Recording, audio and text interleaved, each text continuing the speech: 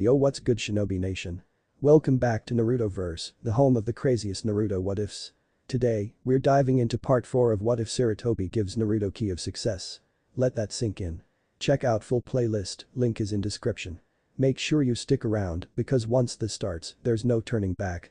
If you're new here, smash that subscribe button, hit the bell so you don't miss the next chapter, and share this video with your entire ninja squad. And don't forget to drop your theories in the comments because your support is what keeps this shinobi grinding. Now, let's jump straight into it. Chapter 21. Problems in Paradise. The next morning found Naruto up bright and early as he decided now was the time to start his training. Rather than going to his usual training ground 43, he had decided to head into the Forest of Death so that the chances of people actually seeing his jutsu were nil.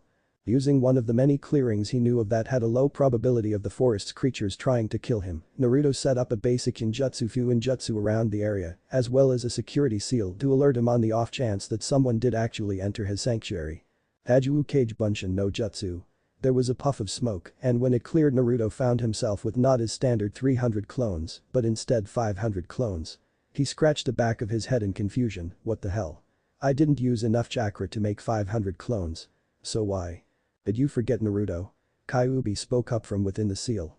Naruto scrunched up his face in confusion as the vixen's voice entered his mind. What do you mean, Kyuubi? Am I forgetting something? Kyuubi resisted the urge to sigh. You're a Hanyu now. That means you are not using chakra but Yaki, or at least a variant of Yaki. Due to its potency, you do not need as much to get the same effect from one of your jutsu. That's right. You said something about Thatha, I guess I forgot. Within the seal, Kyuubi rolled her eyes, obviously.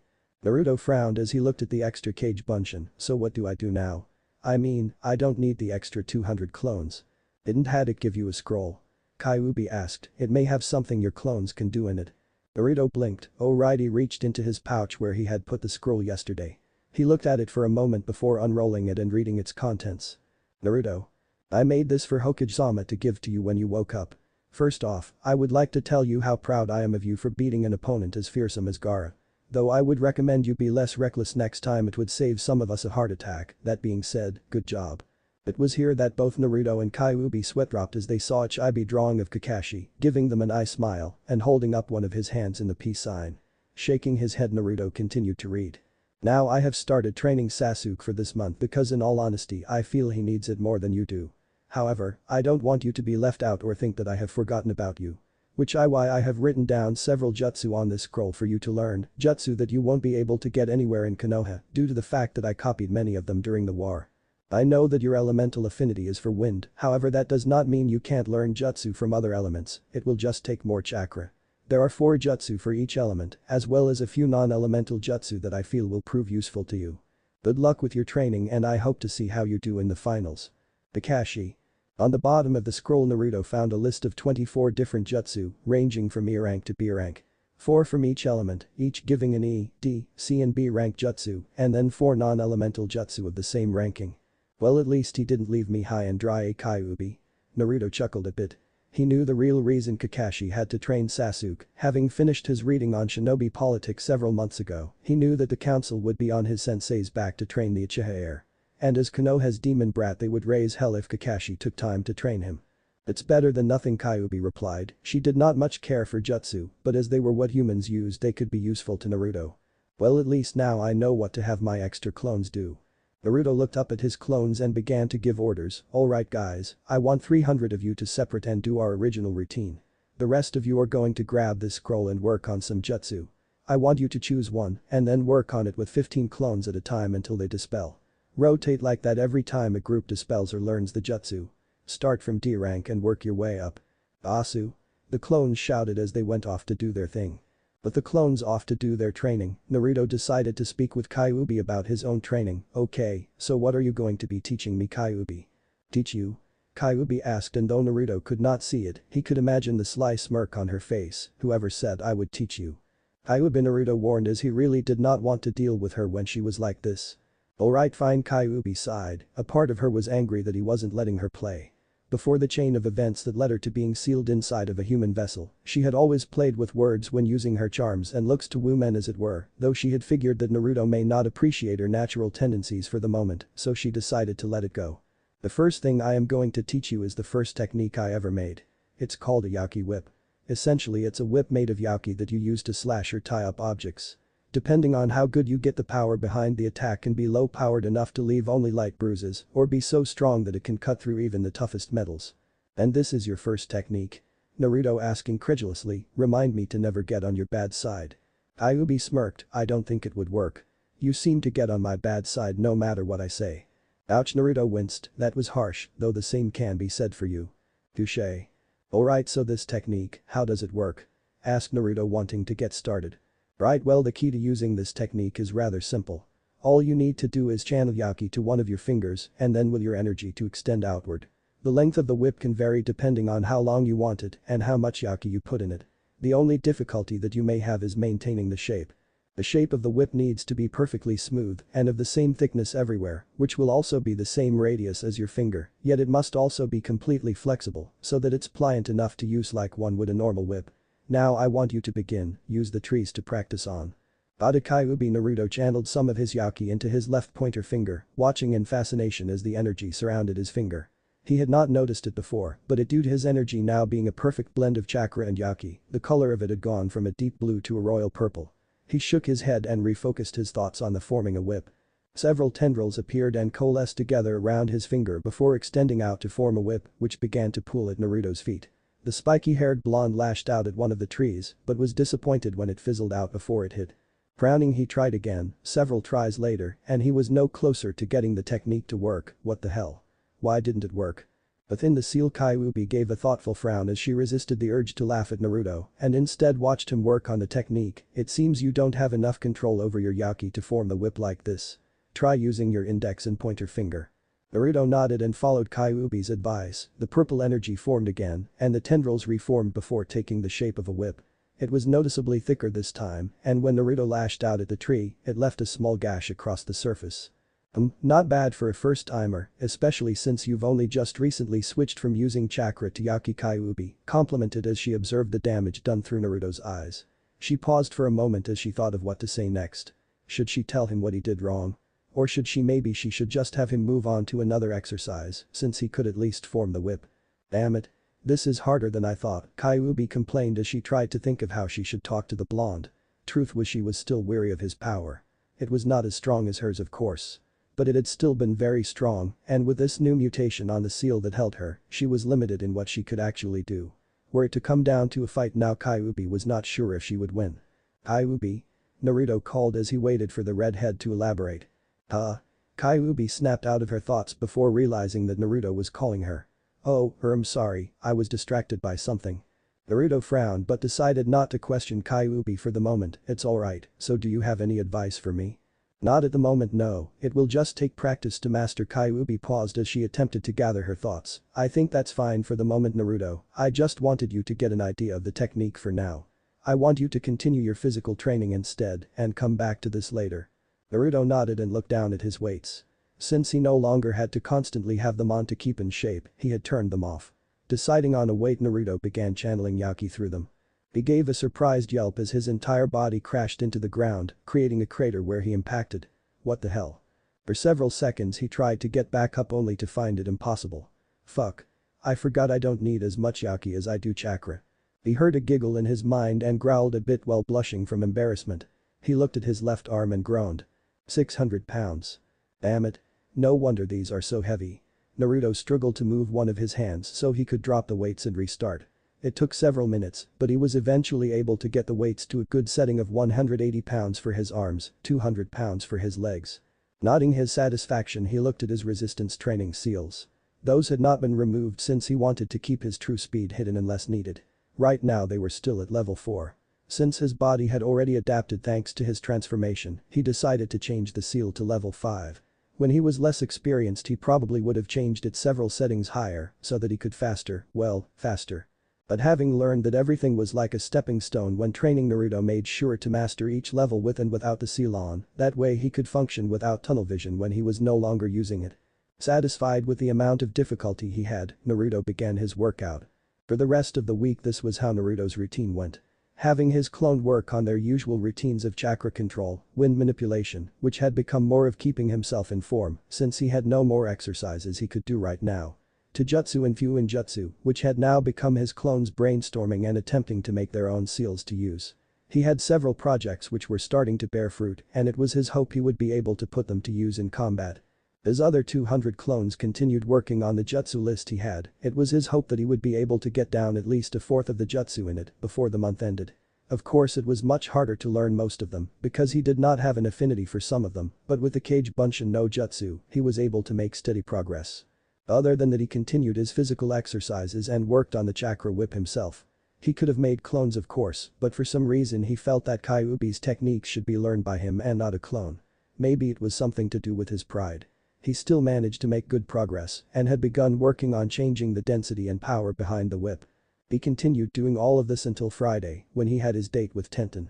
Naruto entered the Higurashi weapons store to pick up Tenten for their date. He had decided to wear civilian clothes for the occasion, which consisted of khaki-colored pants, a white button-up shirt with a Konoha insignia on the back, and a pair of black shoes. Even his headband was at home, letting his spiky hair hang freely to fall into his eyes. "Naruto-san," Kaido said as he spotted the blonde shinobi. "I assume you're here to pick up Tenten for her date."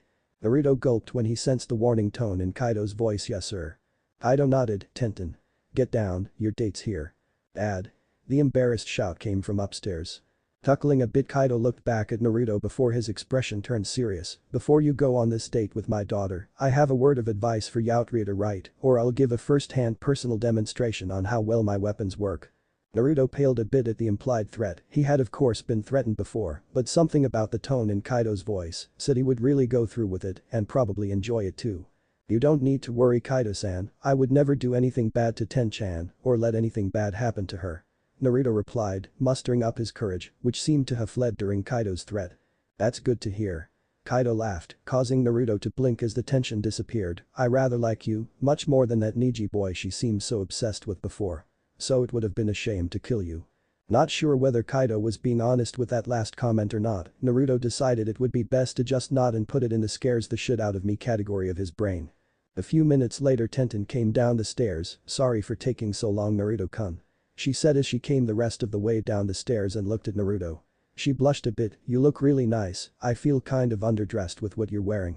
"Thanks," Naruto grinned as he looked down at his clothes, then back up at Tenten's. She wasn't wearing much different, the only difference being her shirt, which was still a Chinese-style shirt, but green with a gold dragon coiled around the left side and a little longer, going down to her mid-thigh. "Doesn't matter, you look beautiful the way you are."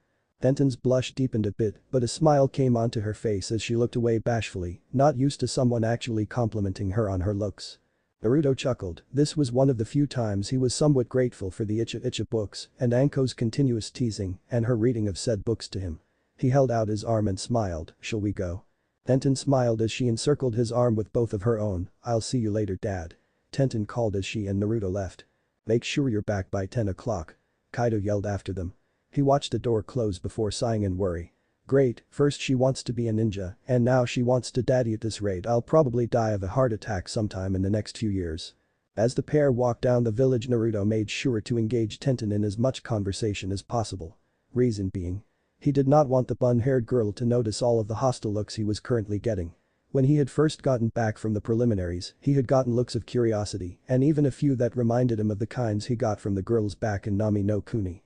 However, that had only lasted for a few days until people realized who he was, then it was right back to glaring. And because he did not want to ruin Tenten's date with any negative connotations and that she had not been with him in public, he made sure to keep her attention away from the civilian populace. They entered the small restaurant and Tenten led Naruto over to one of the booths that lined the walls. Picking up a menu, Naruto waited nervously for someone to take their order. Not because this could technically be considered a first date, no, he had been pretty much desensitized to that thanks to a mixture of Anko and his time spent with Haku and Nami.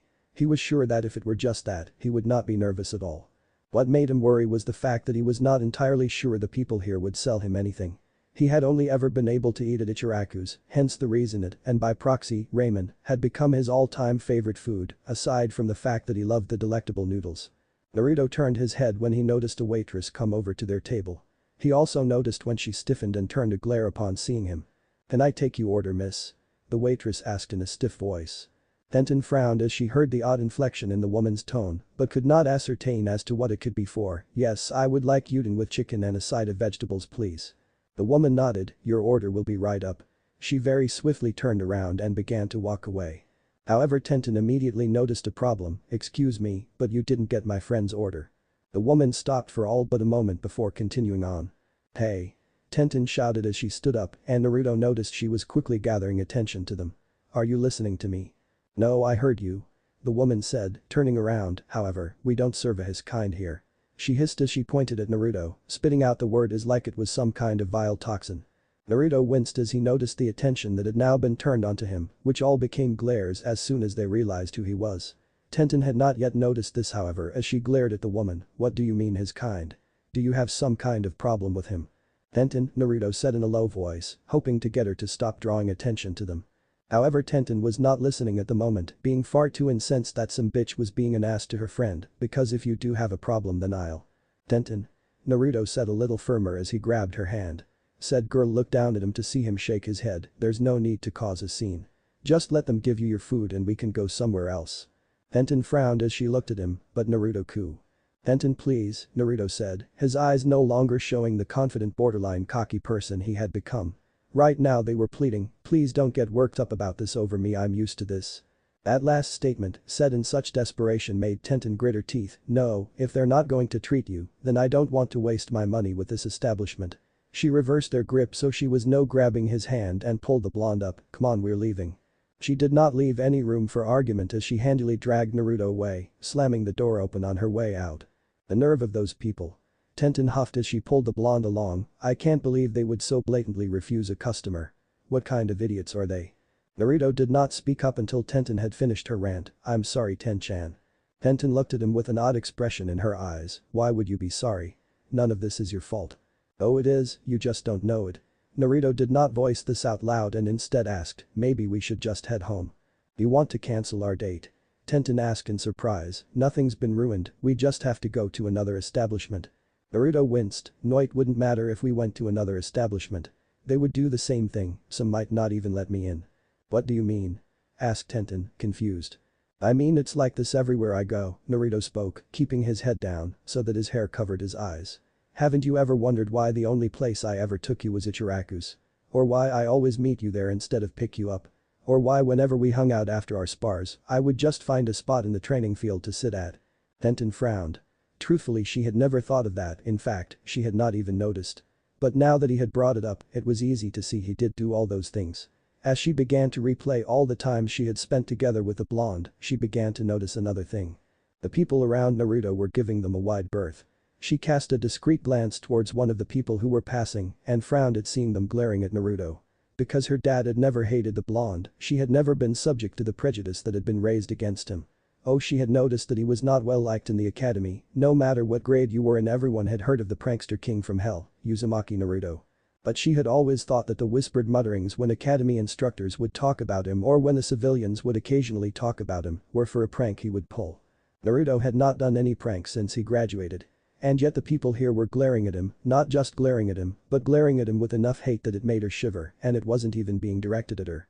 She looked over at Naruto, who had not moved since he had spoken. He looked extremely vulnerable right now. She wanted to ask him why he was hated, but decided a more private place would be better suited for a talk like this.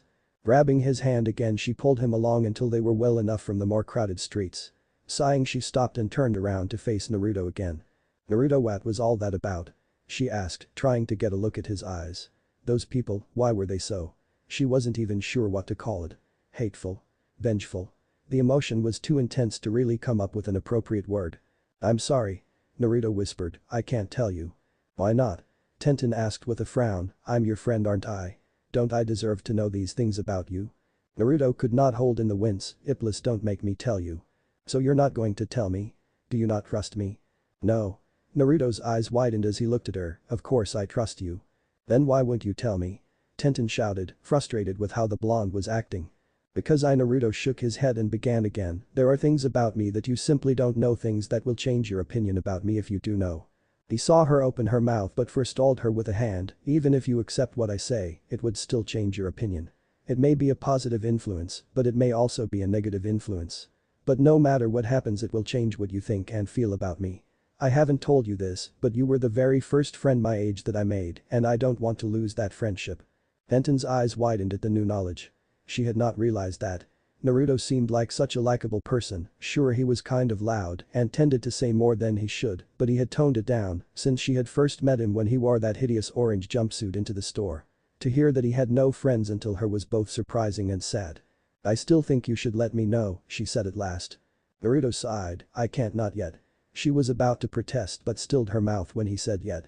"I promise I'll tell you after the Chunin exam. See, no, it won't make that much difference but this isn't something I can just come out and tell someone." "Why?" "Because it's something I only just found out about 6 months ago," Naruto replied. "I'm still kind of trying to deal with this knowledge myself. It also happens to be an S-class village secret that will get anyone but me executed if they even talk about it." Tenten had not thought she could be any more surprised than she had been before, but this new one threw her for a loop. "So before I tell you, I want you to think about whether you feel it's really worth knowing. This will also give me the chance to gather up my courage, so to speak." Naruto looked down at his feet. "I know it might not seem like it makes a difference, but I doubt a month will change my desire to know," Tenten said, interrupting the blonde with a shake of her head. When Naruto looked back up at her she smiled, "But if it will make you feel better, I'll wait." Naruto smiled, "Thank you, and I'm sorry for ruining our date." "Who said our date is ruined?" Tenten asked with a grin, grabbing his arm again and walking towards a specific part of town. "We may not be able to go to some restaurant, but I know this great ramen stand we can go to." Naruto chuckled a bit as he felt relief that Tenten was willing to wait for him and still wanted to go on this date despite the terrible start they had with it. That decided they had gone out to Ichiraku's before Naruto had escorted Tenten back home. He was supremely grateful that Tenten's dad was somewhere in the back of the store when he and Tenten arrived because he was sure the man would castrate him if he saw Tenten giving him a kiss, even if it was on the cheek. If for no other reason than that, Naruto had decided that the date was a success. And so many people got to watch in shock and a small amount of fear as Naruto danced back to his house, laughing like a madman. For the Saturday Naruto had continued his training until Sunday, the day he normally let his body rest and the day he had a date with Yujito. Learning what he could and working on his physical fitness and jutsu. There was only one issue that had come up and that was when the blonde had noticed Kyuubi acting distant, well more distant than usual. Flashback. Saturday. Naruto grinned in satisfaction as he watched a tree fall to the forest floor as it was sliced all the way through. It was one of the small trees that seemed to line the bottom of the forest, but it was still a decent size. "Yes. I think I got this technique down, Kyuubi. It's too bad I can't test it on steel, but I really don't know where I would get some for such a random purpose. So what's next?" He waited a few seconds but frowned when Kyuubi didn't answer him. "Kyuubi?" Naruto called her name several more times and when none of it got her to answer decided to travel into the seal. Naruto found himself standing outside of Kyuubi's small hut when he entered his mind. He walked up to the door and knocked on it a few times. When he still got no answer he knocked again and frowned when he still got no answer. Despite his slight fear of getting on the redhead's bad side, he opened the door and walked in. He spotted Kyuubi as soon as he entered. She was lying on her large velvety bed, facing away from him. He knew she already knew he was here and so didn't bother masking his presence as he walked up to the bed. He crawled onto the bed and sat next to the vixen's slowly breathing form. "Kyuubi, I know you're awake," Naruto said, watching her for any movement. "What's eating you? Normally you would have at the very least insulted me by now." "Nothing," Kyuubi said, however Naruto noted that her voice was distant. "You can't lie to me. In fact you're the worst liar I've ever had the pleasure of meeting." Naruto put a hand on her shoulder and noticed it stiffen. "Now why don't you tell me what's wrong?" However Kyuubi was unable to answer as her mind was focused on the hand Naruto had placed on her shoulder. There was an unusual warmth radiating from the hand that had spread from her shoulder and through the rest of Kyuubi's body. That, combined with her shock at someone actually touching her, having the gall to touch her, left her speechless. "Kyuubi?" Naruto continued to shake her, wondering what the hell was up with the woman, she had never acted like this before. "Come on, tell me what's wrong. You know I can't really work on the stuff you want me to if you're not even around to critique me." It took a few seconds, but after a moment Kyuubi seemed to relax and turned around to look at the blonde. "Look, nothing's wrong, I'm just not feeling up to doing anything today." "Are you upset because of what happened yesterday?" asked Naruto, taking a shot in the dark. However when he saw Kyuubi look away he knew he had hit the nail on the head. "That's it, isn't it? The way that waitress treated me bothers you, doesn't it?" Kyuubi scowled, "Of course not. Why would I care about how some foolish humans treat you? The only thing that I care about is that you allowed such trash to treat you like that." Rather than get angry Naruto just smirked. "If that was what you were concerned about you wouldn't act so distant." His smirk widened as Kyuubi looked away. "I'm right, aren't I? It bothered you to see how she treated me." The blonde shook his head. "You know I'm surprised, you never seemed to care about me being hated before." Ayubi frowned for a moment and for an instant her eyes showed a small flash of emotion that was too quick for Naruto to catch. A second later she scowled at the blonde and sat on the bed facing away from the blonde. I don't care about you or how you're treated beyond how it reflects on me, now leave. Fine. Naruto stood up and was about to leave before deciding to pass a parting comment. You know, I don't blame you for what happened anymore. Sure, I may still hold some resentment toward you, but you seem to be just as much a victim as me, and I guess everyone, even you, deserve a second chance. Consider this yours. Ayubi's eyes widened and she turned around only to see Naruto had already left. Flashback end. After that little incident, Naruto had left Kyuubi alone and eventually she came back as if nothing had happened. Though even though they had tried to get back on track, both had noticed a small shift in their relationship, though neither could tell what it meant. After that Sunday had rolled around, which was the date Naruto had a date with Yujito. This is really nice, Yujito commented as she and Naruto sat by one of the lakes that could be found in Konoha's many parks. There's almost no vegetation in Kumo, so I don't often get to enjoy nature like this. It's really beautiful here. Naruto smiled, I suppose it is. I've lived here my whole life, so I guess I've taken it for granted. The blonde slurped up some of the noodle goodness that Yujito had brought for him. Ramen. Wanting to do something she had never gotten to do in Kumo, Yujito had decided that she wanted to go on a picnic. When Naruto had met up with her, she had already gotten all of the food prepared, some of which included Naruto's favorite noodle dish. I don't know how you managed to guess my favorite food and I don't care, Naruto moaned in appreciation. If you're trying to get on my good side, I'd say you succeeded the moment I smelled this delectable dish.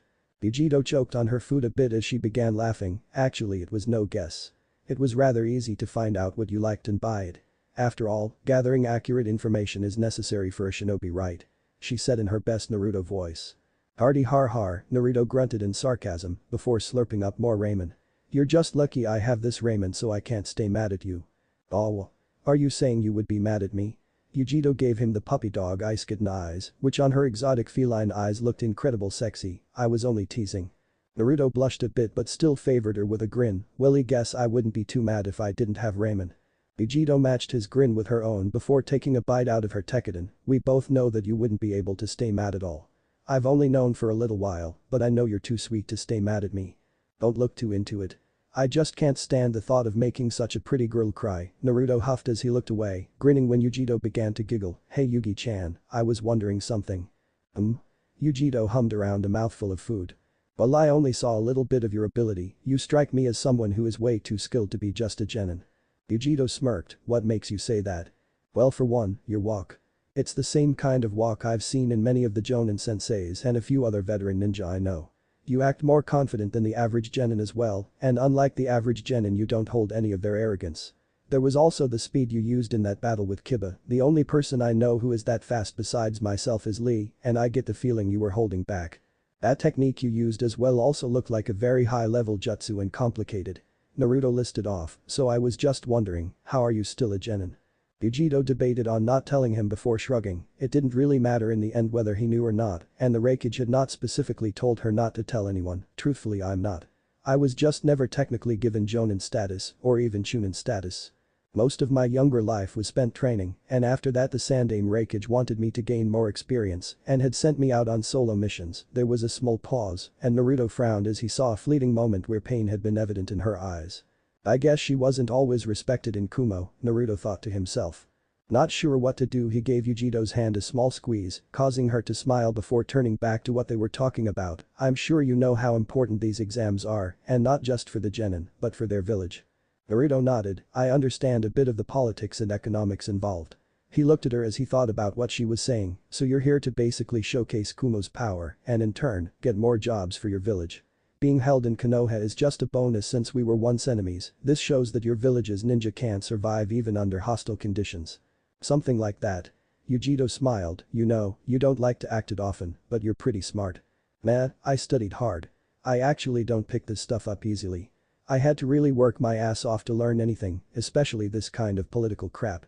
Naruto grimaced as he remembered all of the studying he had to do. It took a while, but I'm pleased to say that for the dead last of his graduating class, I've done pretty damn well.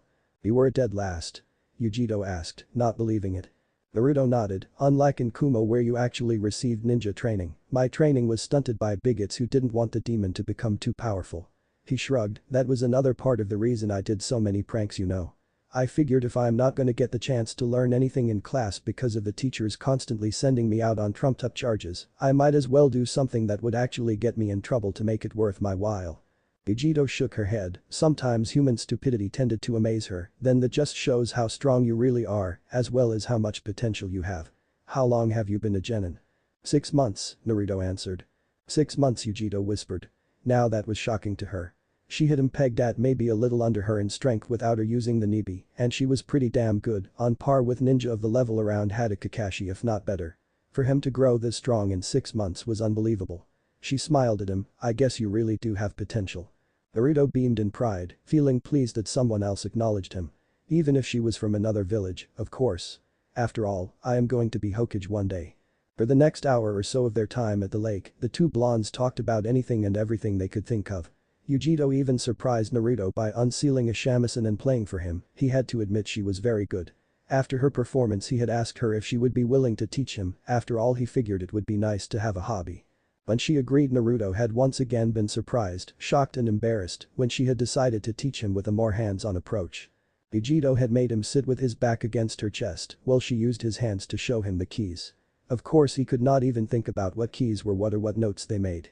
The only thing that had been on his mind were the feel of her amazingly firm and rather sizable bust pressing into his back and the feel of her deceptively soft hands over his. By the end of their picnic, Naruto knew nothing about playing a shamisen. However, he did know that it would be next to impossible for him to deny that he was not a pervert, or at least very close to one. After their picnic, Naruto had offered to walk his fellow blonde to her apartment, which she accepted with a grateful smile. I had a lot of fun today, Naruto-kun, Yujito said as she turned around to face him. Perhaps if we have some more free time before the finals we can do this again. Why yeah, Naruto replied, the blush that had been on his face since his music lessons had still not faded. I would love to spend some more time with you. Vegito smiled as she leaned over and gave him a kiss on the cheek, right on top of his whisker marks, making it feel like he was on fire. When Yujito moved away, Naruto saw the smirk on her face and knew she was aware of what that did to him. How she knew that particular bit of information he did not know, but he secretly vowed to get her back somehow on their next date. As he left the apartment, he was unaware of Kyuubi watching what his date like a movie. Some of those moves she put over him were pretty good. She did not want to admit it, but that Catwoman was pretty decent at seduction techniques, even if she was being gentler with Naruto, so as not to push him away. Maybe I could do something like that to get him to listen to me more. She thought about that for a second before deciding it wouldn't work. If I did that, he would realize what I was doing, and I still don't know how this seal works, so I have no clue if he can restrict my powers or not. Best not risk it. What she did not admit even to herself was that the thought of doing something that may make Naruto lose what little trust he had in her left her feeling sick to her stomach. The next day. 299-300 pant Naruto dropped onto the ground as he finished his physical training. With his demonic ability to regenerate any damage done, he had taken to increasing his weights every time he trained, pushing his body far harder than he had before. Naruto grunted as he lifted himself into a sitting position and dropped the weight. He leaned back on his hands as he took a quick breather. Time to get back to work, Naruto, Kyuubi commented, smirking as she watched the blonde work up a sweat. Naruto grunted in acknowledgement as he stood up on somewhat wobbly legs. Am I going to be working on the Yaki whip? No, you've actually got a fairly good grasp on it. It's not perfect, but you can continue working on it later. It's time to work on the next technique I want you to have. It's called Kitsune Bai, Foxfire. It's a powerful flame I created that, at its strongest, it can match those of Amaterasu. And before you ask, yes, it is the one I made around your hands when you fought Gaara. To start, I want you to build a fire since it's easier to manipulate than it is to create. Naruto did as asked, making a small fire pit and creating a fire with a basic Kaiten jutsu. Okay, so what now? Now I want you to send Yaki to your chest and mouth as you inhale. And then when you exhale, send all of your Yaki towards your mouth and into the flame. Naruto did as instructed, channeling his Yaki into his chest and mouth. When he felt he had a decent amount, he exhaled, sending the Yaki into the flame. Naruto watched with an odd fascination as the flames went from red and orange to ghostly blue and dark blue. Yada! Naruto shouted as he jumped into the air. I got it. No, you didn't. Kyuubi decided to burst his bubble. You managed to increase the flame's strength, however that's all you did. First you need to maintain the flame and then you need to increase its power. Remember I said at its hottest my flames could compete with the black flames of Amaterasu. When you manage to master the Kitsune Bai, the color of your flames will be white, the antithesis of the black flames. Now, try again and this time, maintain the fire. Naruto blinked before his shoulders slumped. Fine. You don't sound very enthusiastic, Naruto. Should I take that as a sign you don't want to learn? Naruto's eyes widened, and no. I do. The techniques he was learning were far too good for him to pass up, no matter who he learned them from. Kyuubi snickered a bit. Kami, it was so fun to rile the blonde up sometimes. Alright then, get to work. For the next week this was his focus. He would do his morning workout, then he would work on the Kitsune Bai, afterwards he would work on the Yaki Whip some more, then cool down with his afternoon workout. His training had eventually started to become so intense that Naruto was forced to keep a cage bunshin on hand so it could drag him back to the apartment, since on most cases, Naruto was simply too tired to move or had already lost consciousness. 6 days later, Sunday. It had been a full 2 weeks since the 1-month training period had started and Naruto had finally decided to follow Sarutobi's advice and head over to the hot springs. He was thankful when the person working the front desk was a female who looked to be around his age, meaning she did not know about his tenant and would not refuse him entrance. He entered the hot spring area clad only in a towel. He gave a loud sigh of relief as he entered the hot water and leaned against a rock. Having never been to a hot spring before, it was definitely a novel experience. I'm so going to have to come here again, he thought as he stretched himself out, feeling his muscles loosen under the hot waters. Closing his eyes, Naruto drifted off for a bit, letting the soothing warmth send him to sleep. Only to be awakened several minutes later by the sound of giggling. He opened his eyes and glanced in the direction the sound was coming from, where he saw a white-haired man dressed in kabuki clothing with a large scroll strapped to his lower back, hiding in a small bush as he peeked through a crack into the women's side of the hot springs and scribbled furiously into a notepad. Now, having spent as much time as he had with Anko, Naruto did not particularly care about perverts. His belief was that if a female can be as perverted as Anko was, then it was perfectly acceptable for a male. After all, fair is fair. However, because of his hyperactive senses, the blonde shinobi found that all he could hear was that blasted perverted giggle and the man's pen, furiously scribbling on his notepad. And it was beginning to fray on the last of Naruto's nerves. Hey Kyuubi, wanna see a prank? Asked Naruto as an idea to deal with the pervert popped into his head. A prank? Kyuubi perked up. While she was not really much of a prankster herself, a part of her had enjoyed watching Naruto do them. It had been one of the few things she had found amusing when the blonde was younger. Sure, what do you have in mind? Naruto snickered, you'll see. Naruto went through a few hand signs before disappearing in a puff of smoke before turning into Naruto. Standing up, Naruto walked over to where the old white-haired man was scribbling away, using all the stealth skills she had picked up from outrunning the Anbu in her youth. She grinned as she felt Uriah stiffen in surprise when she slid her arms around his neck and then shock when he felt the feminine asset smash up against his back. How would you like to see a woman up close, instead of peeking from a distance, Naruto said in a seductive voice. Hahaha. The white-haired man grinned, blood dribbling down his nose. Oh yeah. Come to Papa. I knew one of you ladies would be unable to keep your hands off me. The old white-haired man spun around, however as soon as the man was facing her, Naruto smashed a fist under his chin. The old pervert let out a yell as he was launched into the air and fell back down, on the other side of the hot springs. Eek. Pervert. Smash. Take that, you pervert. Crack. Bash. How dare you? Bam. POW. Wham. Ladies. Please. I'm sorry. I.e. Returning to his original form, Naruto sat back down in the hot springs and smiled as the kabuki man flew back over the fence, hitting the ground hard where he began to occasionally twitch. Not bad, Naruto, Kyuubi said as she assessed the tactic. I think it was overall good, but you could have done the whole Kitsune seductress act better, maybe have made him fly into the female side through a nosebleed. I give it an 8/10. But come on, Kyuubi, Naruto whined. I've only done this a few times. Besides, you saw what he was doing. I doubt seeing a naked chick would faze him, even one as hot as me. Then that just means it needs more work, Kyuubi said with some finality. Naruto sighed. I just can't get a break. What was that, Naruto? Then nothing. Ugh, Naruto looked over to see the white-haired man groaning as he sat up. What hit me? I believe it's called righteous female fists of fury, Naruto commented with a snicker. Though from the looks of your wounds and that you're still conscious, it looks like you're used to getting this sort of punishment. And since it seems you're so used to this, I'd have to assume that you're some kind of masochist and this is how you get your jollies. The white-haired man glared at Naruto. Hey, show some respect, Gaki. Do you know who I am? Naruto raised an eyebrow. Do I care? The man huffed, however he quickly grinned. Get ready, Gaki. From the east to the west. Naruto watched a man start hopping from foot to foot in a weird dance while he made some weird introduction. Sighing, the whiskered blonde did what he felt was the best thing to do at the time. He ignored him. When the man was finished, Naruto looked back at him with a bored expression. I'm sorry, did you say something? Kakashi suddenly looked away from Sasuke's training and pumped his fist into the air. I knew I would get one of them one day. Sasuke just looked at his sensei like he was a complete idiot. The white-haired man immediately face-faulted, "Were you even listening to me?" Naruto picked at his ear, "Not really, no. You damn gaki. You need to learn to respect your elders. Especially one as great as me." The man puffed up his chest. "Respect is earned, not given." Naruto tilted his head to the side.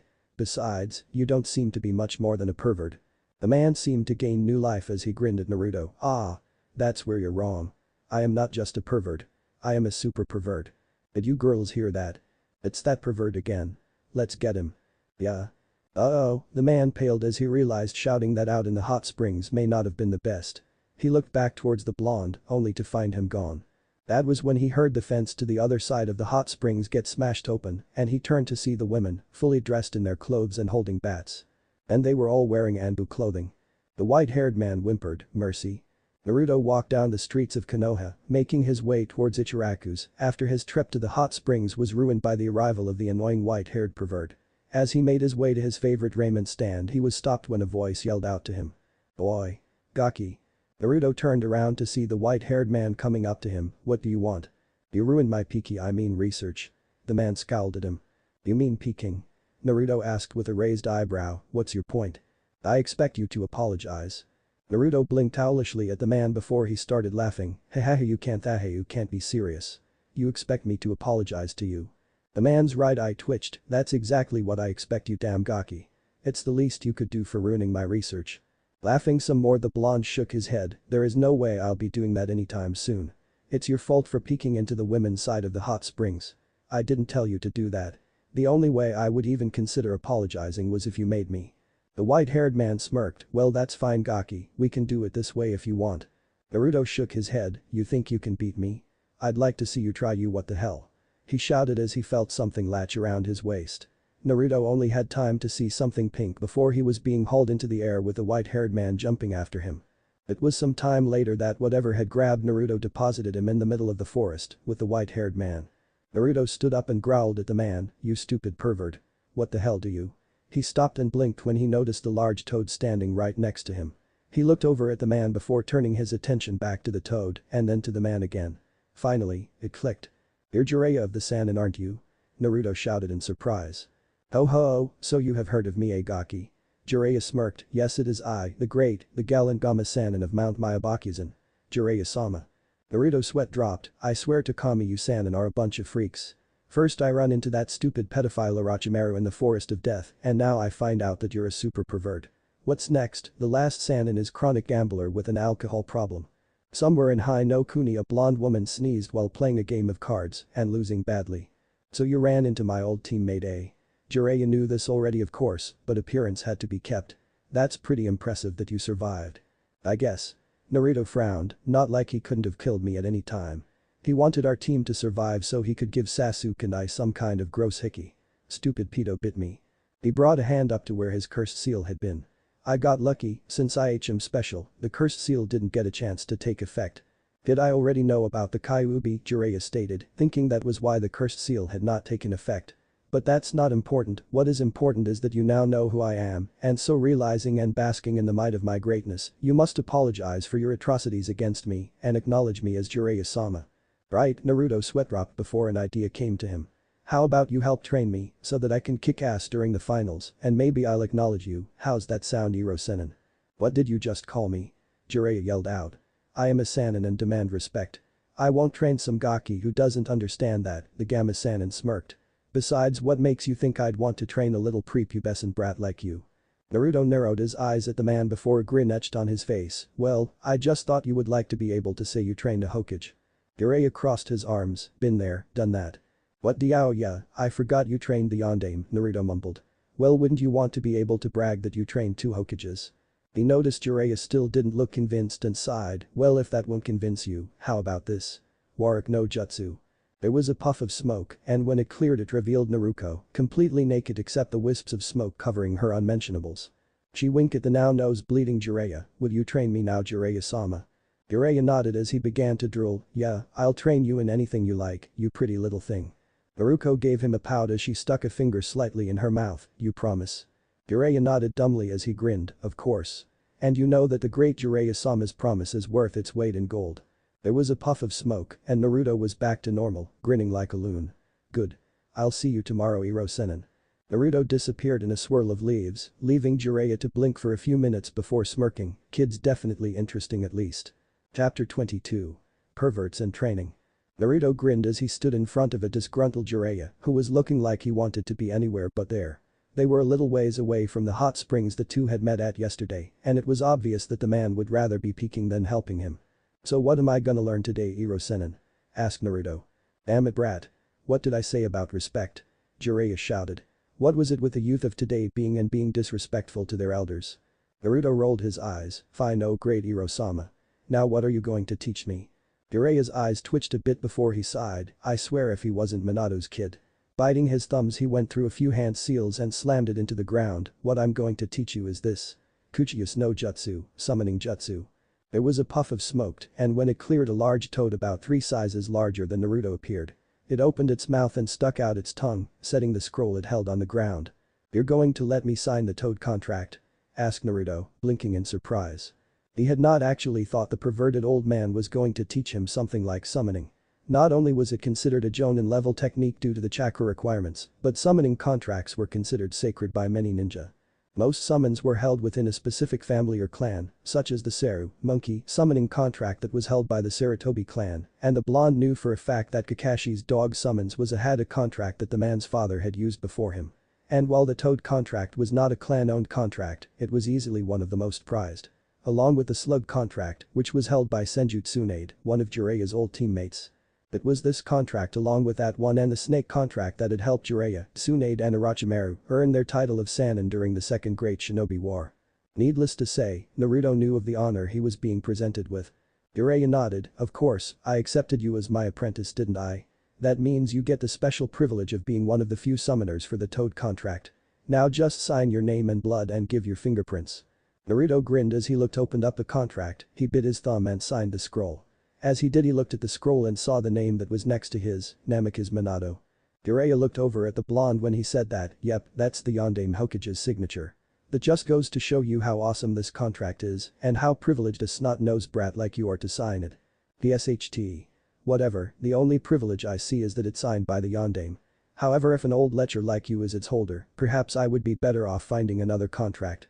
Naruto grinned when Jiraiya's eye twitched, so what do I do now? Now you have to sacrifice some blood each time you use this jutsu and then make these hand seals. Jiraiya showed Naruto a set of hand seals to summon. Now let's see what you can do. Naruto nodded as he bit his thumb and went through several hand seals, Kuchiyus no Jutsu. There was a puff of smoke as the spiky-haired blonde slammed his hands on the ground and a small summoning seal array appeared under it. When it cleared there was a small orange toad with black spots wearing a blue vest. Said toad lifted up a webbed hand in a wave, yo. I'm Gamakichi, who are you? Naruto looked at the toad for a moment before he grinned, yo. I'm Uzumaki Naruto. Nice to meet you. Gamakichi grinned, nice to meet you too. You got any candy? Sure. Hold on a moment, Naruto reached into his pouch and pulled out a box of Pocky. Hey, he may be a ninja, but he was still a teenage kid. Here you go, it's not quite candy, but it's pretty damn good. Somewhere within Hai no Kuni Uchiha Itachi stopped walking as he felt a strong urge to pump his fist in the air. Hey Itachi, is something wrong? Asked his Akatsuki partner. Itachi looked over at his large counterpart for collecting the Bijuu. No, let us continue moving, I want to be at the next village before nightfall. Hey, cool. Gamakichi took the box and grabbed one of the chocolate-covered breadsticks. He munched on them as he jumped on top of Naruto's head, these are pretty good. You know something, you're alright. Mind if I stick around? Sure. Naruto shrugged before looking over at Jiraiya, how was that Iro-senin? Not bad, Jiraiya said, not letting that he was impressed. He had only been able to summon tadpoles his first time, how much chakra did you use? Naruto blinked as he looked up, about as much as I would for 8 cage buncheons. Jiraiya nodded, that's not bad, that means your control must be pretty decent. Normally summoning a toad of Gamakichi's size and status would be about 4 cage buncheon worth if you had perfect chakra control. The large white-haired man eyed Naruto speculatively, alright, why don't you use more chakra this time? Going through the hand seals again, Naruto summoned more chakra for the jutsu, a lot more chakra. So much in fact that Jiraiya actually began to sweat when he felt the amount being used. Kuchiyus no Jutsu. This time there was an enormous puff of smoke that covered nearly the whole clearing. Jiraiya, you lousy perverted lecker. Why did you summon me? Jiraiya paled, out of all the toads he could summon, why did he have to summon him? The white-haired Sannin immediately went to hide somewhere, no doubt the toad Naruto just summoned was still upset about his last escapade, where he had used him as a means to get away from a horde of angry women. Still for Naruto to summon him of all toads. That kid really is going to be something when he grows older. The smoke had finally cleared and when it did it revealed a huge toad about the size of the Hokage Tower. In his mouth was a large pipe, he was wearing a blue coat and had a large blade strapped to his waist. Naruto easily recognized the boss toad Gamabunta from all the depictions of him from the books he had on the Yondaime. Jiraiya. Where the hell are you? Answer me. Naruto hopped down from the large toad's head, making the creature's eyes immediately focus on him. Who the hell are you, Gaki? Normally Naruto would have scowled at being called that, but the fact that he just summoned the boss for a summoning contract made him feel he could withstand any insult. And so instead he gave Gamabunta a cheeky grin. I'm the one who summoned you, of course. Gamabunta's large eyes blinked for a moment right before the large toad started laughing. Bwahaha. You expect me to believe some snot-nosed little Gaki like you summoned me? Get real. Now where's that pervert Jiraiya? This time Naruto did scowl, this toad was getting on his nerves. Iro Sennin didn't summon you. I did. The large toad boss was about to send a retort when Gamakichi made himself known. It's true, Pops, I watched this kid summon you. Gamakichi, Gamabunta asked in surprise, what are you doing here? The kid summoned me, I thought he was cool, so I decided to stick around. Gamakichi put another stick of Pocky in his mouth. Anyway, this kid did summon you. I was right here watching him. I see. Gamabunta looked at the blonde, who stared back defiantly much like another spiky golden-haired blonde Gaki had a dozen years before. Well, I know my son's not a liar, so I'll believe you. However, don't think that just because you summoned me means you get to be one of my underlings. We still have to drink together to commemorate you becoming my summoner. Well, that might take a while. I don't have any alcohol on me, Naruto scratched the back of his head. Besides, aren't I a little young? You're a ninja, aren't you? Old enough to kill, old enough to drink, wasn't it? Gamabunta paused. Tell you what, we'll hold off on the drink for later. Tell that perverted lecher I approve. Got it? Naruto shouted as Gamabunta disappeared in a puff of smoke. The blonde flipped over and landed on his feet. Nice job, Gaki. Jiraiya said as he came over to Naruto, I really didn't expect you to be able to summon Gamabunta out of all of the summons available. Naruto smirked, still think teaching me will be a waste of your time? Jiraiya shook his head as he plastered a smirk on his face, don't get cocky, Gaki. You're still no one near strong enough to even lay a finger on me, even when I have one arm tied behind my back. You wanna bet? Naruto asked, narrowing his eyes at the man. He had come a long way since the academy and was infinitely more patient and calm than he used to be. Well, calm, so long as he was in battle situations and moments that may actually require him to use his brain. But if there was one way to anger Naruto, it was to underestimate him. Jiraiya smirked as he looked at the blonde, if you think you can take me on then come and try, Gaki. Like Naruto, many of the other genin who had made it to the finals were busy training themselves. 489, 490, 491, 492, Lee grunted as he continued doing handstand push-ups on his thumbs. Standing next to him was Mido Guy, who was shouting out youthful encouragement. That's it, Lee. Sweat. Sweat and let your flames of youth explode. Rather than work on anything new, the pair had decided to simply up Lee's training regime, increasing his weights near daily. Making him run around Konoha with boulders on his back. Making him destroy said boulders with his fists and feet afterwards. Essentially trying to increase his strength and speed to epic proportions with an insane training method that only they could come up with. 499, 500. Lee pushed himself into a flip and landed on his feet. Yosh. I finished. Batty boy Lee. Guy gave his student the nice guy pose. Now that you have finished your youthful warm-up, it is time to engage in a spar to fan your flames of youth. Come on, Lee. Yosh. Lee shouted as he charged at his sensei, disappearing in a burst of speed. Guy grinned as he too disappeared. A few seconds later the sounds of fist hitting fist echoed throughout the training field as many trees were destroyed and the landscape became more crater and hill-like than before. Niji was sweating as he looked at the training dummy he was practicing on. Getting the technique he wanted to master was turning out to be quite difficult, more difficult than he had initially thought it would. The Gyuukin relied on being able to see a person's Tenketsu points in order to close or destroy a person's chakra system. By using a dummy he had to make an estimation on where the chakra system would be on a person and go from there. That meant that in this case at least, the Byakugan was useless since the dummy did not have any chakra coils. It was even more difficult because no two people had their Tenketsu in the exact same spot. While all chakra systems were very similar to each other, the minute differences in where the Tenketsu points were located meant all the world when dealing damage to them. If the hit was not 100% accurate, then the attack, while painful, would be useless in closing a person's chakra coils. Still, he was determined to get this technique down. He knew that he was going to need a trump card in the finals. That Uzumaki boy had proven to be stronger than he had anticipated when the blonde beat Gaara. Though he doubted he would need this for him, the blonde was still the dead last of his class. But even so, it was still wise to have just in case. Besides that, there was also the Uchiha to contend with, another genius from a powerful clan, and the last of his clan too. He had not gone into town much, but many people were riding on the Uchiha to win it all. Neji scoffed at the thought. The boy was good, no doubts there. But Neji was still certain he would win. After all, it was his fate to win. Whoosh whoosh whoosh whoosh whoosh whoosh. Thunk thunk thunk thunk thunk thunk. Tenten brought her arm back in after throwing the kunai, like always she hit all of her intended targets. Her aim was perfect. However, even as she looked at her kunai, the bun-haired weapon user frowned as she thought of her opponent. She was up against that Suna Kunoichi, Tamari, in the first round. From what she had seen of the girl in the final, she was a wind user. For a weapons user like her, that meant nothing but trouble. Any weapon she threw, Tamari would just be able to blow away with that fan of hers. That meant she would have to get in close. However, there was still a problem with that course of action. Tenten would have to find some way to close the distance between them in order to use close-range weapons. And while Tenten trained with weights, as well as with the speed demon that was known as Lee, she was not anywhere near as fast as him. However, that in no way implied that she was going to give up, not without at least giving it her all in the fight. She would just have to train hard and do her best.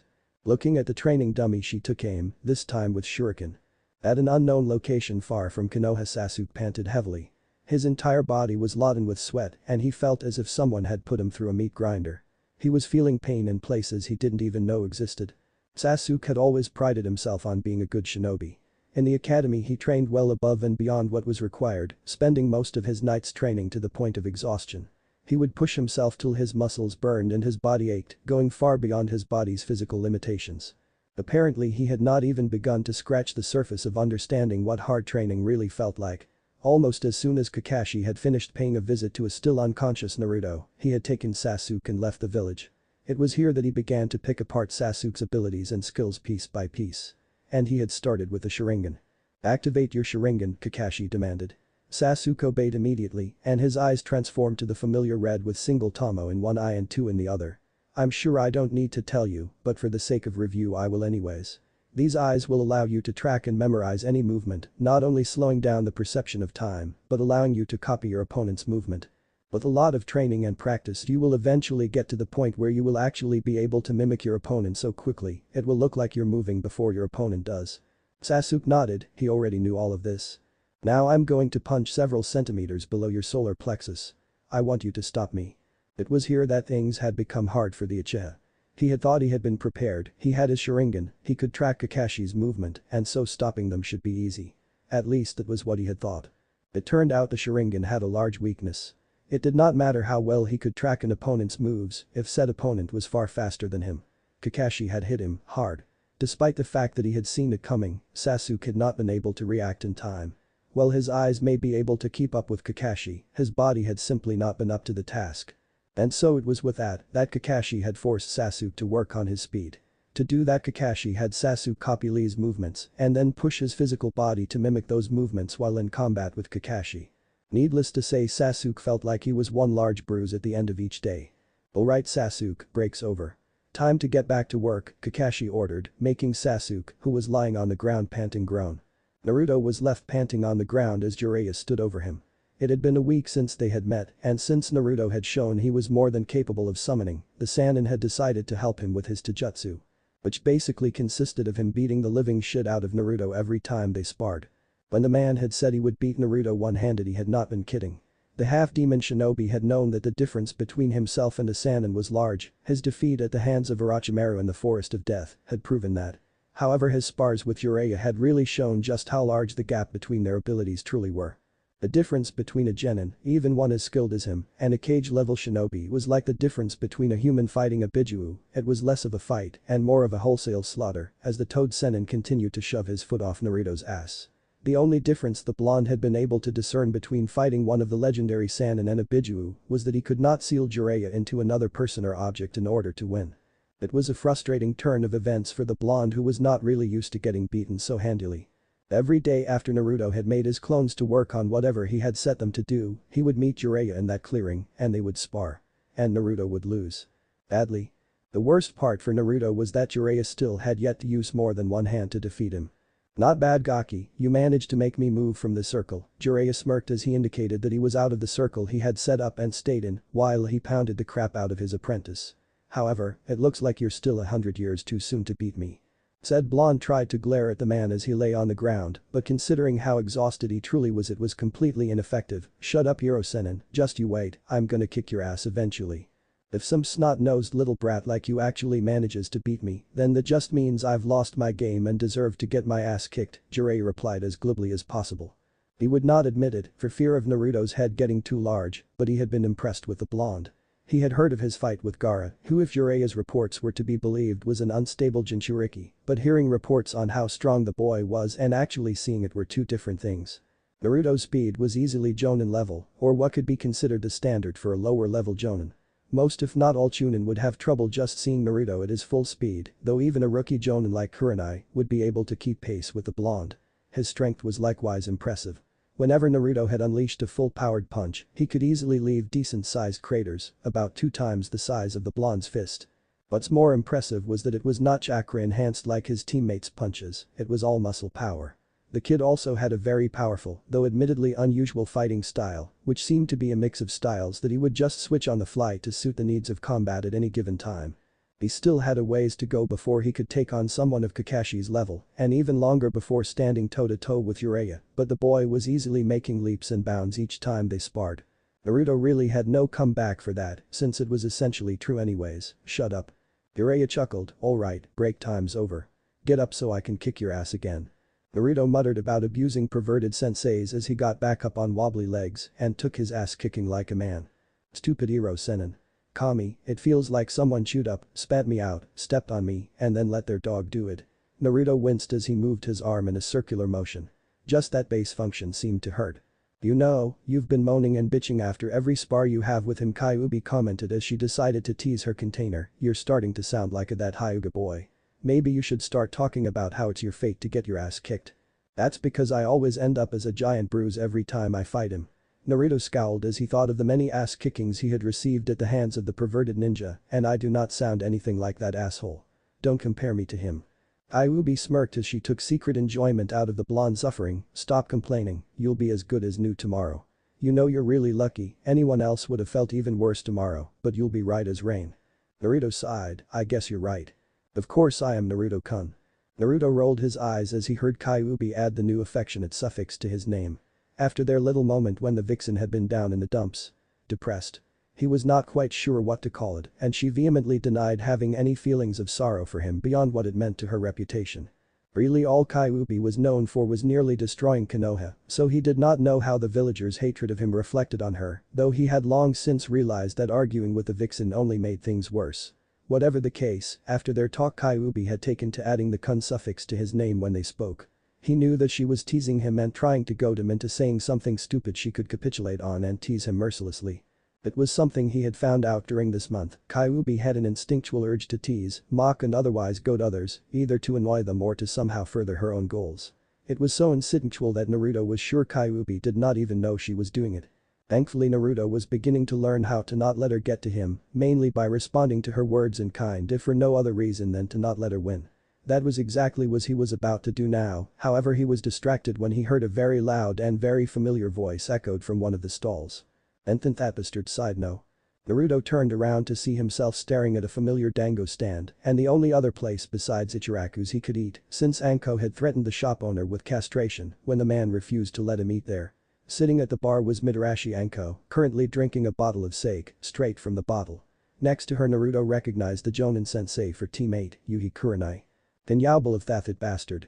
Anko was saying to Kurenai, her voice slurring from all the alcohol she had drank, I try and practically throw myself on him. And he. Kurenai sighed as she patted her friend's shoulder, it's alright Anko-chan. There are plenty of other fish in the sea, besides. He really doesn't deserve you. Anko-chan. Kurenai-sensei. Naruto greeted as he walked up to the pair. The two turned their attention towards him, Anko's face literally lit up like a Christmas tree, Gaki. She greeted, trying to hug him, not realizing that the distance between them was too far and almost falling on her face were it not for Kurenai catching her, just 10% too wanted to see. Naruto looked at Anko for a moment before turning his attention to Kurenai with an expression that told the raven-haired beauty that he had seen the currently wasted woman in this state often enough not to be bothered by it. How much has she drank? Kurenai looked at the boy curiously for a moment before she sighed and pointed a trash can, one which Naruto was noticed was literally filled to overflowing with empty sake bottles. I see was all Naruto said.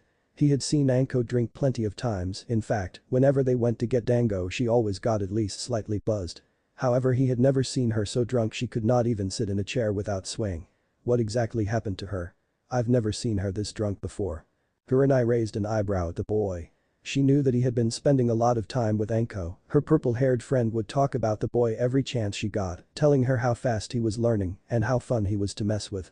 She was actually pleased to know that there was someone out there who genuinely seemed to care for Anko. It seems she had another run-in with Kakashi, Kurenai said. Beside her Anko mumbled as she lay her head on the table, the bastard. Apparently, Anko asked him out for a date again. And got rebuffed again. Now that was surprising to Naruto, I didn't even know she liked Kakashi-sensei. From what I know they at least slept together once, Kurenai replied, scowling a bit since she did not feel that Kakashi deserved to sleep with her friend. I don't think she really likes him, at least I hope she doesn't, the woman scowled at the thought of Anko liking that open, smut-reading pervert. Naruto sighed as he looked at Anko, who was starting to make incoherent mumbling noises. Well, whatever the case, I think she should probably head home. Last thing we need is her passing out here. Good luck with that, Kurenai snorted in a very unladylike manner. I've been trying to get her to move for half an hour, nothing seems to work. Maybe you're just not using the right motivation, Naruto suggested as he moved over to Anko, putting a hand on her shoulder. Hey, Anko Ni-chan, I think it's about time we get you home.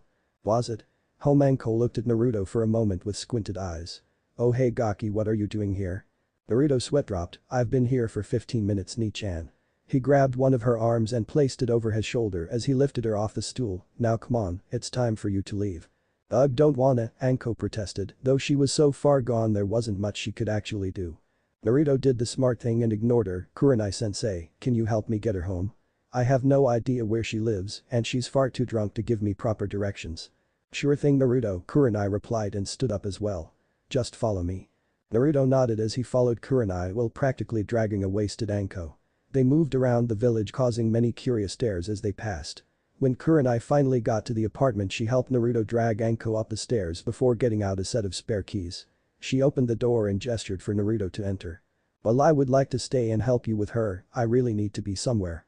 I had an important meeting I was on my way to when I ran into Anko, so I'm already running fairly late, Kurenai said. Oh? Are you and Asuma-sensei going on a date? Naruto asked with a raised eyebrow. Almost immediately Kurenai turned bright crimson, causing Naruto to laugh. What makes you say that? She stuttered a bit, not used to actually being called out on something like that. Naruto grinned, I play shogi with Shikamaru and Asuma often enough to know that you have Asuma-sensei completely whipped. Naruto laughed again when he saw Kurenai's shocked and embarrassed expression. Deciding he had done enough teasing, he thanked her for helping him and promised to take care of the rest. Closing the door Naruto looked at Anko, she was still conscious, but barely, and seemed to be mumbling about dango, snakes, gakkus and perverts. Sighing he hefted her up in a bridal carry, since it would be too difficult to maneuver around in her messy apartment. He didn't notice Anko snuggling against his chest as he made his way around the various obstacles of her apartment. When he reached the door to her room Naruto was forced to make a clone to open it for him, as well as to pull the covers down so he could set Anko in the bed. The clone had dispelled himself just as Naruto placed Anko on the bed. He was about to get back up and leave when Anko seemed to notice the loss of warmth and immediately snatched onto him.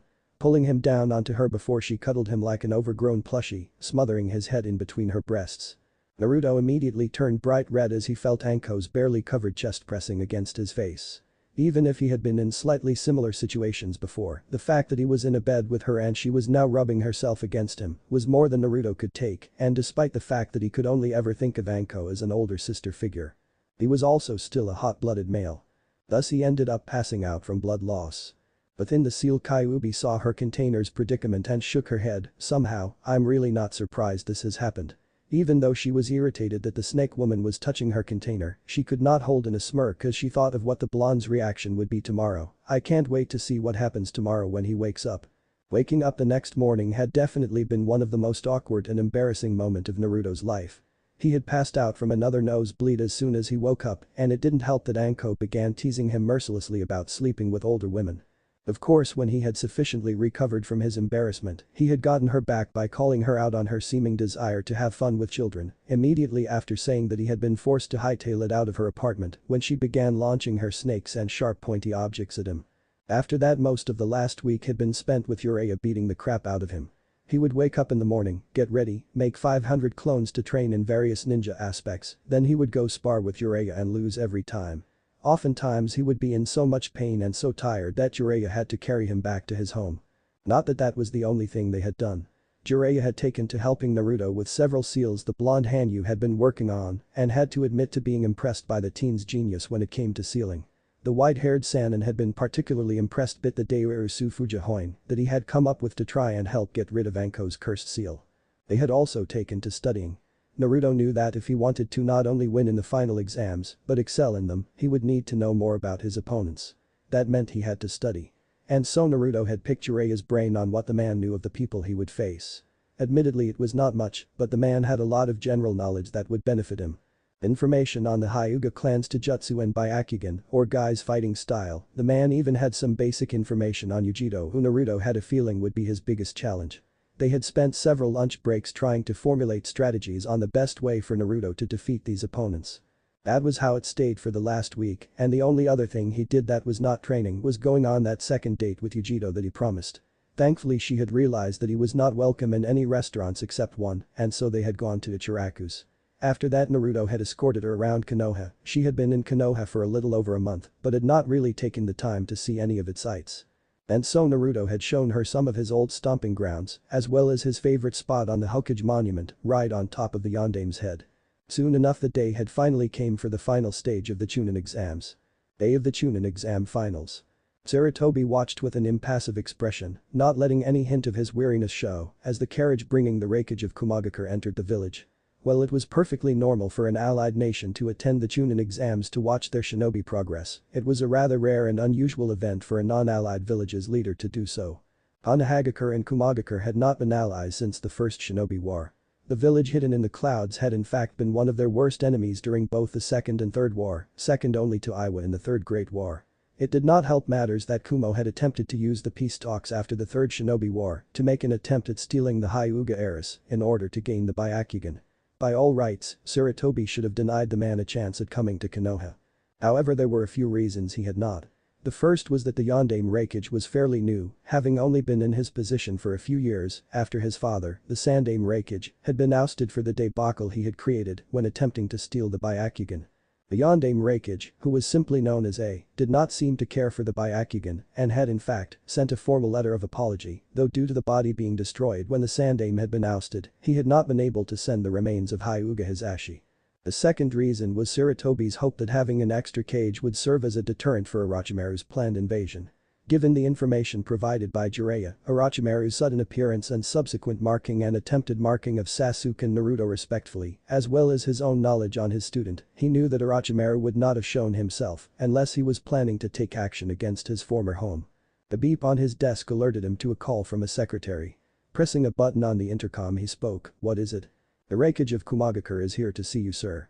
"Very well, send him in." Sarutobi straightened in his chair and despite his age, presented himself with a strong image. The door opened and in walked a very tall and muscular dark-skinned man, wearing the cage robes and hat of Kumo and no shirt underneath. As the man stepped into the office, he closed the door and removed his hat, revealing yellowish-white hair and eyebrows with a pointed goatee. "Okage Dono," the man greeted in a gruff voice. "Reikage Dono," Sarutobi greeted, his voice polite and not betraying any emotions. "Would you like to take a seat?" "I am fine, thank you." "I understand," Sarutobi looked at the man. "Though you may want to get a little more comfortable. I had not been able to send a message for fear it would be intercepted, however something has come to my attention that I feel you may wish to know before the Chunin exams begin." The Reikage raised an eyebrow, interested yet also weary of what the much older and experienced Cage wanted to tell him. It was a beautiful day in the village hidden in the leaves. The sun was shining down upon the village. Children were playing in the streets as they made their way to their classes, while a gentle breeze ruffled the many trees in the village. Over all of this, the sounds of cheering could be heard as people from all over gathered at the stadium for the Chunin exams to begin.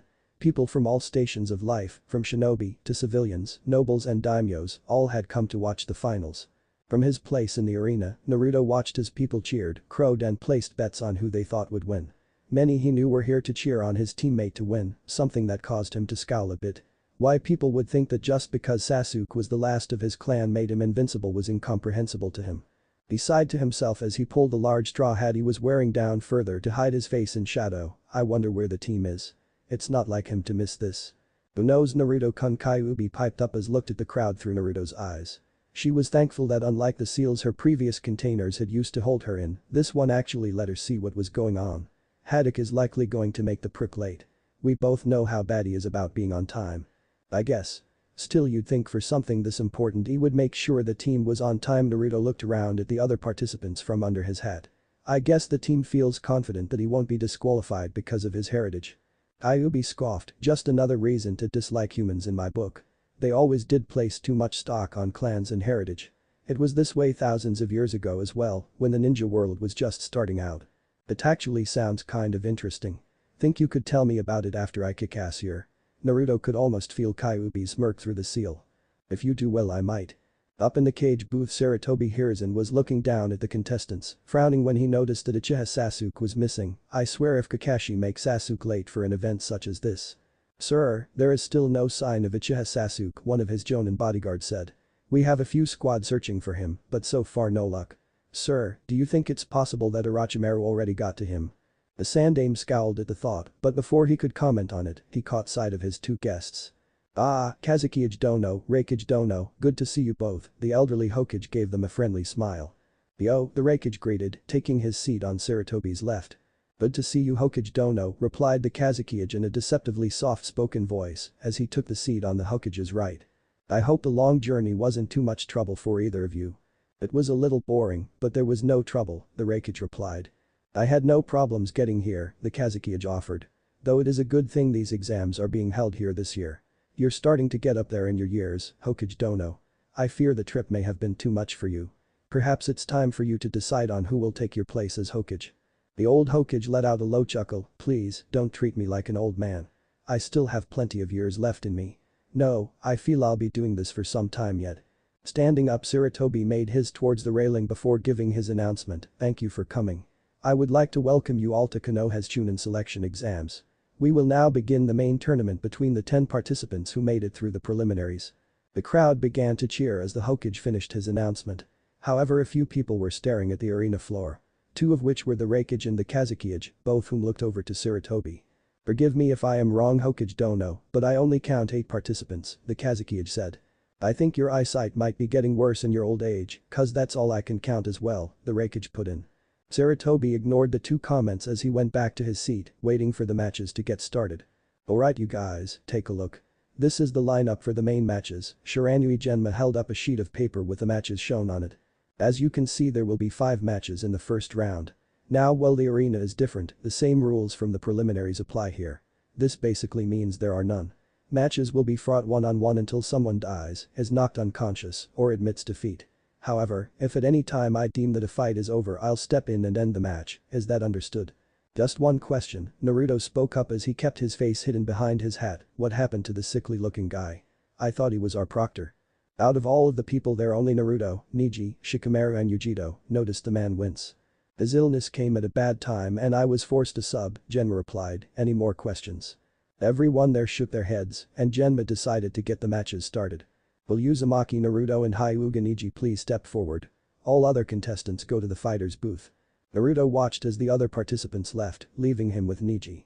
Man, I can't believe Naruto of all people is in the finals, Ino said as she sat next to her pink-haired rival for Sasuke's affections. Especially since he had to go through that Gar guy. That kid was a monster. I know what you mean, Sakura said as she looked at Naruto. He's changed so much since the time when we were in the academy, sometimes I barely even recognize him anymore. He really has changed so much. Sakura looked around for a moment before frowning and looking around the stadium. I wonder where Kakashi-sensei and Sasuke-kun are. Man, I can't believe how stupid these people are to place their bets on that Hyuga kid, Anko said in her typical loud, uncaring and slightly childish voice. Kurenai looked at her best friend and smiled, so sure he's gonna win are you? Anko gave the red-eyed beauty a grin, of course I am. Can you honestly picture the Gaki losing? Had you asked me that 1 month ago I would have said yes. Kurenai looked into the stadium where she saw the two contestants.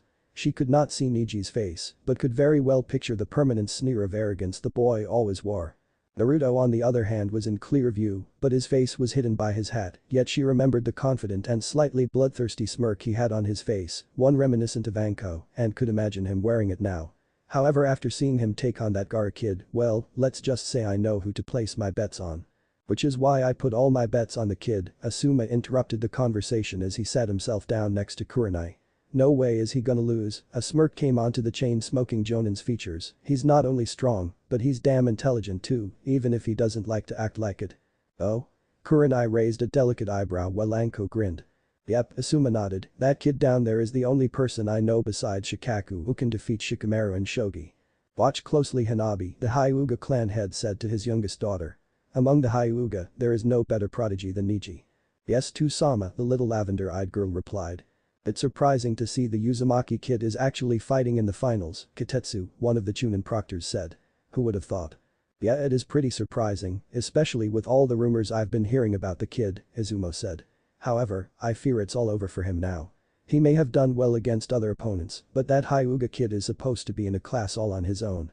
Hinata looked at the blonde boy whose face was hidden under his hat, a small look of longing passed by for a second. You alright, Hinata-chan? Asked Kiba as he looked over at her. Hinata looked away from Naruto and towards Kiba. She gave him a smile before taking his hand in her own. I'm fine, Kiba-kun, thank you. Kiba gave the Hyuga heiress a grin. So who do you think is gonna win? I hope Naruto-kun win, Hinata said. I believe he will win. From what you told me of his match with Gaara, there's no way he could lose, Kiba reassured the girl. Anyone who can beat that monster isn't someone I want to mess with. Yosh. Show us your flames of youth. Lee cheered as he looked between his two rivals. Since he was not sure who to cheer for, he decided on both of them. Lee, can't you ever just tone it down a bit? Asked Tenten. But if I were to do that, my youth would diminish, Tenten-san, Lee said. I cannot allow that to happen. In order to show people how to stoke their flames of youth, I must continue with my youthful encouragement. Tenten sighed at her teammate before turning back to the arena floor. She knew who she wanted to cheer for, but because it felt like betraying her teammate, she only said it in her mind. Good luck, Naruto-kun. This looks like it's going to be an interesting match, Kitten asked Nibi. It does, though I doubt the so-called Hyuga prodigy will be able to defeat Naruto-kun, Yujito commented as she turned her attention away from the loud shouts of Lee and back to the arena. So sure of your man, are you? Yujito smirked, not really denying nor encouraging her tenant's claim. Of course he'll win. Naruto-kun is a lot stronger than he lets on. The Hyuga genius versus Uzumaki, the Kazuki said. This is bound to be an interesting match. Anyone who can take on my son Gaara and win is definitely a strong shinobi. But he is, Sarutobi chuckled. The boy has surprised me time and time again, and I suspect he will surprise me even more before the day is done. I had not realized there were any Uzumakas left, the Raikage said, as he gave an intense stare towards the hat-wearing genin. Many had forgotten the famed Uzumaki clan, a clan that had originated from Yuzushiogakure no Sato, village hidden in the whirlpool, which was located in the Yuzu no Kuni, land of whirlpools. However, A had remembered from his battles with them in the beginning of the Third Great War just how fearsome they were with their special chakra and their powerful Fuinjutsu. If the young Uzumaki male was anything like his predecessors, this would make for an interesting battle. Sarutobi sighed, from what I suspect, he is the last of his clan. The Raikage looked over at Sarutobi before giving a nod and turning his attention back to the arena. I get the feeling this will be quite the battle, the Raikage said as he got more comfortable in his chair. Indeed, the Kazuki agreed with some amusement. Show them what you can do, Naruto-kun. Sarutobi looked at the boy, even though he could not see Naruto's face, he could feel the boy's confidence. Show the villagers how strong you've become and how wrong they are about you. Genma looked up at Sarutobi to see the man nod. Nodding back, he got started. We will now start the first match. Uzumaki Naruto vs Hyuga Niji Hajime. Once the words were out, Niji activated his Byakugan and slid into the Jyuken-style Taijutsu stance.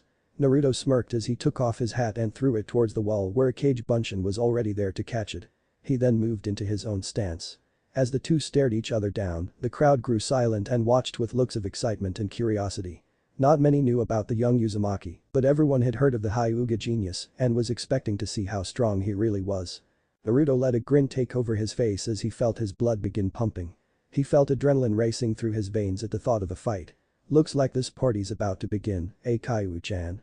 Within the seal Kyuubi smirked, summoning herself a bowl of popcorn. How she was capable of creating food within the seal was something not even Naruto knew, which she began to munch on. So it does. I doubt you need it, but good luck Naruto-kun. Thanks. Naruto felt his blood begin to boil with excitement due to the coming battle. He was really going to enjoy pounding this prick into the ground. Time to get this party started.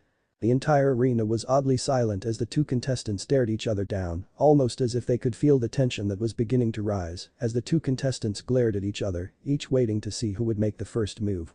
You should give up, Neji advised as he decided to give the blonde a way out and save himself from the disgrace of losing. You will not win here today. It is your fate to lose here.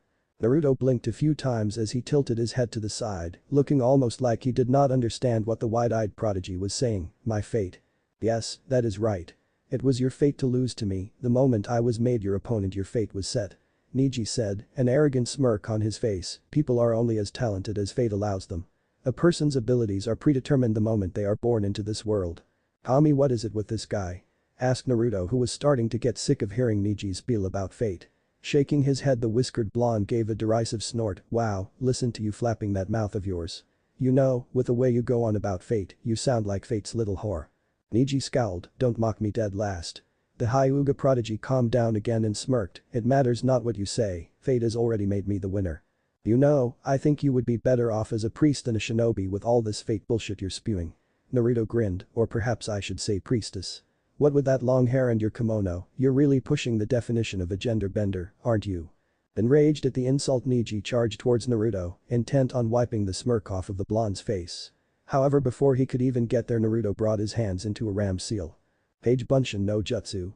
6 clones phased next to the blonde and charged at Neji, using their teamwork to keep the Hyuga prodigy from being able to actually dispel one of them. Whoa. Who knew that kid knew a jutsu like the Kage Bunshin? Katetsu muttered. It is pretty impressive that he actually knows such a powerful kinjutsu, and a B-ranked one at that. Izumo added, I know some jonin who have problems making that many clones. Katetsu smirked as he kept his eyes on the battle, it looks like this battle just got interesting. Neji grit his teeth as he blocked one of the clone's punches, only to be forced to jump back as another clone came in with a kick on his left. 3 of them charged in from the front in an arrow formation, while the other 2 came in from either side. Wait, there should be at least one more.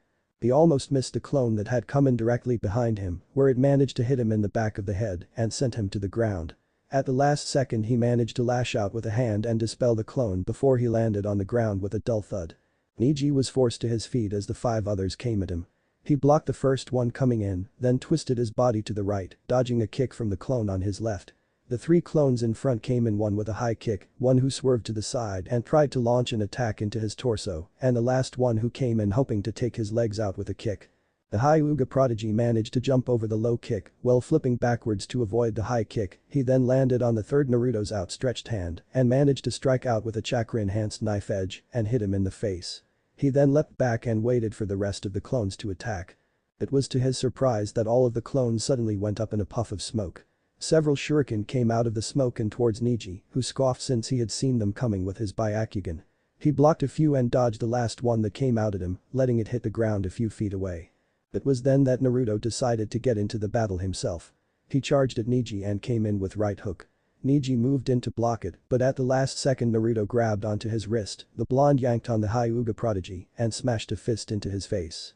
The crowd gaped as Neji skidded several feet back, holding a hand to his now split lip. You may think you've won some kind of victory with this hit, but I assure you it was only luck. Neji wiped the blood from his lip.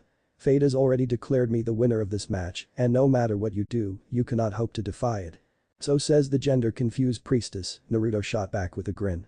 Neji sneered as he charged in to assault the blonde. Grinning, Naruto began to duck, dodge and wave through Neji's attacks, using the untelegraphed and evasive moves of the Hibiken, Snake Fist, that he had picked up from his spars with Anko. Naruto was pleased to see all of the stretching he had done to be capable of the oddly angled and unpredictable movements had paid off. Neji seemed completely incapable of hitting him. The Hyuga prodigy nearly growled in frustration at not being able to hit the blonde. He increased the speed of his strikes, hoping at least one of them would wipe the blonde's smirk off his face. Naruto noticed that Neji's moves were getting sloppier, and he decided to wait until he saw a good opening, one that came several seconds later. When Neji came in with a palm strike aimed at his chest, Naruto bent himself so far back he had to plant his hands on the ground for support. He used a foot to kick Neji in the wrist, knocking his attack off course. Then he came in with his other foot and managed to smash it into the Hyuga prodigy's chest. Neji let out a gasp of pain as he stumbled back a few steps, rubbing his chest to try and massage the pain out of it. Naruto came at him again, this time getting in close and attempting to land a devastating number of strikes on the Hyuga's torso. However, Neji had gotten used to fighting Naruto by now and was able to avoid all of the blows while trying to get in his own. Naruto was able to dodge the attacks, however he was forced to back off when a few of them got a little too close for comfort. Jumping back, Naruto held up the wrist that held his gauntlet and shot out several kunai in rapid succession, while at the same time was going through a set of one-handed seals with his other hand. Kunai Kage Bunshin no Jutsu. Several kunai soon multiplied into several dozen kunai, all of which were flying towards Neji. What, the one-handed seals? Is he for real? Yelled a shocked Temari. Now that's impressive, Yujito murmured, having never seen anyone use one-handed seals before. While it is impressive, I wonder why he hasn't used any other abilities yet. Nibi mused. Or Kyuubi. Maybe he's trying to prove a point. Yujito commented as she watched the battle, or maybe he doesn't need to. I doubt this Hyuga child is much of a threat to Naruto-kun. What could he possibly want to prove? I don't know, I just saying it may be something like that. After all, Naruto-kun doesn't seem to get along with him. The two of them not getting along was an understatement from what Yujito could tell. Naruto seemed to have an extreme dislike towards the so-called Hyuga prodigy, and from what she had gathered from some of her conversations with her fellow blonde, it had started long before Neji's battle with Ayako during the preliminaries. Of course, it could have something to do with the boy's attitude. Neji seemed to have some odd belief that fate controlled everything and that fate somehow owed him because, at least according to Neji, fate was on his side for just about everything. At least it was the feeling Yujito got the few times she had listened to the Hyuga prodigy. Realizing there were too many to dodge or block, Neji began to pour chakra through his Tenketsu points, forcing more and more chakra out of his body before he began to spin. Hakuesho. Kaiten. He yelled out as a light blue dough of spinning chakra formed around him, blocking all of the kunai and making them harmlessly bounce off the blue spherical shield. Anabi gasped as she looked up at her father, "Tusama, that's." "Yes," he assayed with a slight nod. The Kaiten, a technique of the main branch family. For Neji to have learned something like this on his own. Such talent is wasted in the branch family. Neji stopped spinning as the dome died down around him, he stood back up and smirked, "You should have known such simple tricks wouldn't work on me." Naruto shrugged, "I merely wanted to force you to use one of your trump cards. And in case you haven't realized yet, you have yet to land a single hit on me, so don't act so superior." Neji scowled before he charged back in, far faster than Naruto had expected since it was almost, but not quite as fast as Lee, when he had his weights on. It was because of this that Neji managed to get in close before Naruto snapped out of his stupor and blocked a strike that came in from the left. The blonde winced a bit as he blocked a Jayuken strike with his left hand, while the Yauki he was channeling through his body kept his Tenketsu point from being closed, it still hurt. Naruto backpedaled as he tried to gain some distance, but that plan was put to a stop as Neji charged after him. The blonde Hanyu was forced to duck and weave in between strikes that were coming far faster and more fluidly than before, and it was obvious to Naruto that his opponent had been holding back. Obviously he had not been expecting Naruto to be such a fierce opponent. Not being able to see an opening this time, Naruto decided he had to take a strike in order to get one. When Neji came in with an attack towards the blonde's chest, he moved himself ever so slightly so that it hit his shoulder instead. Naruto winced a bit but was still able to launch a kick which hit Neji in the chest and sent him flying backwards. Neji landed on his back and skidded across the ground, grimacing as he held a hand to his chest. The blonde kicked hard, maybe even as hard as Lee, and that was saying something. He looked up in time to see Naruto coming in again, his fist striking out in a jab towards his face. The Hyuga waited until the last second, timing an attack of his own, while swatting Naruto's attack away with a Jayuken strike. Naruto hissed a bit as he felt the sting from the attack. Thankfully it did not stop him from dodging the next strike from Neji, before jumping back a bit to gain distance. He shot several senbon from his gauntlet, forcing Neji to deflect them rather than charge in. Naruto used that time to form a Yaki whip, which he instantly used to lash out at Neji with. It was only thanks to the Hyuga's Byakugan that he had been able to see it coming and dodge appropriately. Seeing Neji dodge the first strike, Naruto formed another whip in his other hand and began attacking the Hyuga prodigy with both of them. Neji did his best to dodge and when he was incapable of that, tried to block. However, he soon found a problem when he tried to block the attack. Even after setting a layer of chakra over his hands to protect him from the whip, he would still get injured. Whatever that whip was made out of, it was most certainly not chakra, or it was made out of a very strong chakra that he had yet to encounter. Strong enough that even being protected by his own chakra, the Hyuga branch member still felt the burn marks appearing on his hands as Naruto attacked. Having had enough of the blonde's constant barrage with that odd purple whip of his, Neji charged in, using his Byakugan to its full advantage to dodge the attacks. When he closed in, the Hyuga launched a Gyuken strike to Naruto's stomach. However, the blonde was able to swat the attack away before any damage could be dealt. He retaliated by lashing out with a kick but was surprised when Neji caught it. However, before the Hyuga prodigy could make an attempt at closing any of his Tenketsu points, Naruto jumped into the air and spun around while launching a heel kick, forcing Neji to let go of his leg and jump back. The two eyed each other wearily, using the small pause to catch their breath. Yosh. This fight is turning out to be such a youthful battle. Lee shouted. Those two are really in the springtime of their youth. Denton's left eyebrow twitched a bit. Lee, can you please tone it down? I'm trying to watch the battle. You know, ever since I started training with Tenchan and bushy brows, I've always wondered. Naruto narrowed his eyes at the Hyuga. Why do you always go off on one of those fate rants of yours? You've gone on and on about fate to me ever since we met, but I've never heard you explain why you believe that. That is none of your business. Neji grit his teeth, both at the question and his seemingly inability to take the blonde down. The hell it isn't. Naruto growled at the Hyuga prodigy, baring his elongated canines to him. All I've ever heard from you is fate this and fate that. You keep on bitching like a little pussy from some soap opera. I saw how you reacted during Hinata's fight when she used the Katen. I saw how you reacted when I mentioned her when we first met. And I sure as hell saw how you nearly killed that Kumo Kinoichi despite the fact that the proctor had called the match. Such unbridled hatred for others, those who have done no wrong to you. And even family. I don't know much about family, seeing as how I've never had one, but I do know that you're not supposed to hate family for no fucking reason. No reason? Neji narrowed his eyes, the bulging veins around them faded as he turned them off to conserve chakra. He was starting to run low, he realized, and this small reprieve may allow him to gain some valuable energy. You want to know? Very well, I'll tell you why fate is the only thing that exists.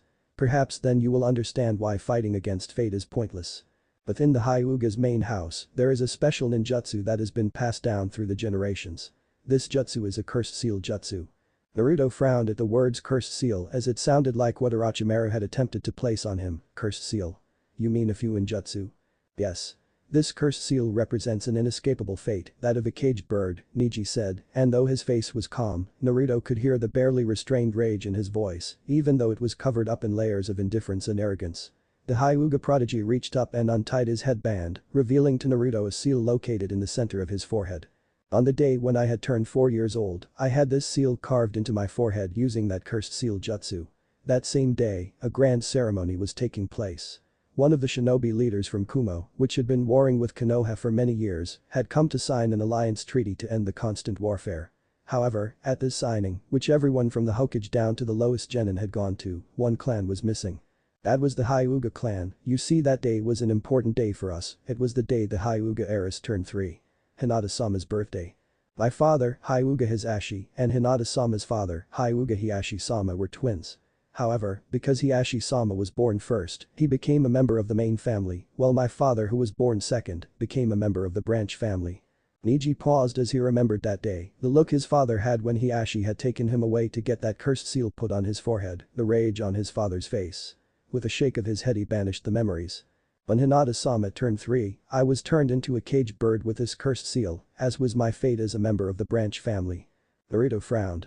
Wasn't family supposed to be one of the most important things in this world? He knew the basics of the Hyuga clan from what he had read in the library and what Jiraiya had told him, but this information confused the blonde. I don't understand. Why is something like that necessary? Is it something to distinguish the main house from the branch house? Neji gave a derisive snort. Do not be foolish. This seal on my forehead is not just for decoration, something to tell the world of my lower status. This cursed seal is the absolute fear of death given to us by the members of the main house. With nothing but a simple hand seal, a branch member's mind can be destroyed, and death is just as easy for the seal to attain. And this curse will only disappear after death, destroying the Byakugan's abilities when it leaves. The Hyuga clan is one of the clans that holds an advanced Kekkei Genkai. There are many people who have gone after it, and so, with this seal, the branch members are made to live only to serve and protect the main house. Any disobedience was dealt with harshly. It was a system created to eternally protect the Byakugan of the Hyuga clan. All branch members are expected to give their lives to the system. And it was because of this that my father was killed. It was on the night just after the treaty was signed, Hinata-sama was kidnapped. However, he was discovered by Hiashi-sama before he could escape and was killed. It was dark and he was wearing a mask. Can you guess who it was? Naruto frowned for a moment before a look of understanding came to his eyes. You mean it was? Yes, it was the leader of the Kumo shinobi who had just signed the alliance treaty. It had been clear that he was after the secrets to the Byakugan from the beginning.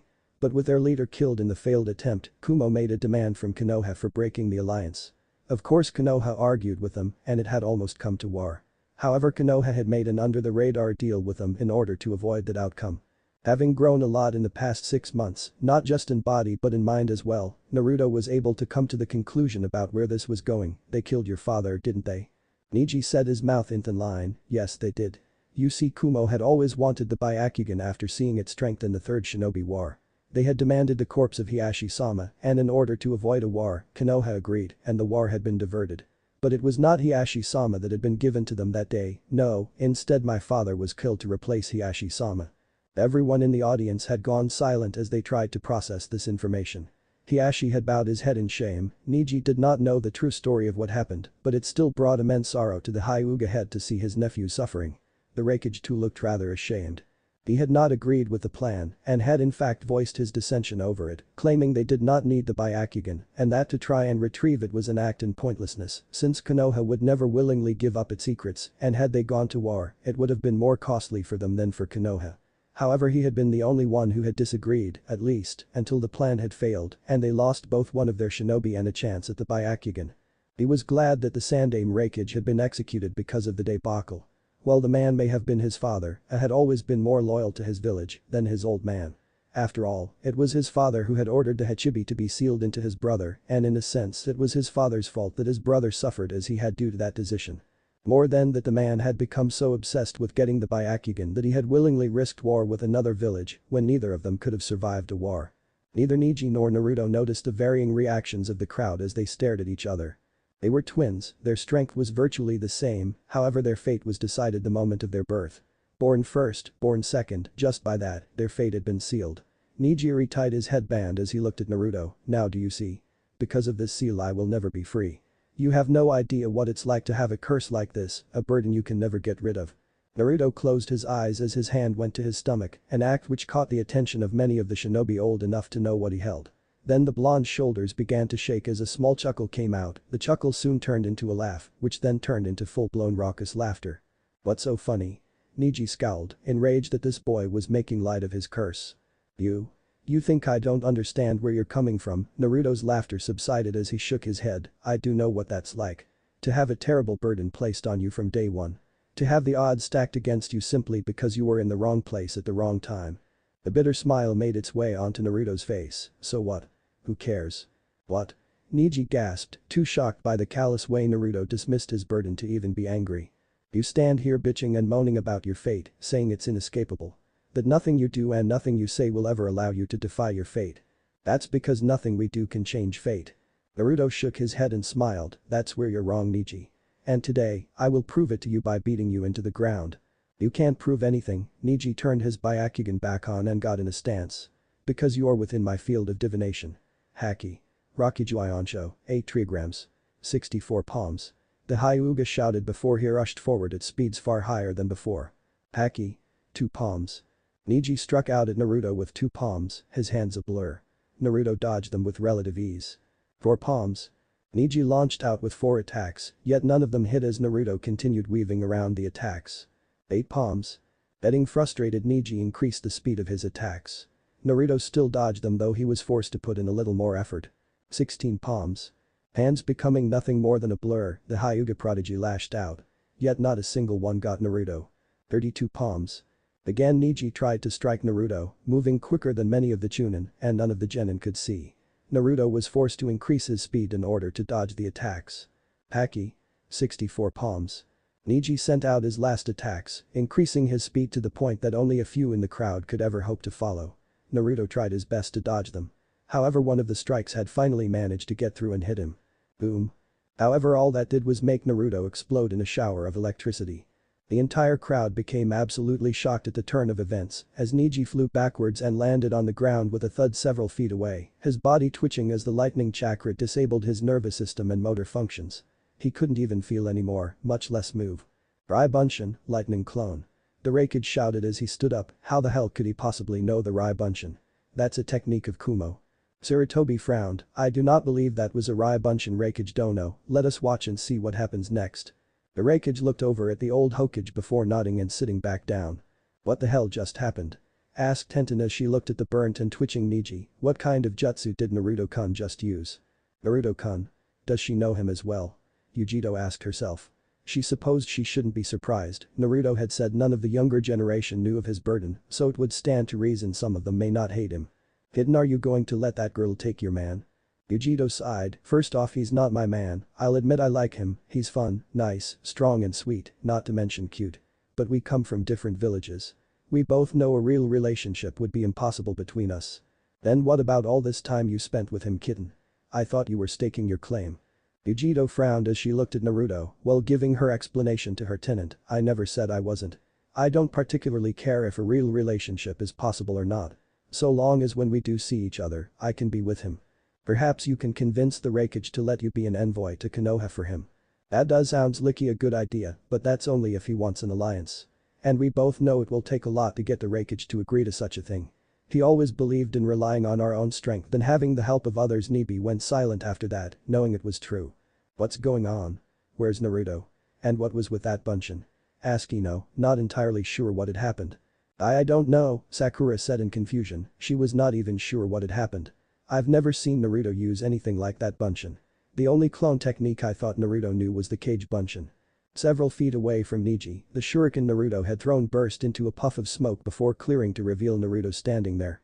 A shocked crowd watched as the blonde walked over to the disabled Niji, stopping just inside the Hyuga member's vision. How? Asked Niji, barely managing to move his jaw muscles due to the electricity messing with his motor functions. It's actually quite simple, Naruto said. When we fought and I first summoned those clones, they were not meant to test your reflexes or see how strong you are.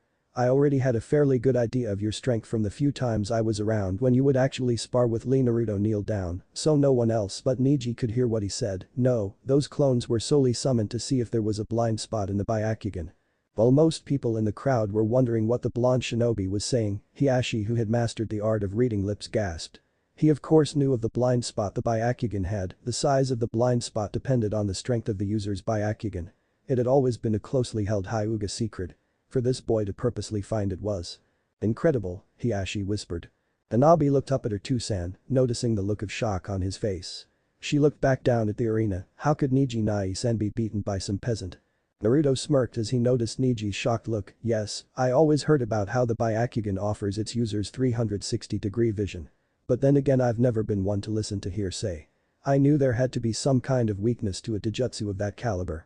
He held up a hand as he began ticking off what he knew of the Byakugan's abilities. It can see through solid objects, chakra and even the Tenketsu points, and offers 360-degree vision. Nothing so powerful can exist without having some kind of weakness, and since the Byakugan relies on sight, I figured it had to have some kind of weakness that dealt with one's vision. That clone that hit you from behind, you didn't even see it until its mass was about 15 feet behind you and exactly 180 degrees behind you. Your blind spot is located there and starts off with a 5-degree radius that slowly expands in a conical fashion. The further you get away from the Byakugan user, the larger the blind spot is. When my Cage Bunshin attacked you, it had actually used the wall to push off the wall so that it was horizontal to the ground, letting me know how large your blind spot was and how close it had to be in order for you to see it. Naruto stood back up, after that I threw those shuriken, all I needed was for you to dodge one of them, then make sure I got you to move until that shuriken was behind you. After that it was a simple matter of getting you to talk so I could prepare. After you attacked, I used the time I spent dodging to channel my chakra perfectly so that I could do a sealless and smokeless Kawarimi, replacing myself with a clone and then replacing myself with a shuriken and combined it with a simultaneous henge to disguise myself. Naruto rubbed his chin for a second before grinning, the clone was actually a creation of my own. It was really just a standard Cage Bunshin with one major difference. I had it prepared before I had even gotten to the stadium and hid it far enough away that your Byakugan wouldn't be able to find it unless you were actively looking for it. The clone itself had a seal on it which I call Fuin. Raiten. Kuden Shaku, sealing art. Lightning release. Static shock, which basically took all its chakra and released it the moment the clone's chakra was disrupted. Everyone who heard this was gaping like a fish. To have planned so many moves in advance was genius. Something that reminded many of the shinobi present of the way the Yondaime Hokage, Namikaze Minato had battled. Yet here was someone who had been considered the dead last of his graduating class, coming up with a strategy that was so advanced that only Inara should have been able to come up with. Asuma had dropped his cigarette as he listened to the explanation given. Damn, I knew Naruto was good at strategy, given that he beat Shikamaru at shogi as often as he lost, but this is damn. Who would have ever expected this from the dead last at the academy? Kurenai mumbled, seemingly in agreement with Asuma. Anko grinned as she looked at her best friend, and that's why he's my favorite gaki. He just continues getting better and better. Unfucking believable, Katetsu said with wide eyes and a gaping mouth. You can say that again, Izumo said, currently unsure what to think since his mind felt like it had been put into an oven and deep fried. Unfucking believable. Just so you know, I failed the academy a total of 3 times before I was able to graduate. If Niji could have gasped, he would have. Because every year, there was this one jutsu that I could never get down. Naruto looked at Niji. For some reason I was never able to do a bunshin. It was the most basic technique in the entire academy, and I could never do it. To be honest, I still can't do it. Apparently my chakra reserves are simply too large for me to have enough to control to use the jutsu properly, with only the basic chakra control exercises they gave. He decided to leave out the fact that he had never learned those control exercises until he left the academy. It would ruin his point after all. For years I struggled to do this one technique, and in the end I never could. After my 3rd failure I was approached by one of my Chunin instructors and told that there was another test, a secret one that would allow me to pass.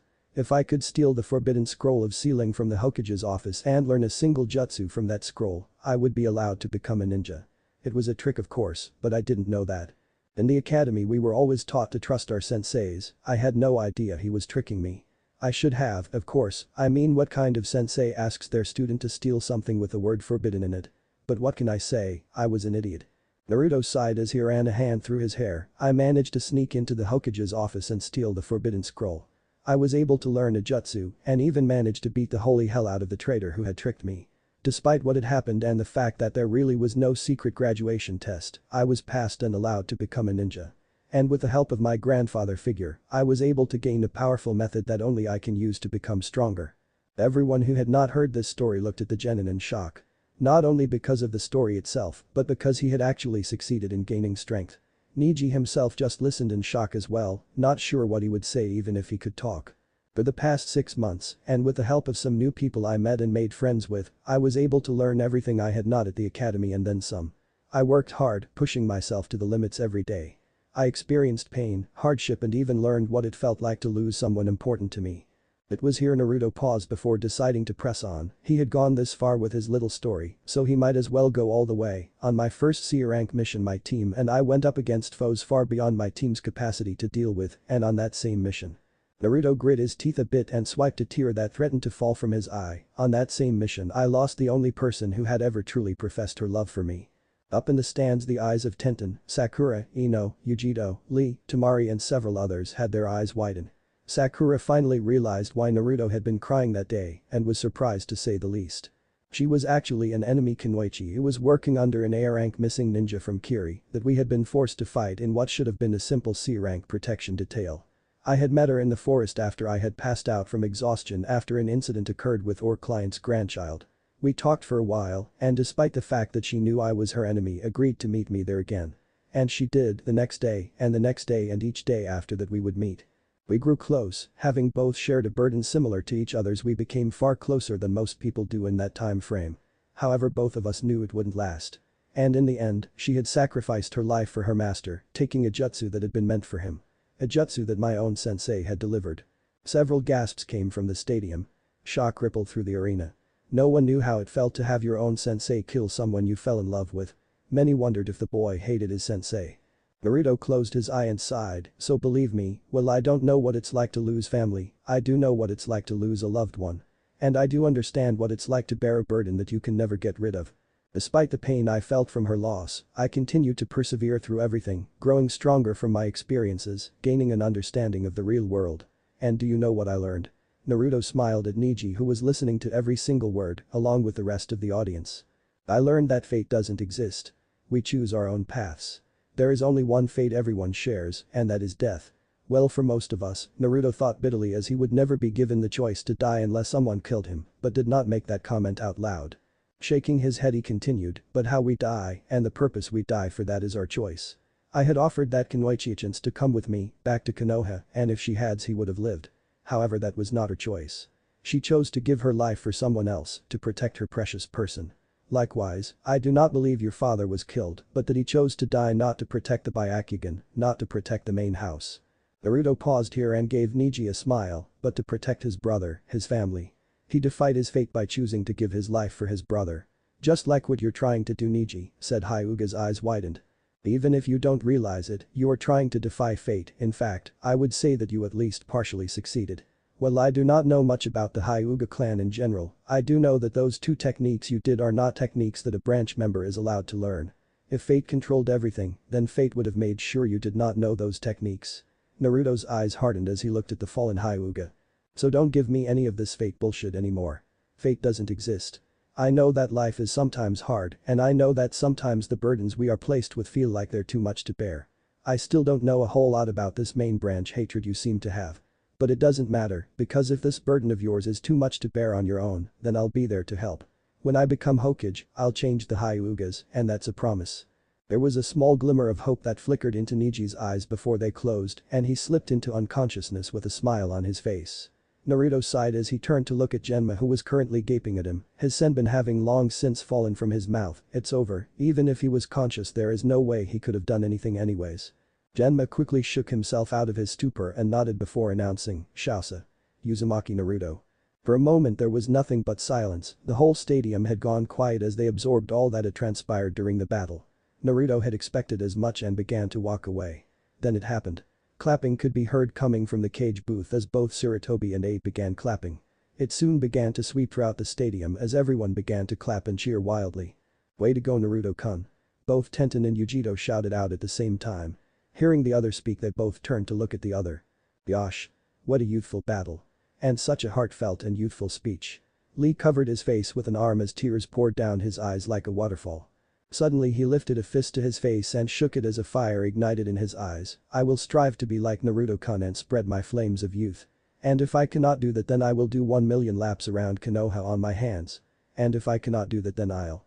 Everyone except Tenten, who was used to Lee's antics, backed away from the genin, who began shouting about youth and making ridiculous challenges to himself that got more ludicrous and more grandiose as time went on. Many of them wondered if he had lost his mind. Of course, since he was wearing green spandex, they felt the answer to that was rather obvious. Temari looked at the blonde, replaying his speech in her head. She was not sure what to think about the blonde shinobi. He was a lot different from other ninjas she had known. But she had to admit, the battle and speech afterwards were most impressive and heartfelt. It's too bad he'll most likely be dead before the end of the day. That's showing Naruto. Sakura shouted as cheered her teammate on. I can't believe how badly he beat Neji, Ino said as she clapped and whistled. I don't even think Neji laid so much as a scratch on him. That's Naruto for you. He always comes up with some way to surprise you, Sakura agreed. Asuma chuckled a bit as he clapped. That was quite the speech, nah. I have to admit, I never expected something like that, Kurenai replied. Though to be honest, even after what I saw him do in the preliminaries, a part of me was not expecting him to win either. Ha. If anyone actually thought my Gaki could lose to some wide-eye, they need to get their head checked, Anko took the time to say before she continued cheering. Asuman and Kurenai looked at the woman before turning an amused gaze on each other. Man. Did you see that? Kiba shouted while Akamaru barked loudly. He totally creamed your cousin Hinata-chan. I don't think I've ever seen someone lose so badly before. Hinata smiled as she clapped. Naruto-kun, you truly are amazing. I'm not even sure what to say about this battle, Katetsu commented. I'm not even sure I can call it a battle, Izumo replied amusedly. That Hyuga kid barely even got any licks in before he was defeated. Hell, I'm almost positive that Naruto had him beat from the beginning. That plan was easily Chunin if not Jonin level strategy. Tetsu nodded as he grinned. I can tell you one thing, I'm definitely putting his name on the list for Chunin. Izumo chuckled, yeah, me too.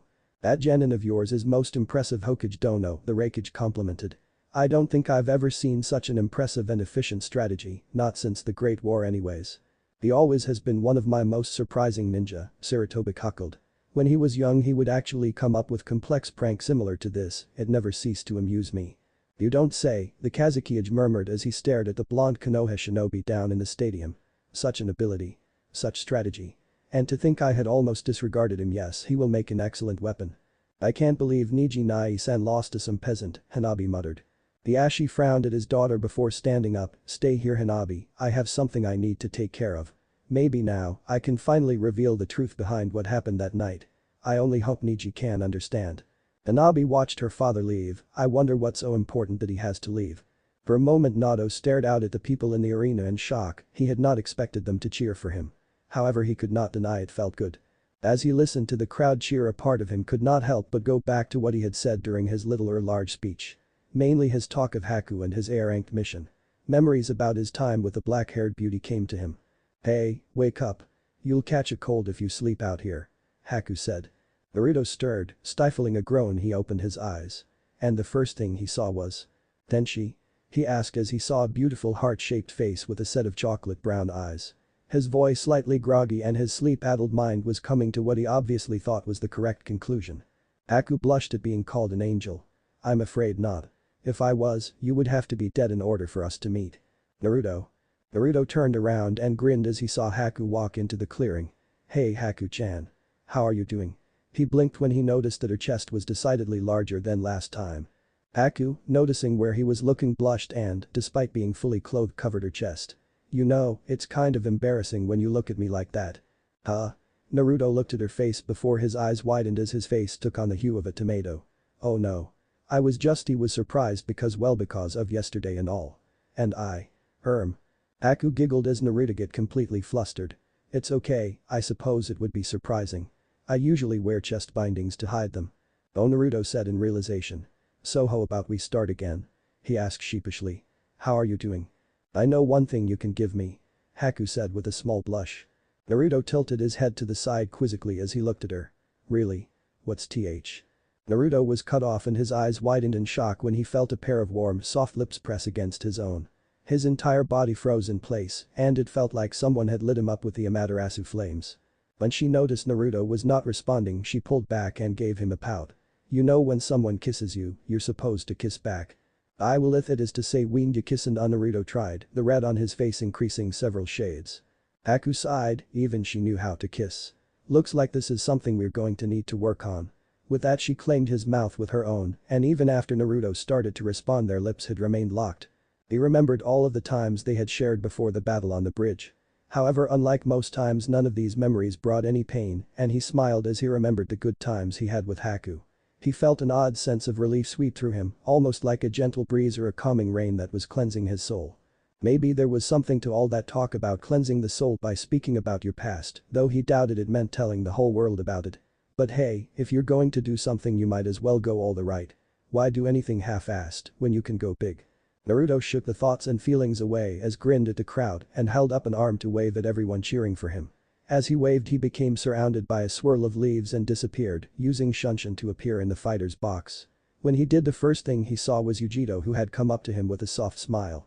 You did an amazing job out there Naruto-kun. She leaned in and planted a small kiss on his cheek, making him blush red enough to rival Hinata. No one noticed the glares coming from two of the other contestants. Though Naruto did wonder where the killing intent that had just appeared was coming from. Haha, thanks Yugi-chan, Naruto said as turned away from her, not even able to look in her direction. His reaction caused Yujito to smirk. Naruto-kun, who is this? Naruto turned to see Tenten giving him one of those sweet "if I don't get an answer from you right now I'm gonna stick you full of kunai" smiles.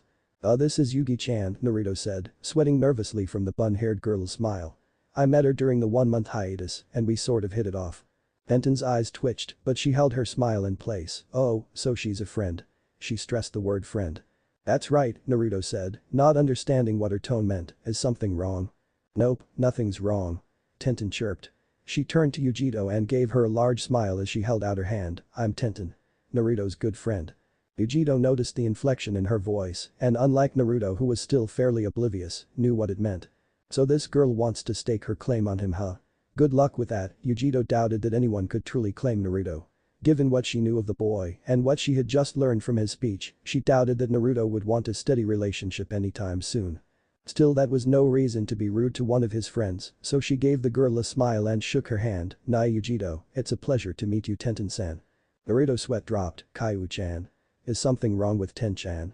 She seems kind of angry. Ayubi sighed, honestly for someone so intelligent he could really be dense. I have no idea Naruto-kun. Maybe you should ask her. Well, she for one was not going to give him all the answers for his relationship problems, especially since none of these little girls were worthy of being with her container. Instead she decided to focus on a different topic. You know, you really did a good job out there. I was actually impressed with your performance.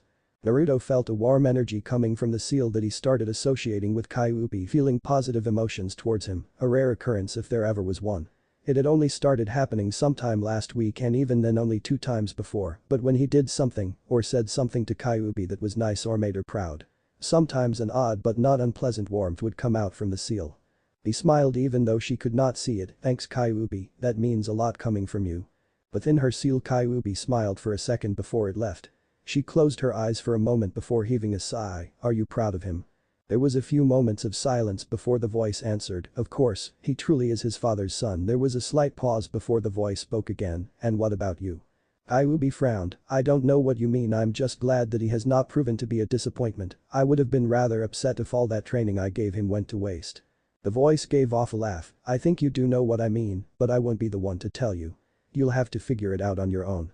Kyuubi scowled as she listened to the voice, do not be so full of yourself. You know nothing about me. Do not presume to lecture me on how I might feel. However, the voice had already left, leaving Kyuubi alone, much to her frustration. Several miles outside of Konoha, Jiraiya just finished disposing of another group of shinobi who were preparing a summoning seal, along with a handful of Anbu. He knew that he would not be able to find all of the enemy shinobi and summoning seal arrays that his snake of a former teammate had placed, but every little bit they could find helped. As he wiped the blood from a kunai he had used to slit the throat of one of the enemy ninja, he looked over at the stadium. I wonder how the Gaki's doing. His battle was first, so it should be finishing up soon. Jiraiya-sama, one of the Anbu, walked up to him. We have located another summoning seal array 1 mile east of here. Sighing, Jiraiya nodded, then let's head out. The more of these summoning seals we destroy the better off Konoha will be. Hi. The Anbu all gather around Jiraiya as they took off through the trees. A dozen miles away in a more secluded section of the forest, Gaara growled at anything and everything, especially the people who were taking his cage closer to Konoha. Had it not been for the seals on the cage that suppressed his chakra, he would have already killed everyone here so that he could find the one person who could prove his existence. Where is he? Where is Uzumaki? Mother must have his blood. I must prove my existence. Haki. Rakuju Iansho, 8 trigrams. 64 palms. The 8 trigrams 64 palms is a maneuver of the gentle fist fighting style. It is reserved only for the main branch of the Haikta clan, though capable branch members are able to reverse engineer it. This technique is used to close off the flow of chakra through 64 chakra points of an opponent's chakra pathway system. This eliminates their ability to use chakra for quite some time and makes it difficult for them to move. Once someone is within range of the user's field of divination, he or she assumes a gentle fist stance and begins to deliver the attack. First, 2 consecutive strikes to make 2. Second, another 2 consecutive strikes to make 4. Third, 4 consecutive strikes to make 8. Fourth, 8 consecutive strikes to make 16. Fifth, 16 consecutive strikes to make 32. Sixth, another 32 consecutive strikes in succession to make a total of 64 strikes. Each set of strikes is done at an exponentially increasing pace and strength. The attack not only disables the enemy but also knocks them back with every set of strikes. In the anime, a minor version of this technique is called the 8 trigrams 32 palms technique, and a doubled version of this technique is called the 8 trigrams 128 palms technique. Chapter 24. Fight, fight, fight. Naruto looked back and forth between the 2 women who were on either side of him. Yujiro was smiling, looking content, and nothing seemed to be bothering her, and this was in spite of the glares and slight killing intent Tenten was directing towards the blonde woman. Naruto had no clue what was going on, even with all the time he had spent around members of the opposite sex, he had never been in a situation like this before. However, even though he was not sure why Tenten seemed so angry, he suspected that it had something to do with that kiss Yujiro gave him. He looked over at Tenten, who was shooting Yujiro a heated glare. The moment his eyes made contact with hers, however, she looked away. Naruto frowned for a moment before placing a hand on her and giving it a gentle squeeze. Even if he was not sure why she was so angry, the least he could do was let her know he was there for her. It seemed to work as Tenten's killing intent slowly vanished. Sighing, he looked over at Yujiro, who noticed his gaze and turned a grateful smile on him, causing him to smile back. Naruto turned his gaze back to the arena where Lee was standing, waiting for Uchiha Sasuke to show up. Sir, Uchiha Sasuke still hasn't shown up, Raito whispered into his Hokage's ear. The crowd is starting to get restless. Sarutobi sighed in both disappointment and worry. Raito was right. The Hokage could hear boos being shouted out.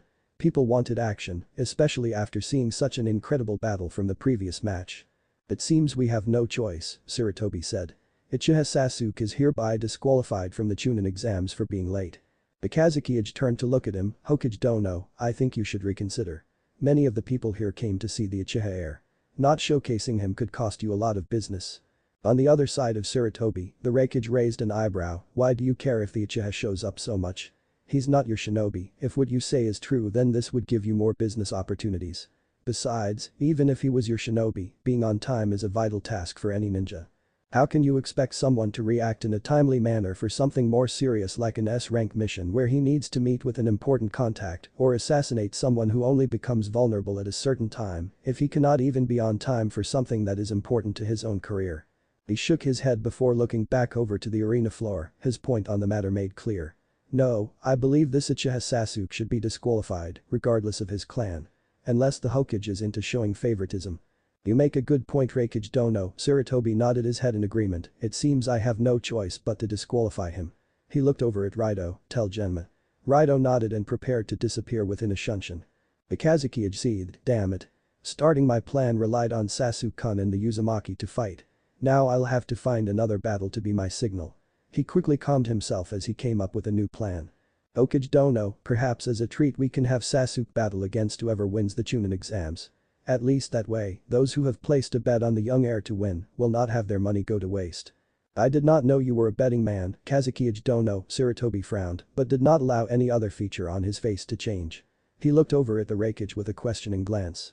Understanding what the aging Hokage wanted, the Raikage gave a grunt of assent. "I don't see why not.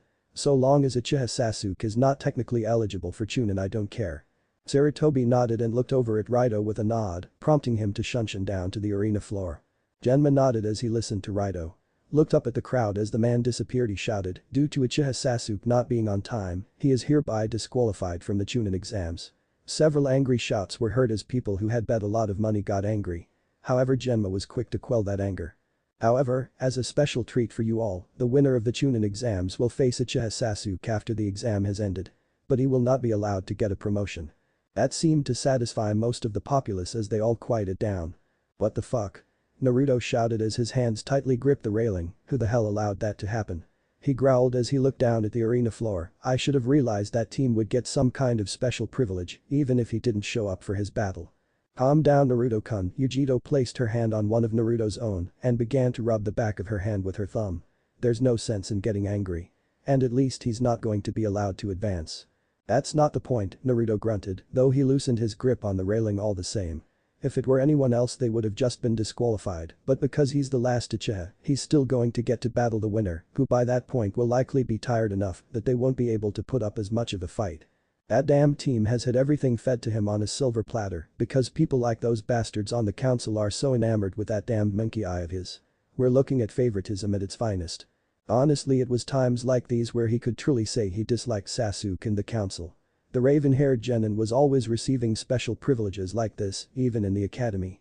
Naruto could not recall the number of times Sasuke had been offered special training outside of school by instructors looking to gain favor. There had even been a rumor once that he was going to be allowed to graduate early, though that at least had proven to be just a rumor. Still, the fact that the people of Konoha continued to show such blatant favoritism over what Naruto thought was a ridiculous and overrated dijutsu was just frustrating. Not wanting to upstage by the blonde hussy from Kumo, Tenten grabbed his other hand and held it affectionately. "That may be true, but Yujito-san is right, Naruto-kun. There is no sense in getting worked up over it." Naruto sighed. "I guess." He gave them both a smile. "Thanks." "No problem." They both said before looking at each other, one looking amused while the other was angry. The three of them never noticed another set of jealous eyes on them. "Will Tenten and Temari please come down to the arena floor?" "Looks like you're up, Ten-chan." Tenten grinned. "Looks like it, gonna wish me luck." Naruto chuckled before he pulled her into a hug. "Good luck," he said into her ear, unintentionally making the bun-haired girl shiver and blush. Thanks." A red-faced Tenten said before making herself scarce and rushing down to the arena floor. Temari glared after the girl before opening up her fan and jumping on it as she glided down to the arena. "So," Yujito drawled out as she looked over at Naruto. "That Tenten girl is close to you?" "Of course," Naruto answered, not quite understanding where she was going with this. "She's probably my best friend out of everyone in Konoha. In fact, she was the first friend my age I ever made." Vegito's eyes softened a bit as this realization set in. She knew what that was like. She may have friends now, but it had not always been like that. Jinchuriki and most villages rarely ever had friends, so the few they did have meant more than anything else. It didn't mean she wasn't still gonna tease him though. She gave him a coy smile. So just how close are you and that girl? Naruto just gave her an owlish blink and spoke with an eloquence that only he could accomplish. Huh? Vegito chuckled. I mean, is she? Or she held up her pinky finger and wiggled it. Ah no. Well, I don't think so. What I mean is and Yujito grinned as Naruto turned bright red, meanwhile everyone else in the booth just stared at him. Aw. You're so cute blushing like that. Despite his blush, Naruto attempted to give the Catwoman his best bastardized Uchiha scowl. It didn't work as she giggled. There's no need to be so worked up.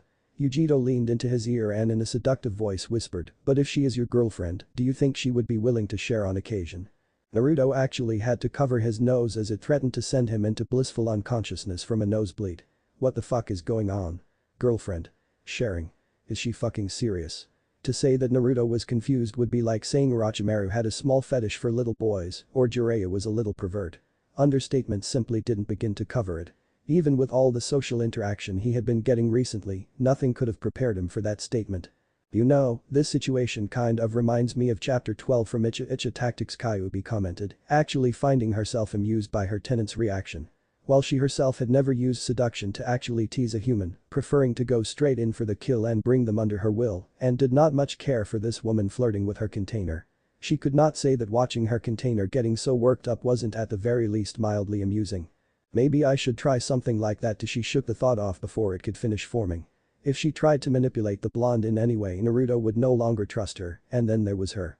Kyuubi had no doubt she would stop her from attempting anything.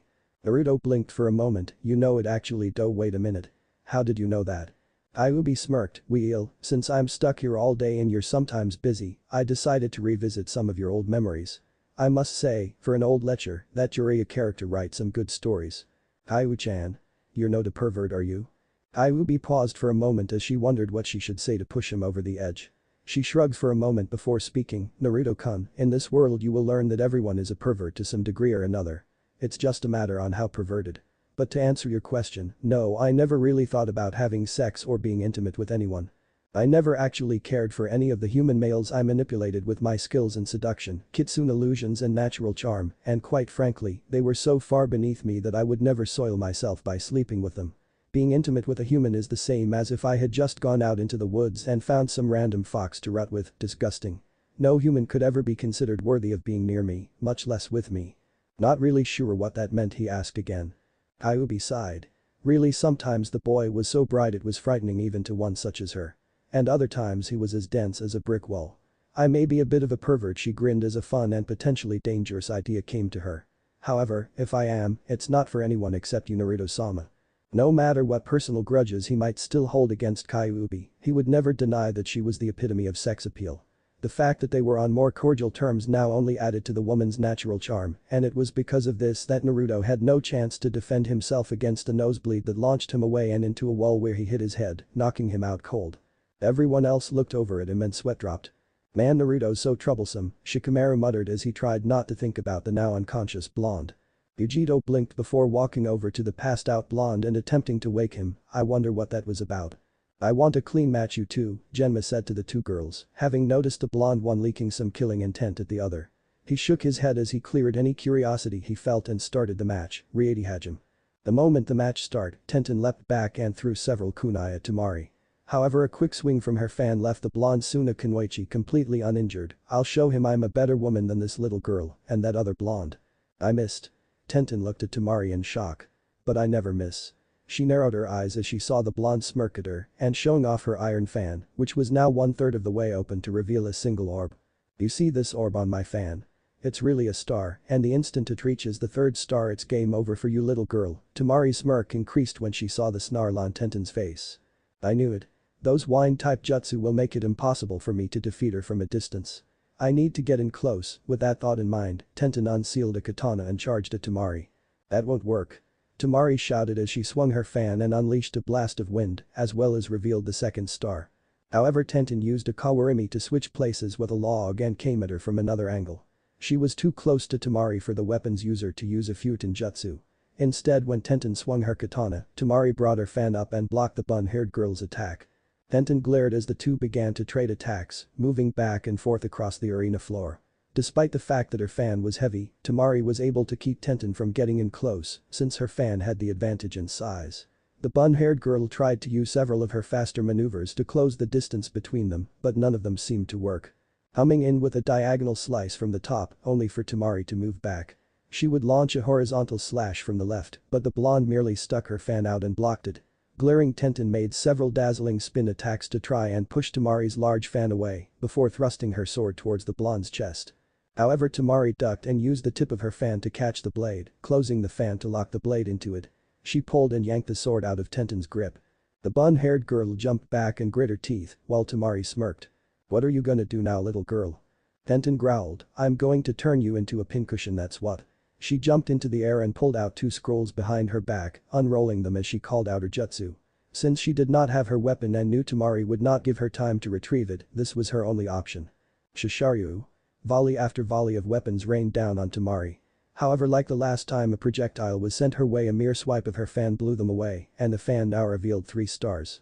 "And look at that, 3 stars," Tamari grinned. "I'm not done yet." Tenten shouted as she manipulated chakra strings on her fingers to lift the weapons in the air and then launched them at Tamari. "You lose, little girl. Kamitachi no Jutsu, Wind Scythe Jutsu." Tamari shouted as she unleashed her fan's power on the helpless weapons user. The weapons were all caught in the tornado-like winds with Tenten in the center, and many of them ended up slicing at her skin. Tenten had never been defeated so badly in her life, it was humiliating as well as painful, and now she wished it would simply end. It was an act of mercy for her when she blacked out.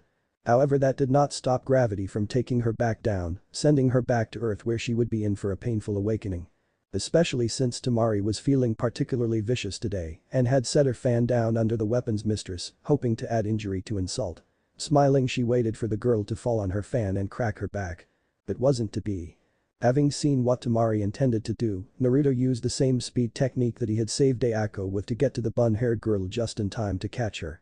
He ignored the feeling of his calf muscles tearing as he cradled the bun-haired girl in a bridal-style carry. Tamari gaped as Naruto just appeared on top of her fan and caught Tenten. 1 second the weapons user was all set to fall, and the next a whiskered blonde had just appeared on her fan. Her astonishment left her as Naruto turned a heated glare on her. It was a look of disgust and anger. He did not say anything, just looked at her before he hopped off the fan and left with the bun-haired girl in his arms. Tamari seethed as she watched Naruto leave with Tenten. It angered her that he would get so angry for what she felt was no real reason. She did not even hear the announcement of Shausa. Sabaku no Tamari. As she stomped off. Meanwhile, Naruto had just set Tenten down onto the stretcher that the medics had provided for her. He was just about to walk away when a hand snatched his arm. Turning around, he saw Tenten, who was looking at him with a slightly ashamed expression. "I'm sorry, Naruto-kun," she whispered. Naruto frowned. "What are you sorry for?" "I list. She defeated me so easily, I never had a chance." Tenten looked like she was about to cry. The blonde Hanyu realized how difficult something like being so thoroughly defeated was for her. Tenten had always prided herself on being strong. Her life's goal was to be as powerful as Tsunade one day, to prove that women were just as powerful as men. For her to be so cleanly beaten, without even touching her opponent, must be humiliating for her.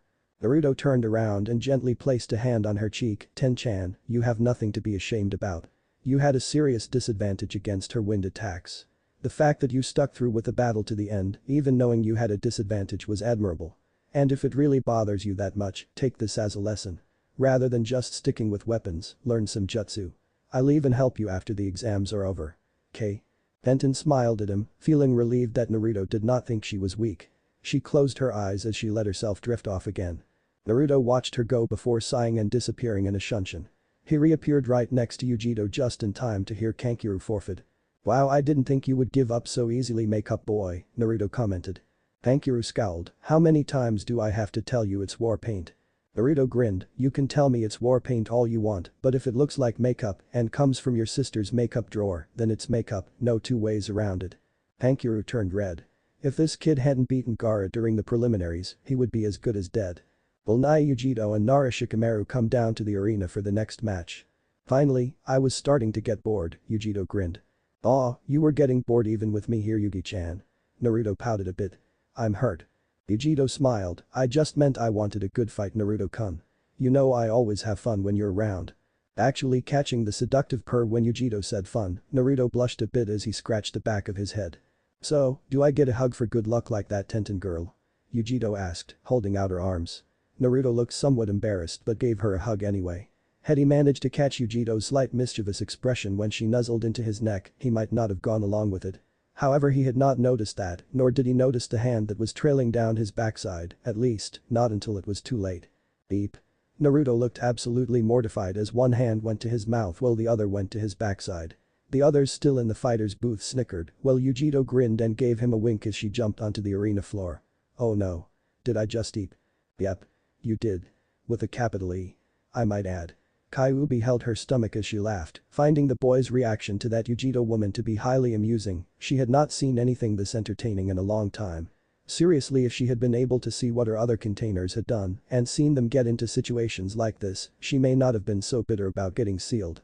Of course they were both women, so maybe they would not have gotten into these situations. Actually, the chances were good they would just have had to deal with some sexist pigs who thought with their other head. The vixen sighed at that thought. Maybe it would not have been as fun to see through their eyes. Shaking her head, she got back on track to tease her container. That was quite unmanly, Naruto-kun.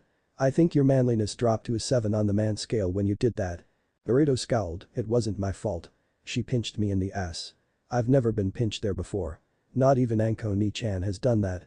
No, she just slept with you. That comment caused Naruto to blush. Trying to ignore the vixen in his head who continued to tease him, the blonde looked around before spotting Shikamaru still there. What the hell are you doing, Shikamaru? You need to get down there.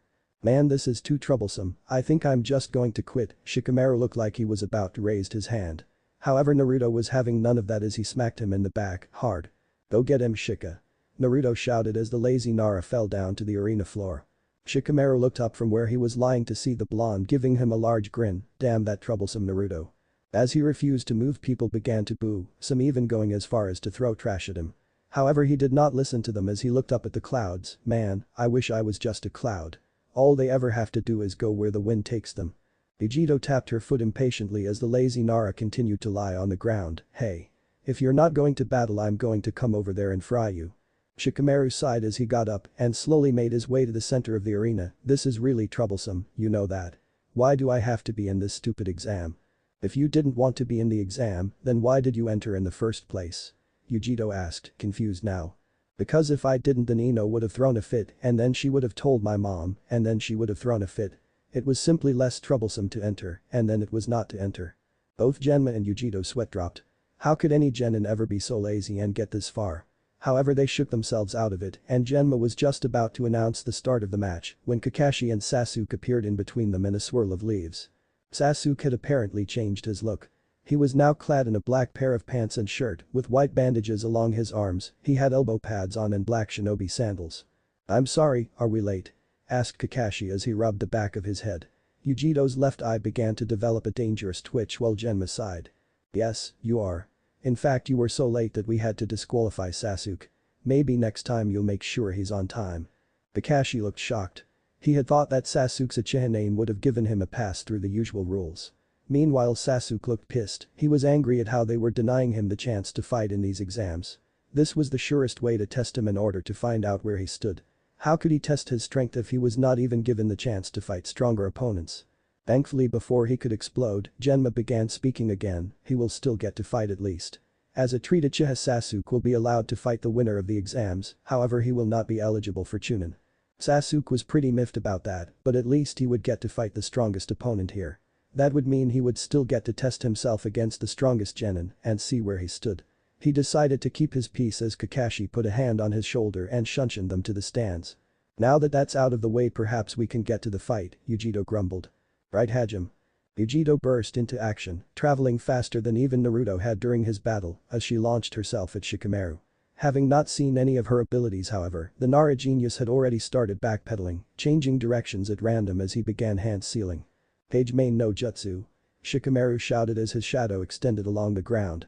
Having seen what his shadow could do before, Yujito began dodging the attack, using her incredible agility to keep out of its way.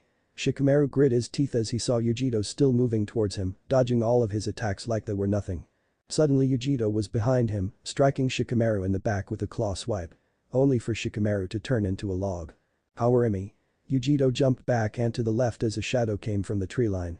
As she dodged the shadow, Yujiro tracked where it came from before she threw several shuriken and began making hand seals. Brayton. Kaminari shuriken, lightning release. Lightning shuriken. Lightning burst from the shuriken as they went into the trees, reducing several branches to cinders and forcing Shikamaru to jump out. Yujiro ran at him, dodging the shuriken that came her way, however she caught the last one by sticking her finger in the small center and then sent it back nearly 3 times as fast. Shikamaru tried to dodge but was cut in the arm. He winced and was about to make more hand seals when Yujiro appeared in front of him, using a leg sweep to knock him off his feet. As soon as he hit the ground, Yujiro placed a kunai against his neck. "Yield," she commanded. Shikamaru muttered a quick troublesome, "I yield." "Shausa." "Nai Yujiro." Genma shouted. Yujiro smiled as Shikamaru got back up and muttered another troublesome before walking off. Yujiro used Arai Shunshin, lightning Shunshin, to get back to the fighter's booth. The moment she did, Naruto grabbed her, picking her up by the waist and twirling her around, getting a neep from the blonde Kunoichi. He grinned as he set her back down, causing her to growl as a small blush formed on her cheeks, the reaction being from both her making such a mouse-like sound and from the feeling of being in Naruto's arms in such an unexpected manner. However, Naruto noticed none of this as he grinned at her. "Nice job. I mean, I doubt it was much of a fight for you, but good job anyways." Yujiro tried to glare at the blonde, unfortunately his smile was infectious and she ended up grinning too, "Thanks." The battle had been easy, she wasn't a Jonin level Kunoichi for nothing, but it was still nice to hear praise. For the start of the second stage, will Uzumaki Naruto and Rock Lee come down? "Yosh. It looks like this is our battle, Naruto-kun." Lee shouted as he pumped his fist into the air and jumped down to the arena floor. Naruto chuckled at his enthusiasm before looking at Yujiro with a grin. Deciding to get back at the blonde Kunoichi for what she had done earlier, he spread out his arms and gestured for her, "How about a hug for good luck?" Yujiro smirked, "Nice try, but I'm not that naive. I do remember the stories you told me about all the pranks you committed after all." "What?" Naruto pouted, "You don't think I would actually try to get you back for squeezing my ass in public, do you?" Yujiro smirked, "Yes." Deciding it might be appropriate, or at the very least nice, to get even with the blonde Kumo Kunoichi for all of the teasing she had done, Naruto took a page from Anko's book and snapped his fingers as he gazed at Yujiro's derriere. "Damn. And it's such a fine-looking ass too." Yujiro blushed as Naruto jumped down to the arena floor. Lee grinned as his rival made his way towards him. "I have been looking forward to this battle with you, Naruto-kun. Today we shall truly test our flames of youth." While a lot of the spectators sweat dropped, Naruto just chuckled, "I have to be honest, this was one of the battles I was looking forward to the most." "Yosh. I am pleased to hear that. I will strive to make this battle my most youthful yet." Lee pumped his fist into the air. "And if I cannot do that, then I will." "Let's just get the match started," Naruto interrupted as he got into his taijutsu stance and a more serious expression crossed his face. Lee was a tough opponent, tougher than Neji in his opinion. If Lee ever took off his weights during their spars, Naruto was sure that Neji would lose before he even knew what hit him. "What do you think, Izumo?" Kitetsu asked. "You think that Lee kid has a chance?" Izumo frowned and thought, I don't know. With what Uzumaki has been showing us, I'd normally say not a chance in hell, but he's the dead last of his class like Naruto, and he was trained by Guy, so I guess we'll just have to watch." Kitetsu turned his eyes back to the match. Genma looked between the two opponents as he raised his hand, "Hajime." Lee shot off like a rocket, blasting towards Naruto and attempting to hit him with a right hook. However, Naruto had been fighting Lee for a while now and recently had been fighting Jiraiya. That combined with his recent demonic changes made it seem like Lee was moving much more slowly. As soon as Lee's fist shot out, Naruto was in motion, swatting the fist away and knocking Lee off balance as he leaned in and sent his own fist into Lee's ribs. Oof. Lee stumbled back, holding onto his ribs, which felt like they had been compressed by the blow. "That was an excellent shot, Naruto-kun, you have gotten much faster, I see." "That's right," Naruto said in a more serious voice. "Which means you can't afford to hold back on me, Lee, release your weights." Lee looked at Naruto in surprise before turning his eyes towards his sensei. However, all he got for that was a punch to the face. "Don't look away from your opponent, Lee," Naruto said. "You can't go to Guy for answers when you're in the middle of a battle. In the middle of a battle, your sensei won't be there to hold your hand and it will be up to you to make the call on when you release your weights. You know that as you are, you won't be able to defeat me. With your weights on, I'm simply faster than you." Lee frowned for a moment. He had always been told to only unseal his weights when he had to protect many important people. It was the only reason he had not fought Neji without his weights. However, Naruto made a valid point. Guy-sensei would not always be there, so he would need to use his best judgment when in battle. "You are very right, Naruto-kun. Very well. Lee pulled up his orange leg warmers to reveal a set of weights with the kanji for guts and determination, the motto for the Gokin style. Up in the fighter's booth, Kankuru snorted. What does he think a little weight is gonna do? That blonde beat Gaara, I hate to admit it, but I don't think any of us would stand a chance against a blonde bastard. Boom. A loud crash was heard as Lee threw his weights behind him and they destroyed an entire section of the arena wall. So Kakashi. What do you think the chances of your genin are for winning this fight? Guy asked as he saw Lee take off his weights. Kakashi turned around from the battle for a second and looked at Guy. I'm sorry Guy, did you say something? Grrr. Curse you Kakashi and your hip attitude. Guy muttered as he turned away from his eternal rival. Naruto smirked as he looked at the destruction. You upped your weights didn't you? Lee grinned back at Naruto. Yes I did. Now let us begin. This time both of them took off, their speed having increased past what they had been before. The two met in the middle and began to clash furiously. Their bodies were merely a blur, untraceable to many even when they stayed grounded. You Izumo, are my eyes deceiving me? Katetsu asked, rubbing his eyes to make sure he was not seeing things. I don't know, Izumo stared entranced as he watched the two Genin battle at near Jonin level speeds. He could barely even see them. What are you seeing? Are they really moving that fast? At least low Jonin level speeds. Damn. The fight began to get even more furious as the two literally smashed into each other. Naruto got right into Lee's guard, smashing a fist into his torso. However, Lee merely grunted as he launched a devastating kick to the blonde's stomach, chest and then his face. Naruto was sent flying back and skid along the ground. He looked up to see Lee already in his face. The blonde cursed as he ducked under a punch and attempted to launch an elbow into Lee's ribs. However, Lee merely caught the elbow in between his arms before kicking Naruto in the stomach. Wincing, the whiskered blonde realized that whatever Lee had done over the past month had made him even better and faster at Taijutsu. Better than Naruto was anyway. Ah. This guy's fucking insane. And people call me a demon, Naruto thought as he ducked under kick and rolled to the left. Kipping back up on his feet, the whiskered blonde spun around with an axe kick, only for Lee to block it, who grabbed onto the leg. With a grunt, the bowl cut boy spun in a circle and tossed Naruto, sending him flying through the air before he landed on the arena wall and stuck to it using chakra. Shit. If I hadn't taken off my resistance seals before this fight, I would have been toast. Leave it to Lee to become even more ridiculously strong during the course of 1 month, rather than waste time on pointless taijutsu. When he knew he might not win that way, he began forming his hand seals. Fuetin. Kamikaze Seiken. Naruto sent a fist-shaped blast of wind towards his opponent, who was currently running towards. However, Lee continued his charge and smashed the wind fists away with a well-placed kick. Unfortunately for Lee, that attack had slowed him down, and Naruto was able to close the distance between them, striking out with fists and elbows, making the green-clad genin stumble back. Naruto managed to get in several more good hits before Lee recovered and began to block them and make his own assault. Naruto blocked a punch from the left and then from the right, however he missed a kick that smashed into his stomach and sent him flying back. Flipping around, the blonde hit the ground and looked up to see Lee charging him. When the bow-cut genin came in with a high kick, Naruto ducked under it, grabbed the extended leg, lifted the green-clad genin up and then threw him into the ground. There was a loud crash as Lee's body created a decent-sized crater. The blonde shinobi then jumped into the air and attempted to smash an axe kick on Lee. But said boy just rolled out of the way, making Naruto foot smash into the ground, creating another smaller crater. Before he could get back up, Lee smashed a heel in the blonde's face, sending him sailing again. As Naruto skidded across the ground, he flipped through several hand seals. Fuetin. Rinkuden. He smashed a fist on his stomach, blasting out a compressed ball of air. It went sailing towards Lee, who tried to hit it away. However, the Rinkuden was much stronger than his other jutsu, and it smashed into Lee and tossed him away and sending him sailing into a wall, which he crashed right through. Naruto used that moment to catch a breather. He looked around to see a lot of craters from their battle. Man, Lee and I are really tearing the place up. A loud crash alerted his attention to the fact that Lee was back in the game. As Lee charged back and Naruto began more hand seals. Fuetin. Rinkuden. This time when the ball of air came at him, the spandex-wearing genin rolled to the side before getting back on his feet and shooting off. Cursing, Naruto got back into a taijutsu stance, knowing he would not have enough time to use another jutsu. As his opponent came in, Naruto shifted his head to the left, feeling the air move past him as he dodged Lee's fist. He ducked under another punch before launching an elbow into the other genin's stomach. Lee grunted and moved back a bit, but did not do much more than that before he was on Naruto again. Damn Hokage Dono. How much protein are you feeding these kids? The Raikage asked, looking at the battle going on in shock. Well, they were moving in slow motion to him, and Yujito was much faster at her highest speed. The fact that genin could move this fast was ridiculous.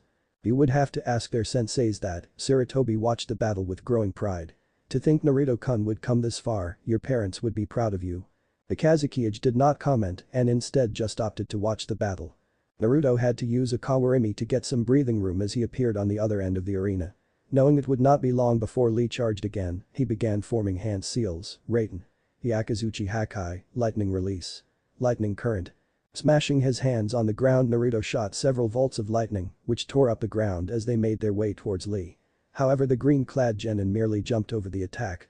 Unfortunately for Lee, this was what Naruto wanted. Lee was fast and powerful, and while Naruto was as well, Lee was simply just that tad bit better that made a difference. However, while Lee could fly across the ground, in the air he was vulnerable. Going through several hand seals, the blonde called out another jutsu. Suiton. Tepidama, water release. Water bullet. Naruto shot a cannon-sized bullet of water out of his mouth, and with Lee still in the air it connected, sending the boy even higher into the air. At the apex of Lee's ascent, Naruto appeared in a shunshin, dropping down on the genin with an axe kick. Lee was sent sailing back towards the ground where he smashed down and created a large cloud of dust. Naruto landed on the ground and dropped to one knee as he panted a bit.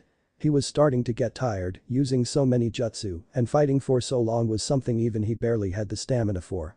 He looked into the large cloud of dust, trying to see where Lee would come out, since Naruto knew that would not put him down. Before the dust even had a chance to clear, Lee shot out, coming towards Naruto at insane speeds. Grunting, Naruto stood up and just as Lee launched a punch, he sent his own. Naruto grunted as he and Lee were launched away from one another thanks to the force their punch generated. As Naruto looked at himself, he had never been so glad for his healing factor. If he did not have it, he would probably look like Lee now. Said boy had bruises on nearly every part of his body, his face was slightly swollen, and he had a broken nose that had blood trickling down from it. Naruto had to hold in a grimace. His clothes were almost gone now.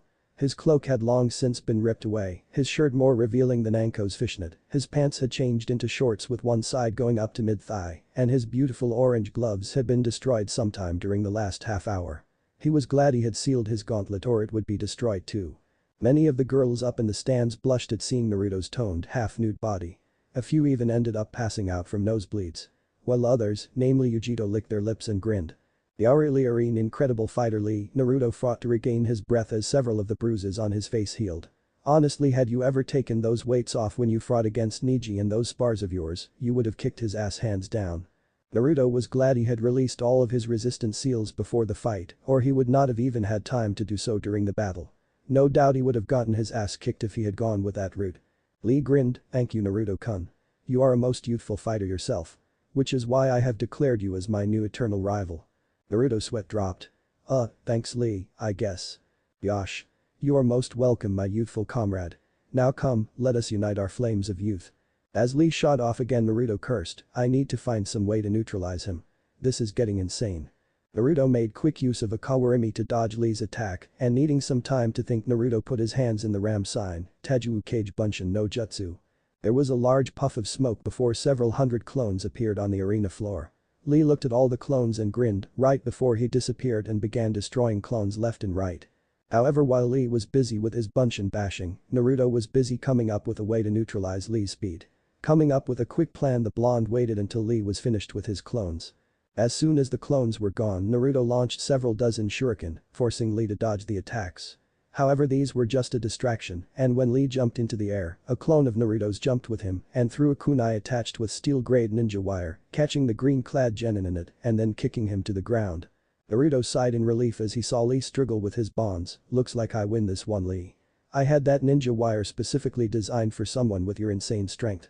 You won't be getting out of those. Lee looked up at Naruto before smiling, this match still is not over, Naruto-kun. Remember, the lotus of the leaf blooms twice. I will not lose here. Guy-sensei acknowledges it. Now is the time I must prove and protect my Nindo. Payman. Kai, gate of opening. Release.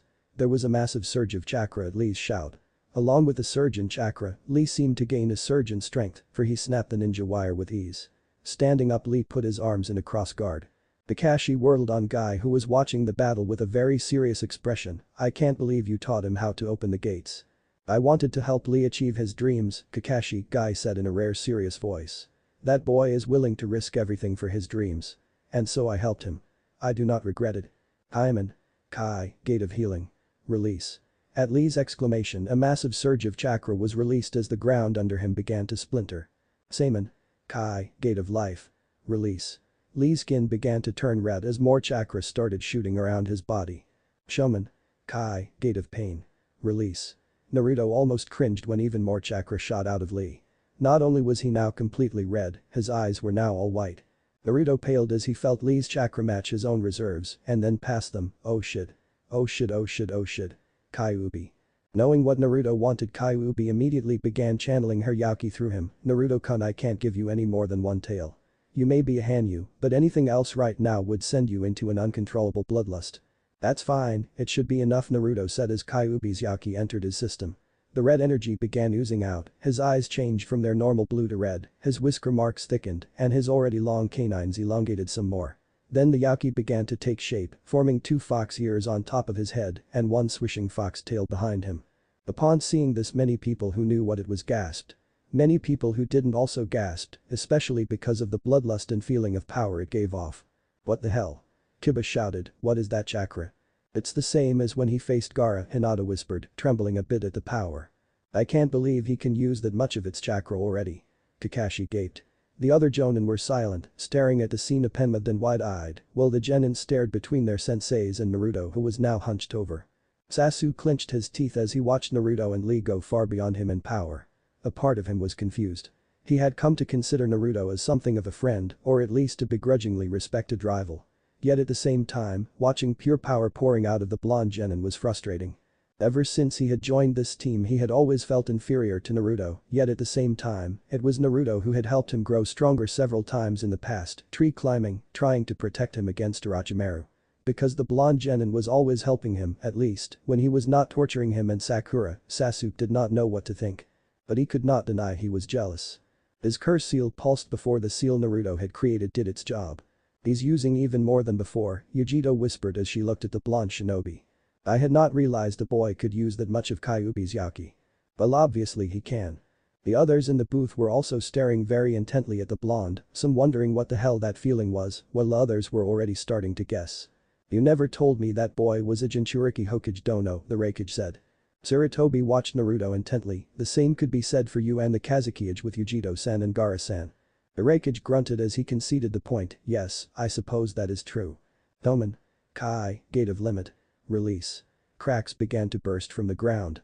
Chakra was pouring in all directions from both genin. Many of the people in the stadium gawked at the sight of genin being capable of releasing this much power. Naruto and Lee looked at each other one last time. Then they disappeared. Explosions now began to sound all around the arena as the fighting reached an all-time high. The only ones now capable of even watching the battles were the Kages, Yujito, Kakashi, Guy, Asuma, Anko and a few other Jonin. Craters began forming in the landscape as the two destroyed everything in their path. Their strength was fairly even and both of them pounded into each other with near reckless abandon, then had their wounds heal right back up. However, while the battle was even, there was a difference in power. Lee had opened the Hachiman gates, limiters placed on the body to keep a person's chakra from destroying them.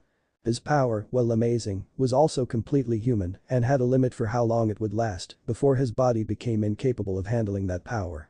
Naruto was using the power from Kyuubi, a near unlimited source of energy that, so long as it was not above the limit where he could no longer control himself, could potentially last him forever. Lee's speed began to waver. His power began to fade and his wounds began to ache. Finally, Lee collapsed, panting heavily from his efforts. Naruto stopped, cutting the flow of Kyuubi's chakra and returned to normal near instantaneously. The feeling of power and bloodlust vanished as if it was never there. Walking over, Naruto kneeled down next to Lee. Hey, you alright, Lee? Lee looked over at Naruto and smiled. Oh, of course, thank you for your concern. Naruto gave Lee a smile. You did an excellent job, Lee. You are truly a splendid ninja. Lee's smile widened even more. Thank you, his eyes closed and then he fell asleep. Naruto slumped to the ground, landing on his butt as he heaved a sigh. Holy shit. That was utterly ridiculous. Man, I'm spent, screw this test, now I just want to go back to my shitty ass apartment and sleep. Hey. You okay, kid? Asked Genma, who had been forced to get the hell out of Dodge while the two had destroyed the arena. Naruto waved a hand, other than being sore as hell and feeling like someone dropped the Hokage monument on my chest, I'm good. Genma chuckled in disbelief before announcing the winner, Shausa. Uzumaki Naruto. Holy shit. Katetsu said. Izumi didn't even look at his partner, you can say that again. These kids are getting ridiculous, Katetsu said. First they have Jonin level speeds, that Lee kid can open 5 gates, a genin. Then the Uzumaki kid uses that chakra. Things are getting rather intense. I think Guy decided to make a clone of himself and hopped him up on steroids. And let's not even go into Uzumaki's performance. Who would have expected this from a pair of dead lasts? Izumo agreed. So what do you think? Well, Lee is definitely good, really good. He could easily be a Jonin even without ninjutsu or genjutsu, however he didn't win, he used a last-ditch trump card, granted Uzumaki pulled out that chakra, but it was only after Lee started using the gates. Had this been a real battle, Lee would have died. The Tetsu looked at his partner, so a no-go then. We'll put him on the maybe list. Naruto had taken to lying down on the arena field, ignoring the cheers that were coming. He was too tired to care. A shadow filtered across his vision, causing Naruto to look up. Hey Yugi-chan. Yujito looked at him in amusement. Hey there. You alright? You look like shit. Thanks for that Yugi-chan, you always say such kind words to me, Naruto grunted. And I look like shit because I feel like shit. I knew Lee was strong, but damn, who would have thought he would have actually been able to open 5 of the Hachiman gates. Ugh, I'm friggin' exhausted, I need sleep. Well, you can't sleep here, there's another match coming up. Yujito bent over and grabbed onto Naruto's arms, helping him stand. She slung his arm around her shoulder and secured hers around his waist before beginning the trek back to the fighter's booth. As they walked up the stairs, Yujito could not help but cope a small feel of the blonde's body. She could not deny she rather liked the Adonis-like body. The kid was only around 13, but he had muscles that most people twice his age did not possess. Deciding to have some fun, she grinned and she leaned into his ear while whispering, "You know you've been putting on quite a show for me and the other girls out there." Naruto, despite not really knowing what she was talking about, blushed as her hot breath hit his ear. Huh? What show? You mean the fight? Vegeta rolled her eyes. No, I mean, she let her eyes trailed up and down Naruto's body. He immediately got the hint and blushed bright red. Thankfully he had been dealing with her, Anko and Kyuubi, so by now he was not nearly as affected as he had been. Perv, he muttered. Vegito grinned, you're one to talk. As the pair got into the fighter's booth, only Kankiru still there, Shino and Tamari were already on the field, and Shikamaru had decided it was too troublesome to stay. Yugi-chan, can you set me down over there? Naruto pointed over to the wall. Yujito nodded and moved him over to the wall and set him against it. Thanks, could I ask another favor? Yujito smiled, sure. Wake me up when my turn is up. Naruto did not even wait for Yujito to agree before he passed out. The blonde Kumo Kunoichi stared at Naruto for a second, giving him a once-over. Her eyes then locked onto his face, or more specifically, the 6 whisker marks on it. She knew it was his symbol of being a Jinchuriki, much like her feline eyes. Ever since she had seen them, she wondered if they were like a scar of some kind, or if they were just perfectly smooth lines like tattoos. Reaching out a hand, she lightly brushed her fingers along one of his whiskers. It had a slightly rough texture, showing they were more like scars than anything. As she continued to stroke them, however, another thing caught her attention. Naruto was purring. Aoi Yujito was tempted to squeal, but managed to force herself into a whisper, though she could not keep the giggle that escaped her, as Naruto began to rub his face against her hand. Will Nai Yujito please come down to the arena floor for her match? Yujito looked up and noticed that Tamari had just beaten that Shino kid. She sighed. Standing, she cast one last look at the peacefully asleep Naruto before heading out. The match between Tamari and Yujito was fairly one-sided. Though lightning was weak against wind, Yujito also had loads of fire jutsu as well. She was faster and stronger than Tamari and had been trained since she was 3 to be a ninja. And so while Tamari was able to put up a decent fight, even managing to land a few hits on the blonde Kunoichi, she still lost in the end. Will Uzumaki Naruto come down so we can get the next match started? Genma shouted as he looked over at the fighter's booth. Yujito smirked as she looked up at the booth. He's still asleep, I'll go get him. She made her way back towards the fighter's booth and over to where Naruto was still sleeping. Naruto-kun, wake up, Yujito gently shook his shoulder. Come on, our fight's up, you need to get up. Naruto mumbled a bit, saying something about a tub of ramen, but otherwise remained impassive. Yujito sighed as she tried to think of a way to wake up Naruto. She thought about teasing him some to wake him up, but in the end she just decided to hit him on the head. "Aitai!" Naruto shouted as he grabbed onto his head. Come on Naruto-kun, it's time to get up, our battle is supposed to start now. Naruto looked up at Yujito before grinning. Alright, Naruto stood up and stretched himself out, unknowingly giving Yujito and Tamari, who had joined her brother, a good show. He looked over at Yujito and grinned. I hope you're ready for me, Yugi-chan. Yujito gulped a bit at her fellow blonde, unknowingly using double entendre, especially since he was still wearing his nearly destroyed clothes. However, she quickly shook it off and gave him a feral grin. I think the real question should be, are you ready for me, Naruto-kun? Naruto just looked at Yujito and smirked, I'm ready for anything you can throw at me, Nico-chan. He looked down at himself and blushed, just let me get into a change of clothes. Chapter 25. The start of it all. The two fighters eyed each other as Genma stood between them. Naruto was back in a spare set of clothes that he always kept on hand. A pair of blue pants, blue sleeveless form-fitting shirt with bandages wrapped around his ankles and arms. A bracer on his left arm and his gauntlet on his right with a set of black gloves covering his hands since his orange ones had met an unfortunate accident. He was not wearing a cloak for this battle, knowing it would most likely be destroyed. "So, should we set any rules for this engagement?" asked Naruto as he rolled his shoulders in an attempt to keep them loose. While he was looking forward to this fight, he was feeling pretty tired and not at all sure how well he would do. Yujito was not only a Jinchuriki who had full control over her Bijuu, but technically a Jonin-level Kunoichi even without its powers. And while Naruto himself was no slouch, he just wasn't at that level quite yet, even when he was at his best. Though he had no intention of giving up without a fight. Yujito looked thoughtful for a moment before nodding, "No Jinchuriki powers for this battle. The last thing we need is to utterly destroy the stadium. Today it will all be about skill." Naruto nodded, "Very well." He smiled. "I've actually been hoping we would get to fight." "Oh?" Yujito gave him a racy grin.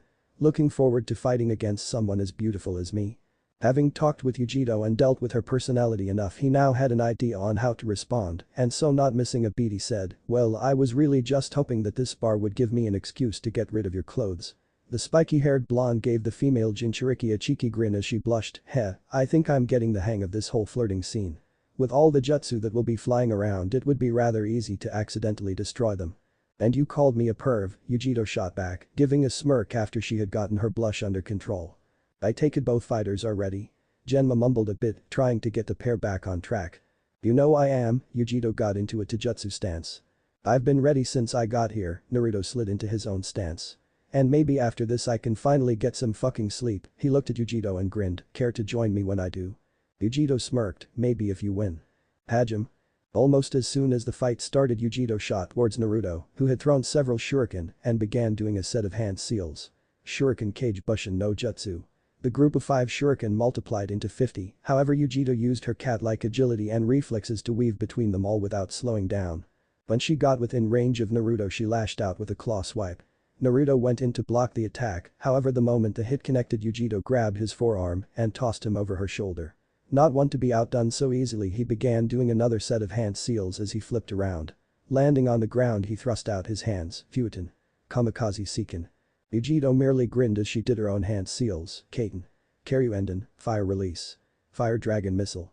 She took a deep breath before breathing out a stream of fire that overtook his wind jutsu, making the jutsu expand as it came towards Naruto. "Oh fuck me," Naruto cursed as the flames made contact with him, expanding even more as it overtook him.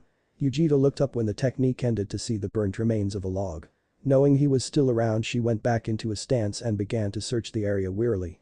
However, there was no sign of the younger blonde, making her frown right before a pair of hands latched onto her leg. Yujito's eyes widened as Naruto shot up from the ground, unable to move because of the clone holding onto her. Yujito got hit.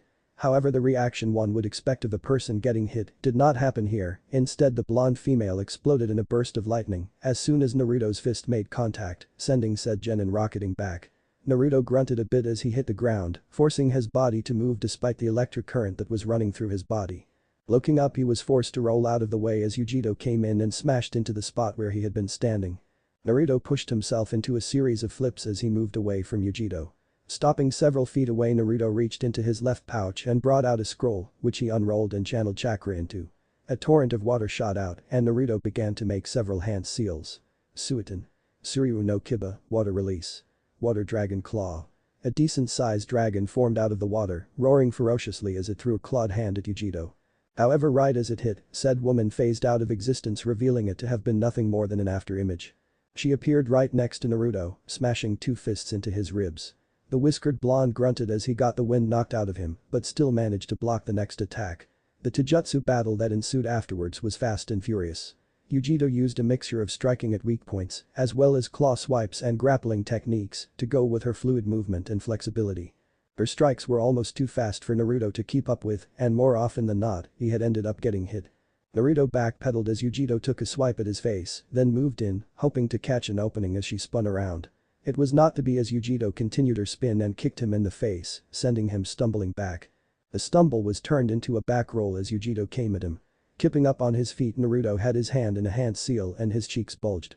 He hit his stomach, Futon. Rinkuiden. The ball of compressed air shot at Yujiro, however, even though the attack was almost launched at point-blank range, the Kumo Kunoichi managed to bend herself so that the jutsu passed over her. As she got back up, Naruto managed to smash a foot in her chest, but before he could pull it back, Yujiro caught a hold of it. Grinning, she spun his foot around, causing Naruto to land on his back, only to disappear in a puff of smoke.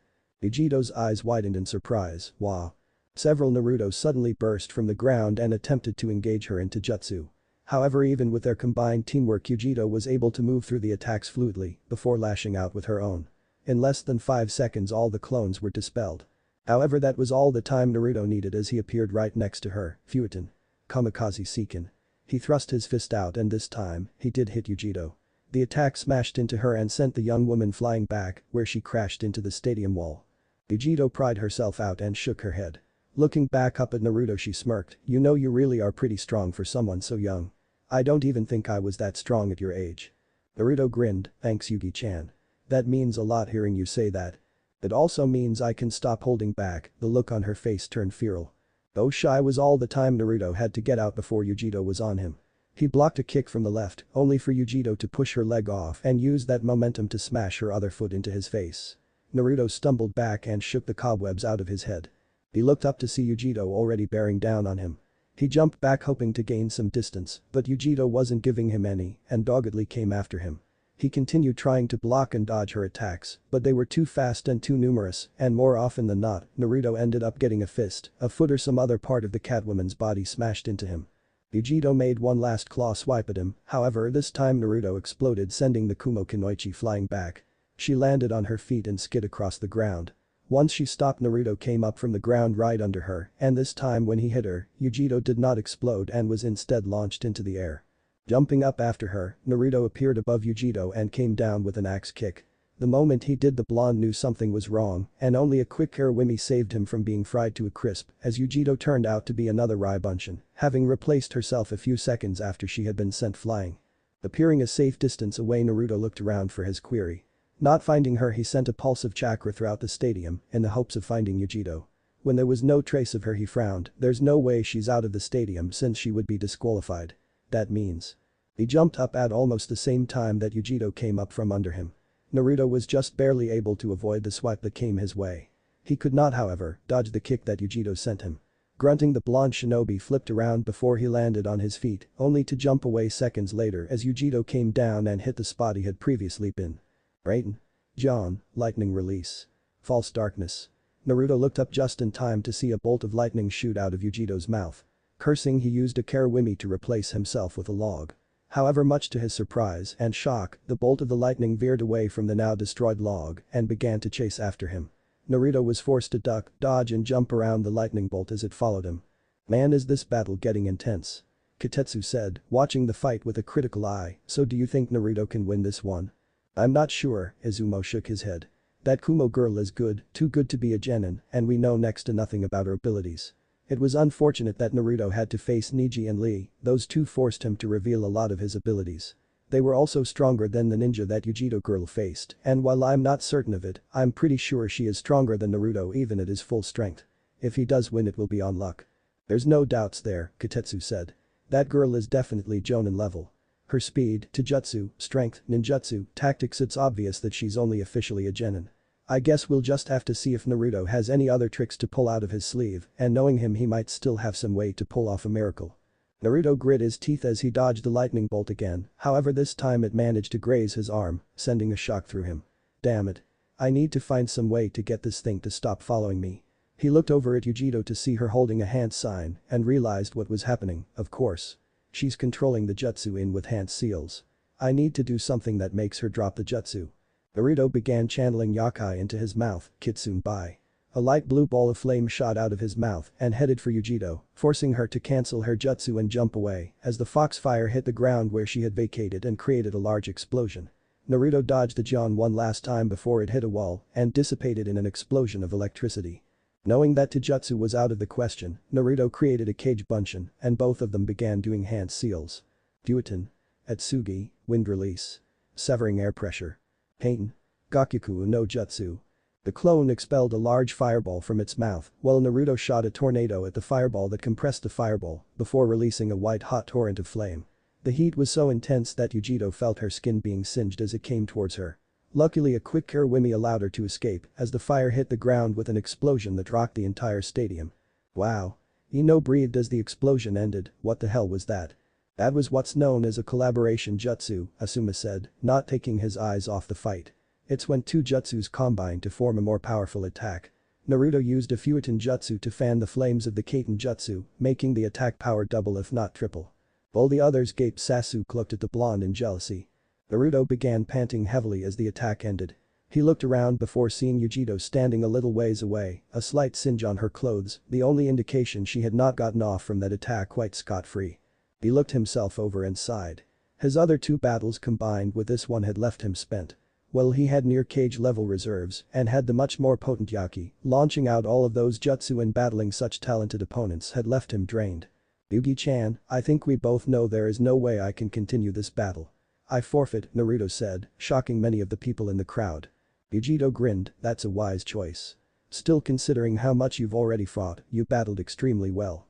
Naruto returned her grin with his own fox-like one, I know, that's what happens when you're as awesome as me. Yujiro just shook her head and chuckled. Shausa. Nah Yujiro. Genma said. For a few moments the crowd was silent as they digested what had happened. After that a few people began to cheer while others, the ones who had lost money on bets, booed. Oh man, I can't believe he lost. Kiba said. He was on fire. Hinata shook her head, it's obvious he was exhausted from his previous battles. That Keikoichi didn't have to fight as tough opponents. I guess that's true, Kiba sighed. Do you think he would have won if he was at full strength? I don't know. That was definitely an interesting battle, Izumo said as he clapped. There were some really good fighters this year. Yeah, Katetsu agreed. That Lee kid, Tamari was decent, Yujiro, Niji and Naruto. Who would have ever thought he would have been as good as he is now? Definitely not me, Izumo shook his head. Though out of the five of them I think only Yujiro, Tamari and Naruto should be given the position of Chunin. Agreed, the others showed Chunin and even Jonin level skills, but they simply didn't show the ability to properly use them. Oh. Naruto lost. Ino whined. After his other two fights I was so sure he would win. Kurenai shook her head, well he has obviously gotten stronger, he was completely exhausted by his previous battles. Do you think he would have won if he wasn't so tired? Asked Tenten who had recovered from her battle with Tamari. I don't think so, Kakashi said, causing the others to look at him. That girl is obviously far above Genin level, and while the same could be said for Naruto, I'm almost positive that girl is at least around the same strength as me. The other Jonin nodded their heads, knowing it was true, as well as knowing that she was a Jinchuriki like Naruto himself. Still Munch, it was a really good battle Munch, Choji spoke around a mouthful of chips. I have to agree, Asuma said, taking a drag of his cigarette. He's come a long way since the academy. The two fighters met in the center of the arena. Grinning Naruto held out a hand, I've got to hand it to you, you really kicked my ass. Vegito snickered as she took his hand, I did didn't I? Don't think it will be so easy the next time we spar, Naruto said. When I see you again, we'll see who's stronger. You'll never be able to catch up to me, Yujiro said jokingly. Naruto smirked, well if I can't at least my ass will be getting kicked by a hot woman like you. Yujiro blushed but was determined not to let her fellow blonde win in a battle she had started, well, I'm glad to know what gets you off. Ouch, Naruto winced, but his grin held, just for that the next time we meet I'm gonna show you what I would like to do to your ass, instead of kicking it. This time Yujiro did blush, and Naruto could finally say he had chalked up at least one definite victory for himself. I guess that pervert Jiraiya really was good for something other than his books and kicking my ass during our spars. Are you two with your verbal sparring? Asked Genma. The two turned to look at the proctor as if just now realizing he was there, they looked back at each other then and turned to him again. Sorry, they said in an eerie synchronized fashion. Genma sighed before speaking up, and now for the special treat battle. Uchiha Sasuke will get to face Naruto. As soon as the announcement was made, said Uchiha appeared in the arena, an arrogant smirk on his face. Despite having seen Naruto's battle, he was looking forward to this fight, especially after having seen how powerful this blonde woman was. She'll be perfect to test my strength against. He looked at the woman who would be his next stepping stone on his path to killing his brother. Naruto placed a hand on Yujito's shoulder, I'm not going to wish you luck since you won't need it for him. But I would like to ask that you open a huge can of Wupass on the arrogant team. I thought he was your teammate Naruto-kun. Yujito said with a raised eyebrow.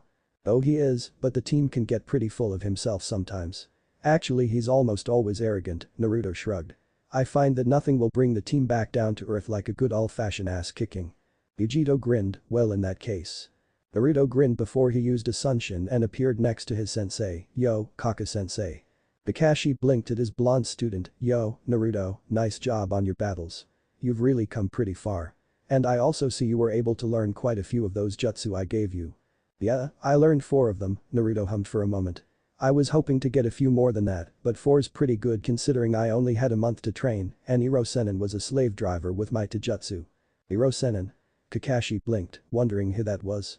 "Naruto." Naruto turned around and saw Tenten standing next to him. He gave her a smile, "Hey Ten-chan. I'm glad to see you up and about. How are you feeling?" Tenten blushed a bit but smiled at the concern she heard in his voice, "I'm doing good, thanks to you. I saw your battle with Yujito-sen, you did really well." "You think so?" Naruto rubbed the back of his head, grinning a bit despite the hesitance he heard when Tenten called Yujito by her name. "Thanks, she was a tough opponent, honestly I think she's probably the strongest person in this exam." "From what I can tell you're right," Kakashi said. "In fact I would have to say she is around my level if not stronger than me, so for you to battle her as long as you did was quite impressive." Naruto blushed a bit at the praise, as well as some of the gawking stares other people in the stands were giving him, "Thanks Kaka-sensei." Kakashi looked at him for a second as he heard the new apparent nickname. "Ugh, great, now he's giving me nicknames like Kushina-san did, at least it sounds a tad better than Kashi-kun." "You're welcome Naruto." "Hey you two, looks like the battle is about to start," Asuma said. Naruto turned back towards the arena with a grin on his face, "Oh, I can't wait to see the team get his ass beat. Duckbutt is in for a rude awakening." While Naruto considered Sasuke to be something of a friend, the raven-haired genin always remained aloof and arrogant. The only exception was during the second exam, but almost as soon as it had ended the boy went back to being a prick. Inside his mind Kyuubi snickered, it will be nice to see such an arrogant prick humbled. That boy has been starting to remind me of him far too much, he would easily betray others if it meant getting power. "You said it Kaiu-chan."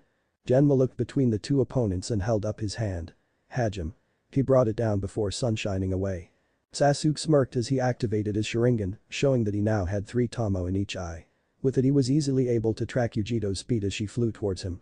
When Yujito got in range and lashed out with a kick, Sasuke blocked it with his hand. However, Yujito pushed off his hand and launched herself into the air, attacking with a heel kick that Sasuke managed to duck. He launched a fist that caught Yujito's left shoulder, sending her spinning. The blonde Kunoichi went with a blow and used it to enhance her axe kick that she sent at Sasuke's head. Said Uchiha managed to jump away at the last second. Yujito threw several shuriken at him, going through a few hand seals, Raiten. Kaminari shuriken.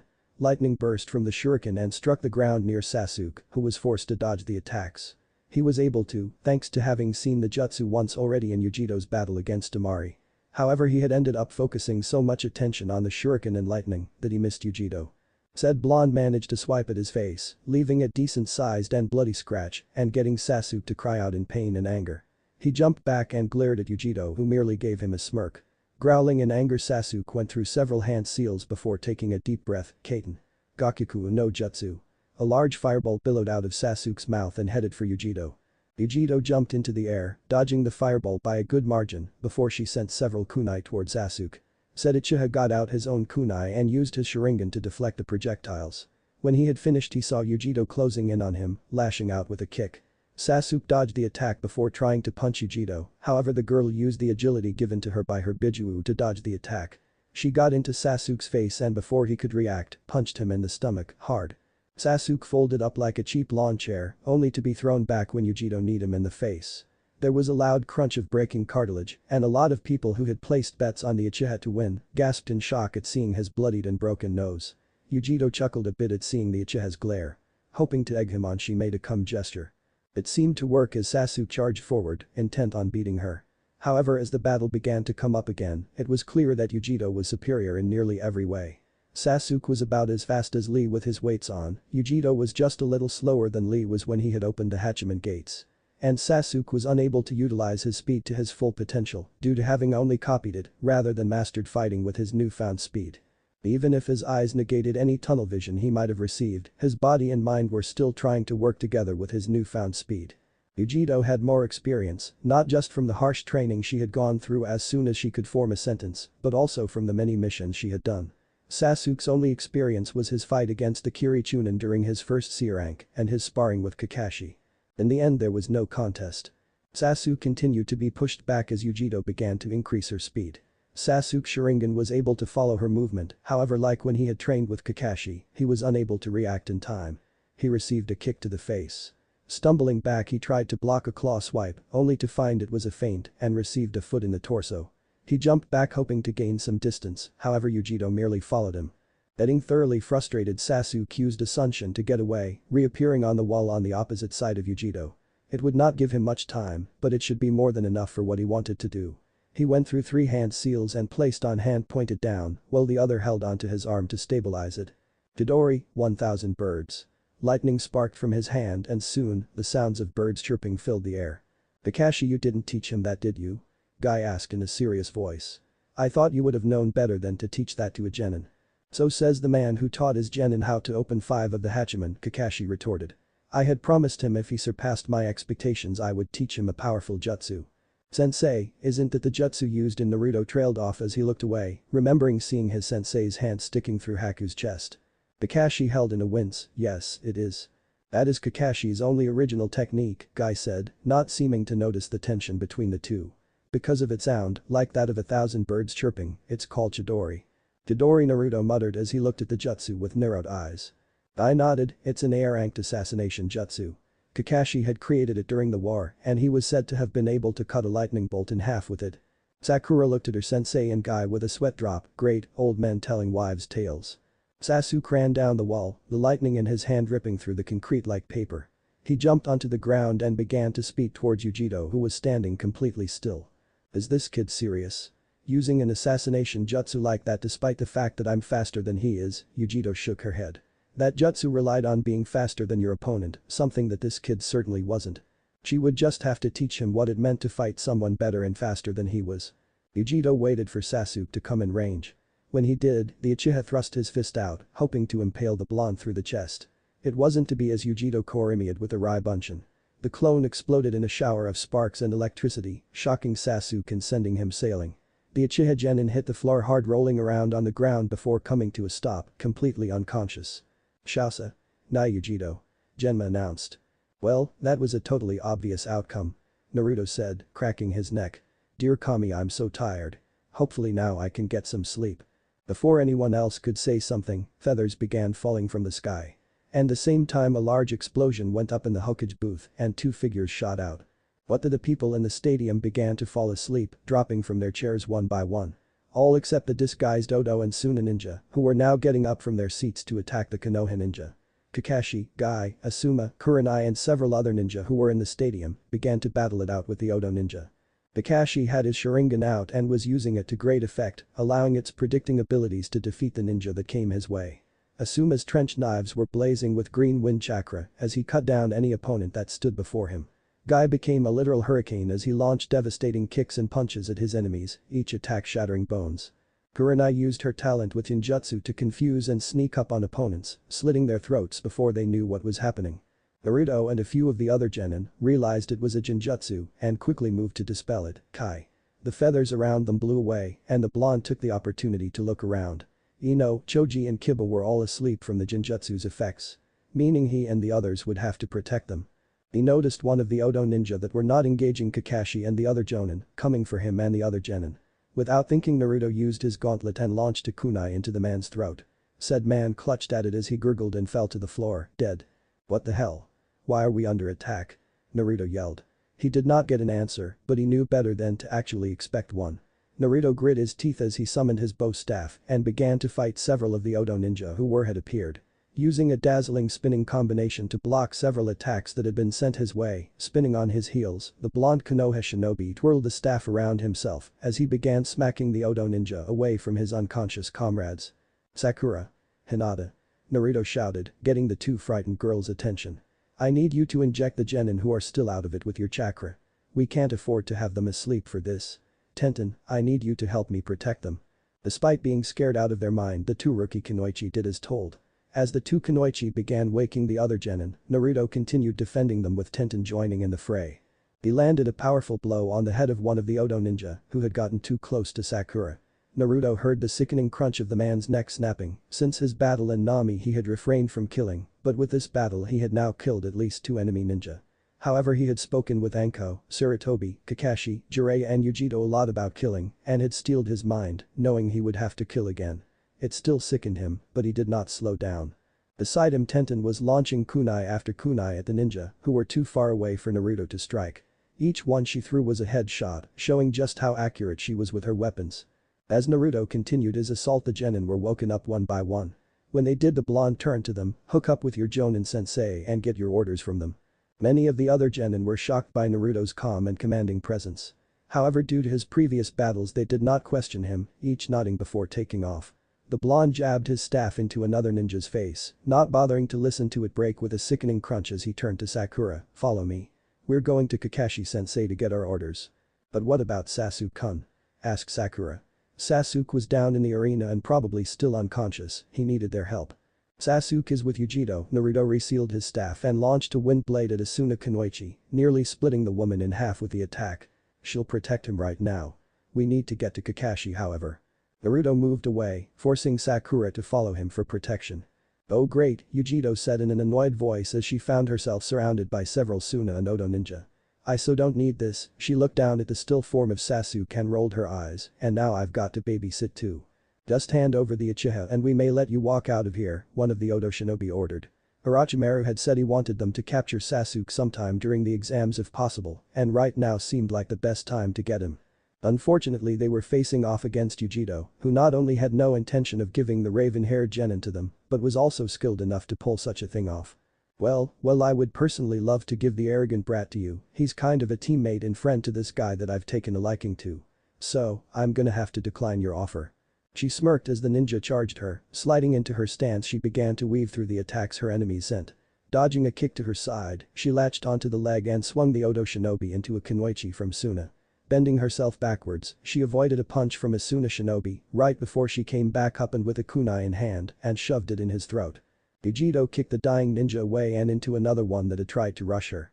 Spinning on the balls of her feet, she lashed out with a kick that connected to the throat of the Odo shinobi she had thrown earlier, crushing his windpipe.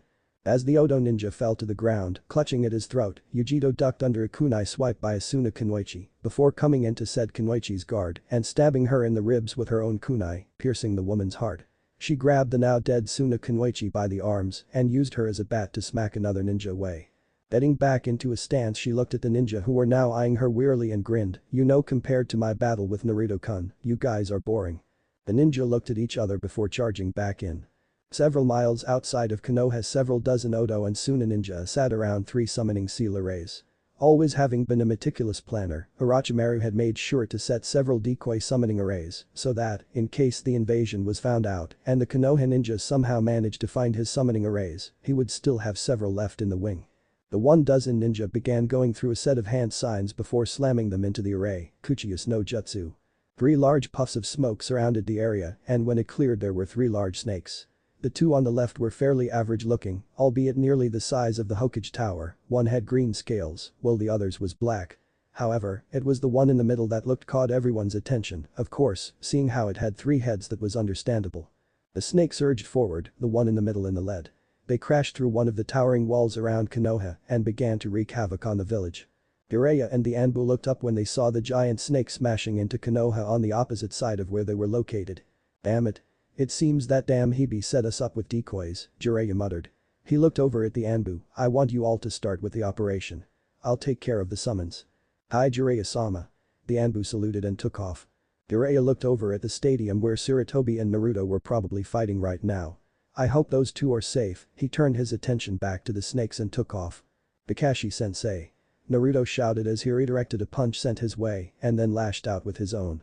Sending an Odo ninja stumbling back before he snap-kicked the shinobi in the head in such a way that it broke the man's neck. "What are our orders?" Kakashi looked over at his 2 genin as he finished snapping Asuna Kunoichi's neck. "I want you 2 to hook up with the other genin. Group together and start defending the village while we fight here." "But sensei. What about Sasuke-kun?" asked Sakura as she hid behind Naruto. "Don't worry about him," a new voice spoke up. The trio turned to find Yujito standing there with a still unconscious Sasuke over her shoulder. She gave them a small smirk. "He'll be fine in a couple of hours. Unfortunately, he won't be able to move for a while, even after he regains consciousness." Kakashi nodded as he threw a kunai into a nearby Suna shinobi's neck. In that case, I want him taken to the hospital where Hiashi is currently guarding the injured. He turned to look at the other Jonin and their genin who were helping them fight. But the Suma, Shikamaru was using his Kage main no jutsu to hold down any ninja that got too close, while Choji smashed them by using his Bunban Baika no jutsu, partial multi-expansion jutsu.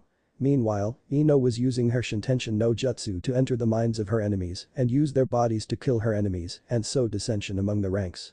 Over a little ways away, Kiba and Akamaru were using the Gatsuuga to drill into enemy ninja left and right, their teamwork tearing through enemy ninja like butter. Hinata had her Byakugan blaring and had shown how much she had improved recently as she used the Jaiken style Taijutsu to attack her enemies. At the same time, Shino was using his bugs to take care of the enemies that were coming towards them before they got too close to his teammates. Tenten, despite being the only ninja in her squad who was there, used all manner of ranged weapons to take out enemy shinobi as she fought alongside her sensei. Launching kunai and shuriken with great precision before most of the enemy ninja could even react. "You guys mind if I borrow our genin?" Kakashi asked as he ducked under a fist. He came back up and flicked a kunai into his hand right before he impaled the Odo shinobi through the throat. The Suma grunted as he slashed apart another Odo ninja. "Sure. I think we've got things here." The other Jonin voiced their agreements and Kakashi turned back to his team.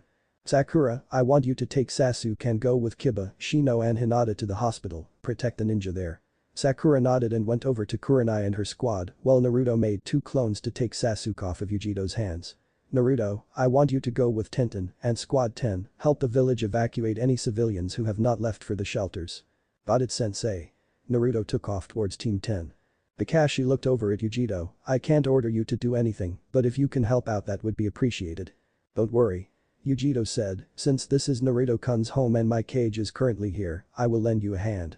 Kakashi raised an eyebrow at the blonde's use of an affectionate suffix for his student. He filed it away in the tease student section of his mind before nodding and getting back to work. Sarutobi looked around at what was going on impassively. He was currently being held with a kunai to his neck by Orochimaru, who he knew had disguised himself as the Kazukiage. There was a large purple barrier surrounding them, preventing anyone from coming in to aid him, as evidenced by the dead Anbu that had run into it and been fried to a crisp. Not that he wanted or needed help at the moment. "I see you went through quite a bit of careful planning to get me alone, Orochimaru." Sarutobi pushed the kunai away and spun around with a kick. Orochimaru jumped back and chortled a bit. "Kukuku, very good, Sarutobi-sensei. I wonder, how did you know it was me?" A hand came up and pulled off the man's mask and face to reveal the pale skin and yellow eyes of Orochimaru, the Hibi-Sannin. "I have known about your plan for some time now, my foolish former student." Sarutobi narrowed his eyes. "I am curious, however, you have never been the type to simply attack for just vengeance. So why try to destroy Konoha now? What do you hope to accomplish with this?" "Kukuku, well, I don't know if I have any grand goal that I wish to accomplish." Orochimaru smirked. "I suppose you could say I enjoy watching things in motion. Life gets dull when things are standing still, don't you agree?" The pale man removed the cage hat and robes to reveal an off-white kimono with a purple bow. "A stopped windmill is so boring to watch, though sometimes it heightens the anticipation. Right now I just want to make that windmill spin again, and the crumbling of the Leaf Village will provide the wind." Orochimaru took a few steps towards his old sensei, his eyes were alit with excitement. Sarutobi only smirked at his student as he removed his robes and hat to reveal his battle attire. Near samurai-style armor and helmet similar to the kind the Nai and Shadame Hokages wore. "It seems you never change, do you, Orochimaru? So how are we going to do this?" asked Shikamaru as Choji, Ino, Tenten and Naruto jumped through Konoha. They had been given the job of helping locate and safely escort any civilians who had not yet evacuated to the Hokage monument. Naruto looked at him and noticed the others were also staring at him expectantly. He realized they were waiting for orders. This was not something he had expected. He shook his head. Right now these 4 were expecting him to tell them what to do, and even though he did not want to be the leader right now, he had to think of something.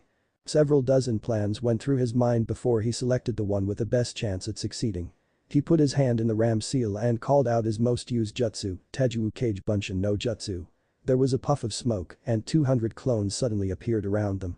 "Shikamaru and Ino, I want you two to take 100 clones and head off the 2 west. These clones will provide distractions and support for you. Tenten and Choji, same thing except go to the eastern sections." "What about you, Naruto-kun?"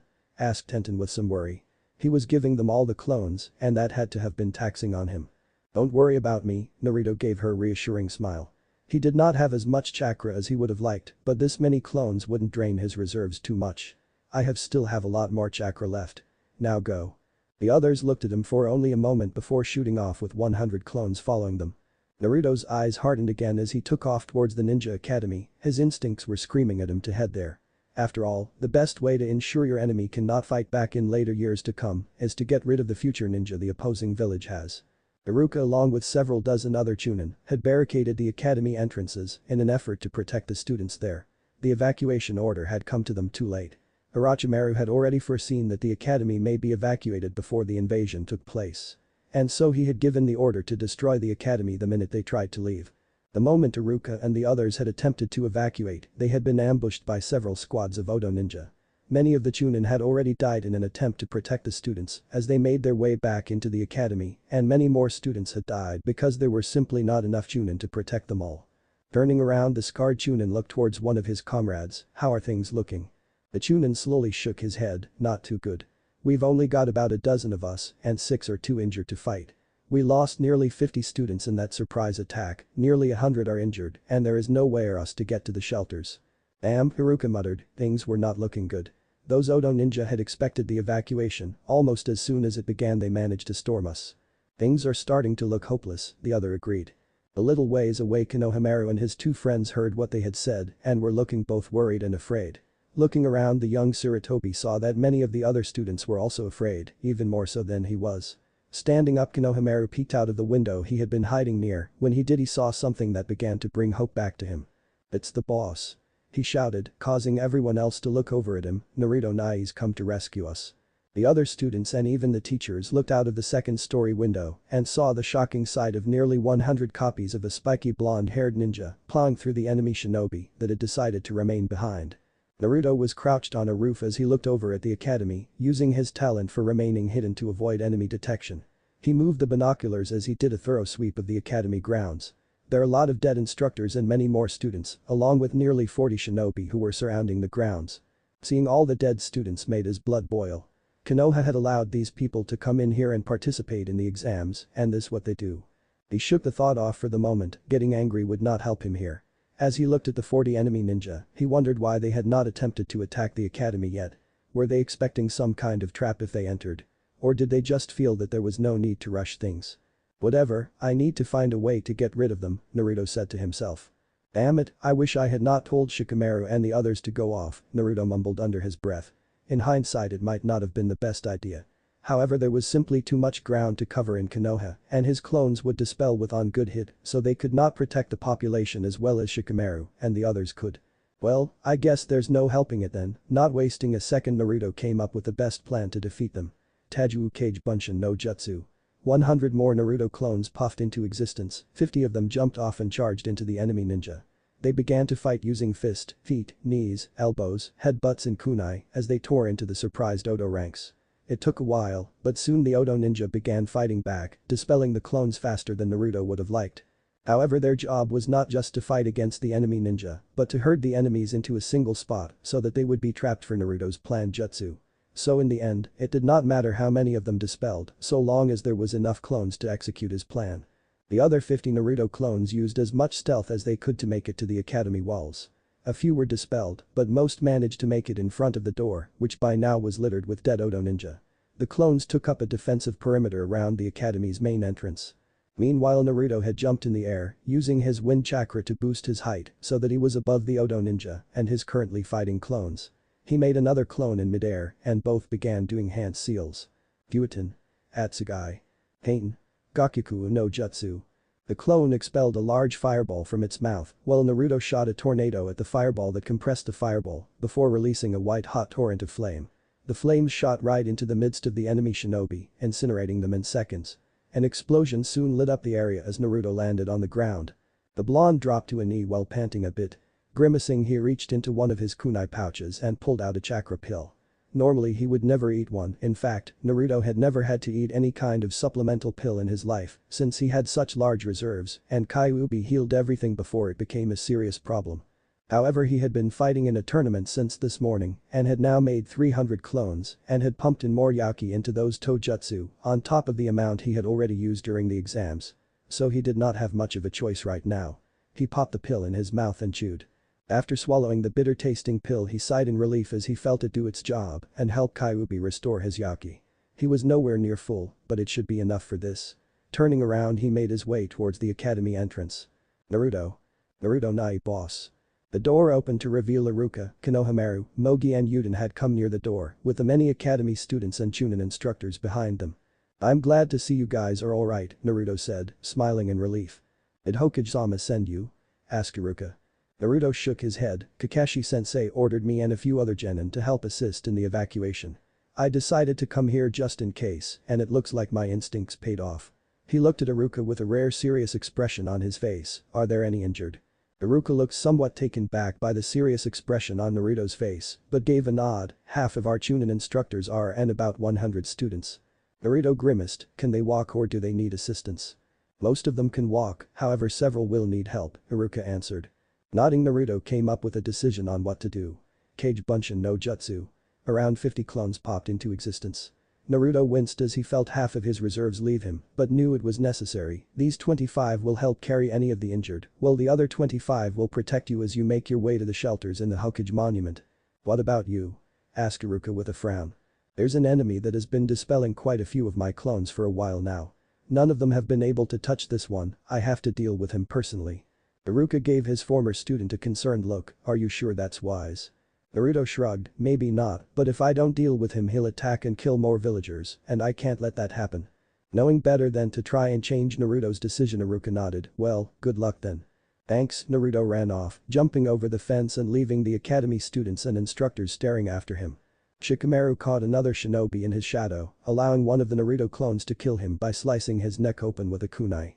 They had been fighting for quite a while. Shikamaru would use his shadows to possess them, and a Naruto clone would kill them. Ino was hidden along the walls, using her mind-possessing ability to cause chaos amongst the enemy's ranks, while several clones hid themselves around her for protection. "Man, this is so troublesome," Shikamaru muttered, catching another 3 ninja in his shadow. 3 Naruto clones converged on the enemies, slitting their throats before disappearing. "We're lucky a lot of these ninja appear to only be genin," Shikamaru thought to himself as he watched a Naruto clone kill another enemy ninja. "Their elite forces must all be at the arena." "Shisharyu!" Tenten shouted as hundreds of weapons left the scrolls she was weaving through the air. Each and every weapon managed to hit one of the Odo or Suna ninja below, making the groups that had been storming Konoha scream out in pain as they were impaled or bludgeoned. After exhausting her weapons, Tenten landed on the roof some distance away and used chakra strings to lift the weapons back up and send them to attack more ninja who had just gotten there. In another street just a little ways away, Choji was rolling over every enemy ninja he came across, smashing them like pancakes, while the Naruto clones were either fighting their own battles, rescuing the civilians that were in the area, or herding the enemy shinobi towards Choji. Within a sector of Konoha that looked near abandoned, a cage opened and Gaara stepped out. The left side of his face was covered in sand that held the form of a tanuki. His teeth on that side was likewise fanged, while the other side held normal teeth. Drool was seeping down his mouth, and his left eye no longer held the same green as his right, instead it was yellow in color with a star-like pupil in the center. The sand seemed to stop at his torso, covering his arm as well, and allowing it to take the form of a giant claw with 3 fingers. His head swished around as if looking for prey, the drool flying everywhere as he glared at not seeing anything here. With nothing here to kill, he bounded off. "Uzumaki. Where are you, Uzumaki? Come and let me prove my existence." The battle between Orochimaru and Sarutobi had become more and more intense as the two launched jutsu after jutsu, as sword clashed against staff, and the two battled all across the enclosed space. The Sandaime, despite being old, seemed able to keep up with Orochimaru for the most part. Everything changed, however, when Orochimaru used a jutsu that the Nidaime had created and brought 2 of Konoha's most powerful shinobi back to life. The aging Hokage had never imagined that his former student would stoop so low as to use this jutsu, a jutsu that he had tried to hide from everyone after he had become Hokage, due to how truly despicable it was. Sarutobi was only glad he had been able to stop the Yondaime from surfacing, or this battle would have been so far out of his favor, it would have been considered ridiculous. "Little Sarutobi, is that you?" asked the man on the right. He had long black hair and was wearing red battle armor. "You've gotten old. It must have been a long time since we have been dead, old monkey?" asked the one on the left. A man with white hair and blue battle armor. "I would have never thought we would meet again like this, Shadaime-sama, Nidaime-sama." Sarutobi spoke with a slight joke, both happy to see his old friends again and appalled at the way he had to see them. "I suggest you prepare yourselves." Outside of the barrier, several of the Anbu gasped, all of them staring at the 2 armor-clad ninja in surprise, shock, awe and no small amount of fear. Before, Sarutobi had stood a chance of winning. Even though he was old, the man wise and was crafty in the ways of war and despite his age was still very strong and had taken down opponents far worse than Orochimaru. Now however, he was being forced to face two of the strongest shinobi that Konoha had ever produced, two of the village's founders. The Anbu were no longer sure if their leader could win, not against a Sannin and two former Hokages. The Nidaime glanced over his shoulder to see Orochimaru closing in with a set of specially designed kunai. He was easily able to realize what was going on. I see, so this is the one who was able to perform Ido Tensei, resurrection of the impure world, that's pretty impressive.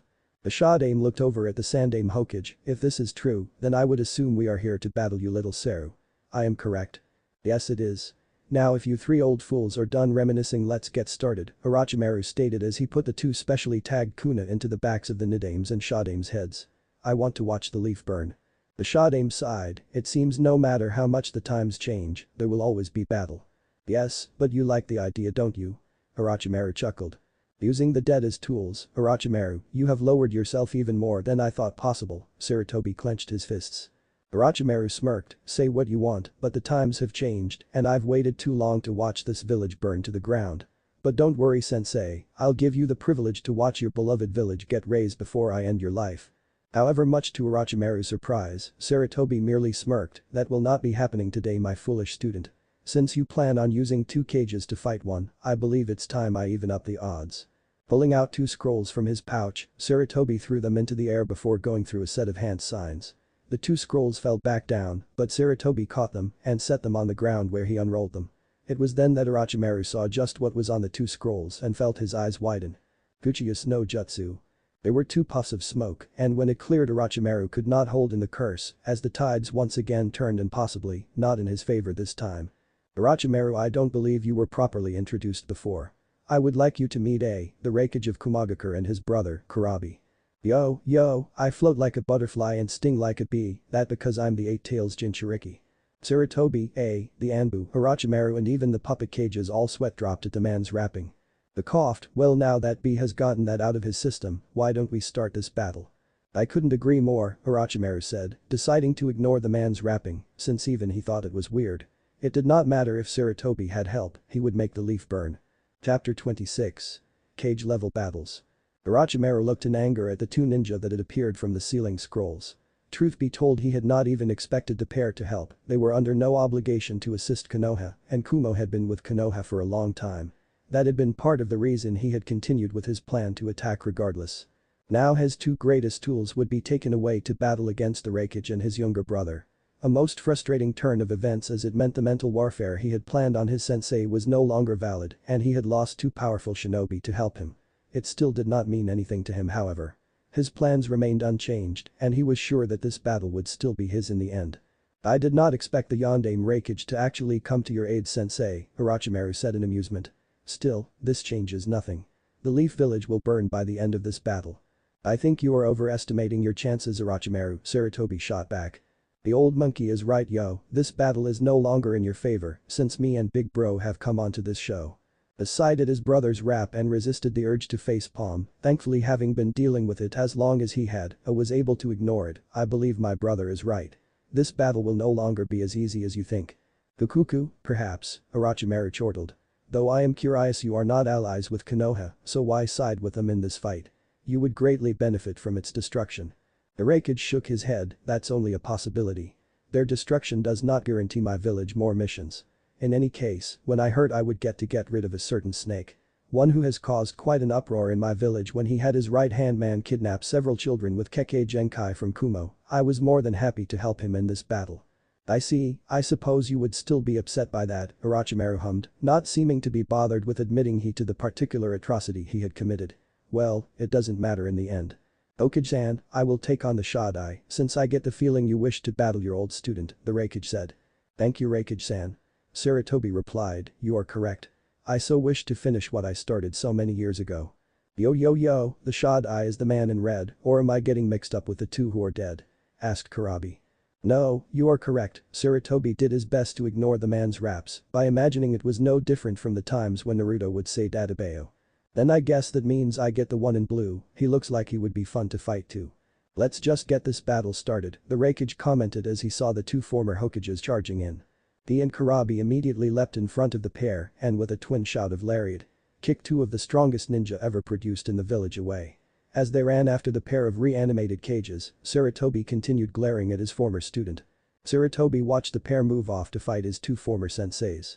He was now very glad he had decided to tell the Yondaime Reikage about Orochimaru's planned invasion. I had refused to tell him why he had agreed to help Sarutobi in this fight, but hearing about what his former student had done made him realize it was a matter of village security. It disgusted and pleased him at the same time that Orochimaru had managed to get on A's bad side, or he would have been forced to face his former teachers and friends. He knew that his age was catching up with him, the fact that his battle with his former student had lasted as long as it had was proof enough. Had it been even a few years prior, Sarutobi would have been able to kill his former student with only minor troubles. I am curious, Orochimaru. What do you hope to gain in attacking Konoha after all this time? Asked Sarutobi, hoping to get more information out the Snake Sannin and stall him. Orochimaru hummed as a smirk adorned his face. I suppose I could tell you. The reason I postponed this village's destruction is really quite simple. I wanted something that would help me accomplish my ambitions of learning every jutsu in the world. What I want are the eyes that can turn even the great Kyuubi no Kitsune into nothing more than an obedient pet. The eyes that will allow me to copy jutsu with a single glance, that can break the will of others with by merely looking at them, that can bring forth black flames that will burn for 7 days without end. So, you want Uchiha Sasuke then? Sarutobi had already suspected this. Naruto had mentioned it during the debriefing, and Jiraiya had agreed that it was what the snake would want. Yes. Orochimaru said with a hiss, I want the boy with the Sharingan. He will be a great asset to me as my next host. Sarutobi frowned as a bad feeling came over him, next host. Fukuku. Orochimaru laughed as he reached a hand to his face in a manner similar to what he had done in the Forest of Death and when he had pulled away his Kazukiage disguise. He peeled away the flesh of his skin to reveal what lay underneath, causing Sarutobi to gasp. What is this? Sarutobi shouted in horror and disgust, who are you? Fukuku. Came the now feminine laugh. The person standing before him no longer looked like his former student. Instead it was a woman, though her skin was as pale as Orochimaru's, and she still contained yellow eyes and that unnaturally long tongue. However, everything else about this person was different. The woman gave Sarutobi a sick grin, why don't you recognize me, sensei? It's me, Orochimaru. You? Sarutobi growled out in anger at seeing how far his student had now stooped to. To have fallen so low, you're a fiend, Orochimaru. Fukuku, do not be so angry, sensei. That look really doesn't suit you. Orochimaru chortled, you are old, sensei, and just by looking at you I can see that age has caught up to you. We both know, had you been younger, you might have been able to defeat me. Age has made you weak. But to have gained the power of immortality. No sacrifice is too small for that power. I will never end up like you. Too weak and fragile to stand up against those I should have beaten. Sarutobi shook in a mixture of rage, regret and sorrow. To see his prized student fall so low, all for the desire of gaining immortality. This man was no longer worthy of being called his student. He was now a monster, someone who held no remorse or regret for the deaths he had needlessly caused in his quest for immortality. What made it worse was that Sarutobi knew he could have ended this man years ago when he had first found out about his student's experiments on the people of Konoha. However, he had let his love for his student get in the way of the decision he could have made, the one he should have made. There were only a few things he had ever come to truly regret in his life. The first was how he had been unable to give Naruto the life he should have had for bearing the burden of the Kyuubi.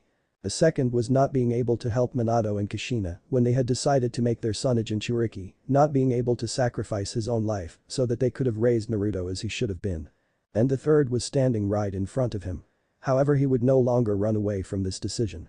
Today, he would either end his foolish former student or die in the attempt. Orochimaru. Sarutobi snarled as he bit his thumb, smearing the blood along his other hand and beginning a sequence of hand seals.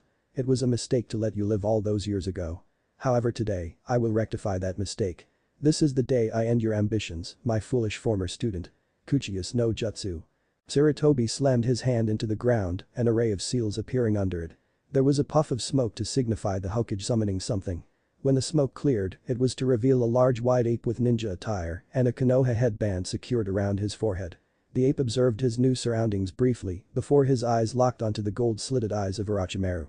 So it has come to this after all, the old ape ground out, turning his attention to Sarutobi. You're a pathetic fool for letting that man live, Saru. Had you just killed him the last time you had met, none of this would have happened. I know I was foolish back then, Enma, however, rest assured that I will not be letting this monster live beyond today. Sarutobi replied, knowing his summon had never been happy with his decision to let the Snake Sannin go. This wouldn't have happened had you just finished him the first time you had the chance. Enma, use that so we can rid ourselves of this snake once and for all. Very well. The old ape said before forming a hand seal. Henge. Kongnaioi, adamantine staff. A puff of smoke later, a long black staff with golden-ended tips appeared in Enma's place. Sarutobi grasped the staff in his hand, twirling the weapon around expertly, despite not having used it in battle for a few years. He settled himself into a stance and glared at his opponent. Smirking at his sensei, Orochimaru opened his mouth and allowed a snake to slither out of it. Said serpent hissed as it opened its jaws to reveal the hilt of a blade. Orochimaru grabbed onto the hilt and pulled it out of the snake, letting it retreat back into its master. The Kusanagi, the Enma transformed staff, spoke, I may be tough, but that will injure me after a while. I will be sure to end it before that happens, Sarutobi replied. Orochimaru grinned as he swung the sword a few times. Well, shall we begin, sensei? Of course, my foolish former student, Sarutobi rushed forward. Let us begin. The Raikage held in a smirk as he looked at the Shodai Hokage. You know, I have always wanted to fight against an opponent of your caliber. His smirk turned into a frown when he did not receive an answer. Though in hindsight it was to be expected, after all, what did he expect a dead man under the control of a madman to say? Well, I suppose we should just get started, he mumbled. The dark-skinned man took off his robe and hat, throwing them away, where they made a loud crashing sound to reveal they were weighted. Having never been patient enough for his opponents to make the first move, he charged at the Shodai. He sent a fist at the man, not at all bothered when it was blocked, and a fist was sent his way in return. He blocked the fist easily enough and pulled the man into a knee, however the Shodai merely flipped over the man, spinning in mid-air to launch a kick at A. The Raikage managed to duck under the kick, grabbing the Shodai by the foot. The Raikage managed to toss the armored ninja away. The Shodai flipped himself over, landing on his feet, and looked up to see A charging towards him. Hashirama placed his hands on the ground, causing several tree branches to sprout out and attempt to grab onto A. The Raikage tried to jump away from the attack, but a vine managed to wrap itself around his ankle. He grunted as he used his strength to rip the vine and continued his charge towards the Shodai. In response, Hashirama went through several hand seals. Afterwards he slammed them into the ground, causing multiple bamboo spikes to shoot out. Despite his size, the Raikage moved between the bamboo shafts with relative ease and swatted away those few that he could not dodge. Finally closing the distance, A lashed out with a kick. However, Hashirama managed to jump over it, landing on the dark-skinned man's bulky shoulder. He attempted to kick A, but the Raikage threw him off before it could happen. He landed on the ground some distance away and went through more hand seals. Slamming his hands in the ground caused multiple large wooden pillars to shoot out and smash into A. The Raikage grunted as he crossed his arms in a guard as the pillars slammed into him, using his strength to stay in the same spot. Keeping one hand on the branch he had used his other one to smash into the pillar. Said wooden pillar shattered as he hit it. He began doing his own hand seals before opening his mouth. Raiten. John. The large bolt of lightning shot out at Hashirama, who began his own hand sealing. A large wooden dome formed around him, protecting the Shodai from A's lightning attack. When the lightning dissipated, the dome came down. Hashirama looked around only to find no one. It was then that he received a powerful blow to the face, sending him flying backwards, where he smashed into the ground and skidded across it.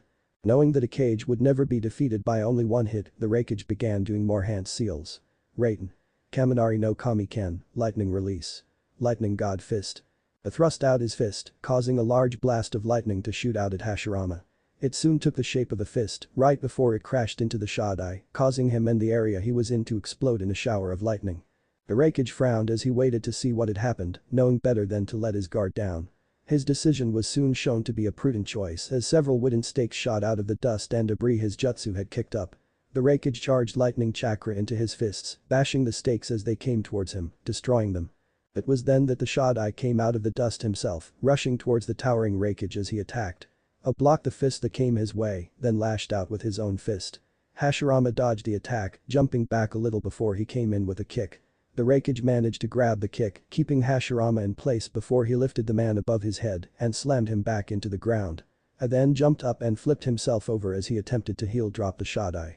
However, Hashirama managed to roll away, pushing himself into a flip and landing on his feet a few meters away. The Shodai went through more hand seals before thrusting his fists out, with said fists turning into large blocks of wood that launched themselves at A. The Raikage ran right towards them, using his strength to smash the wooden fists to pieces. He charged in and got close to Hashirama, using a left punch, right punch combination. When his attacks were blocked, A kicked the Shodai's legs out from under him. He would have stepped on the man, but Hashirama managed to twist around and kick the Raikage's foot, knocking him off balance. The wreckage landed on the ground with a heavy thud, the tiles of the roof breaking from his weight. He looked up to see Hashirama bearing down on him and rolled out of the way. Pushing himself up, A managed to block the incoming jab sent his way. He swatted the next hand away and moved in, closing the distance to land a powerful blow on the founder of Konoha's stomach, sending the man flying away. The Shodai hit the ground hard, with the force of the impact sending the tiles of the roof flying as the man skidded along the ground. Hashirama continued his skid as he kicked up tiles and even concrete from the power the attack had hit him with. Hashirama stood up from the large trench he had made when he skidded across the ground. He looked up, only to see the wreckage standing right next to him, fist reared back. Raiden. Kaminari no Hinto, lightning release. Lightning tip. A shouted as he thrust his fist at Hashirama, with said fist crackling with lightning as it took the shape of a spear point.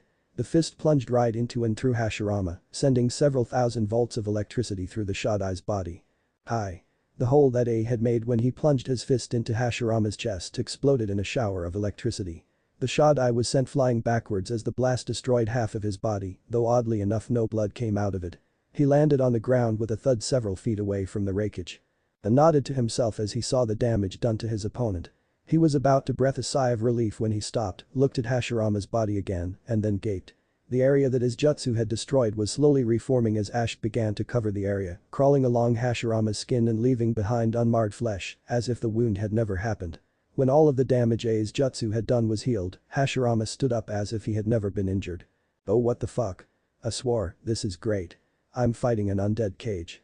I'm beginning to regret offering my aid to the Hokage. He tensed when he saw Hashirama's left leg shift, a sure sign that the man was about to charge.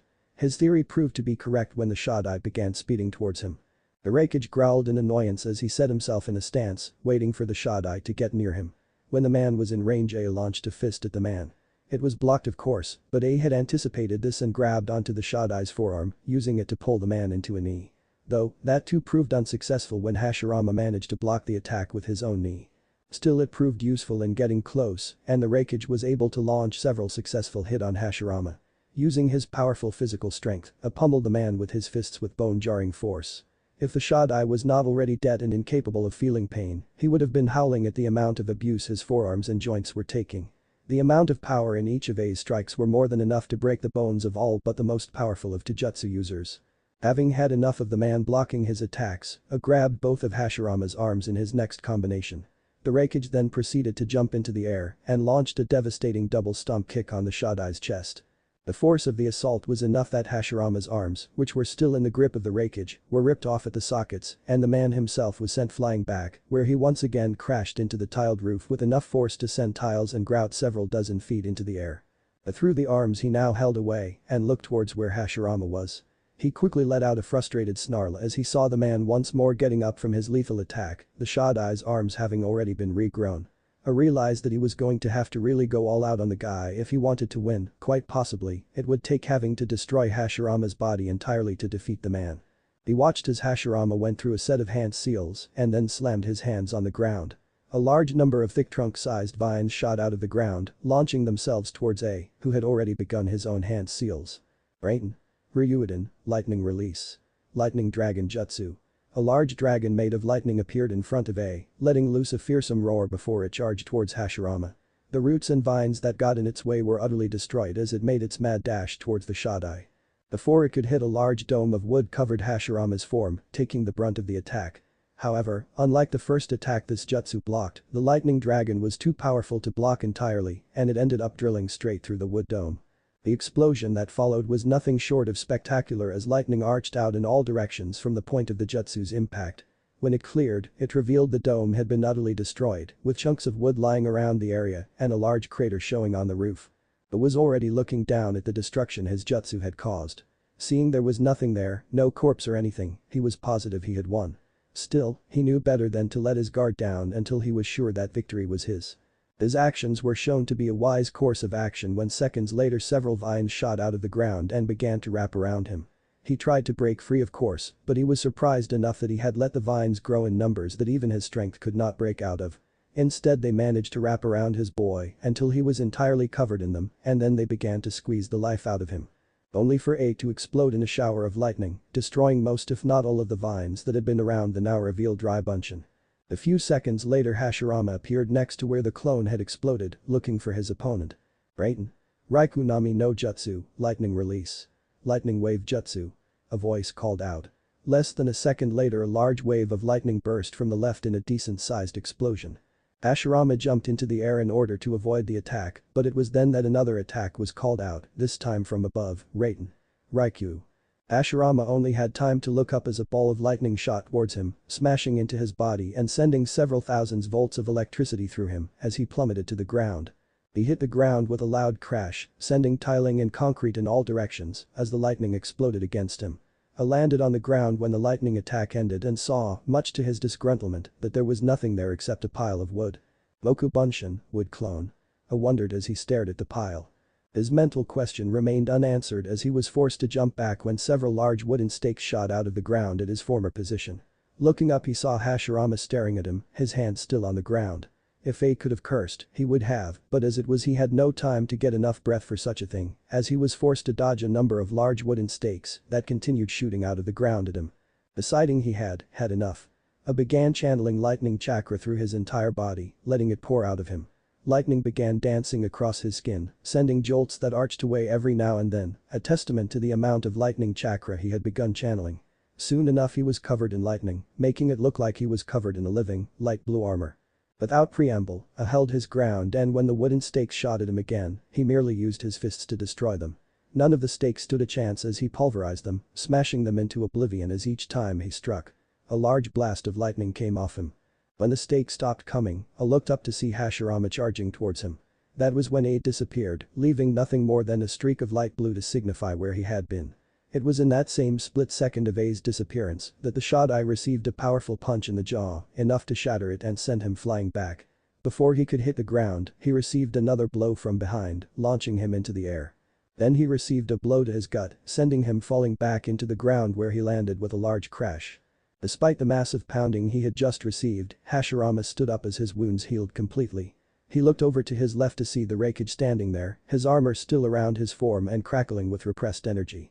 Raiden no Yoroi, lightning armor, stated the name of the jutsu he was using.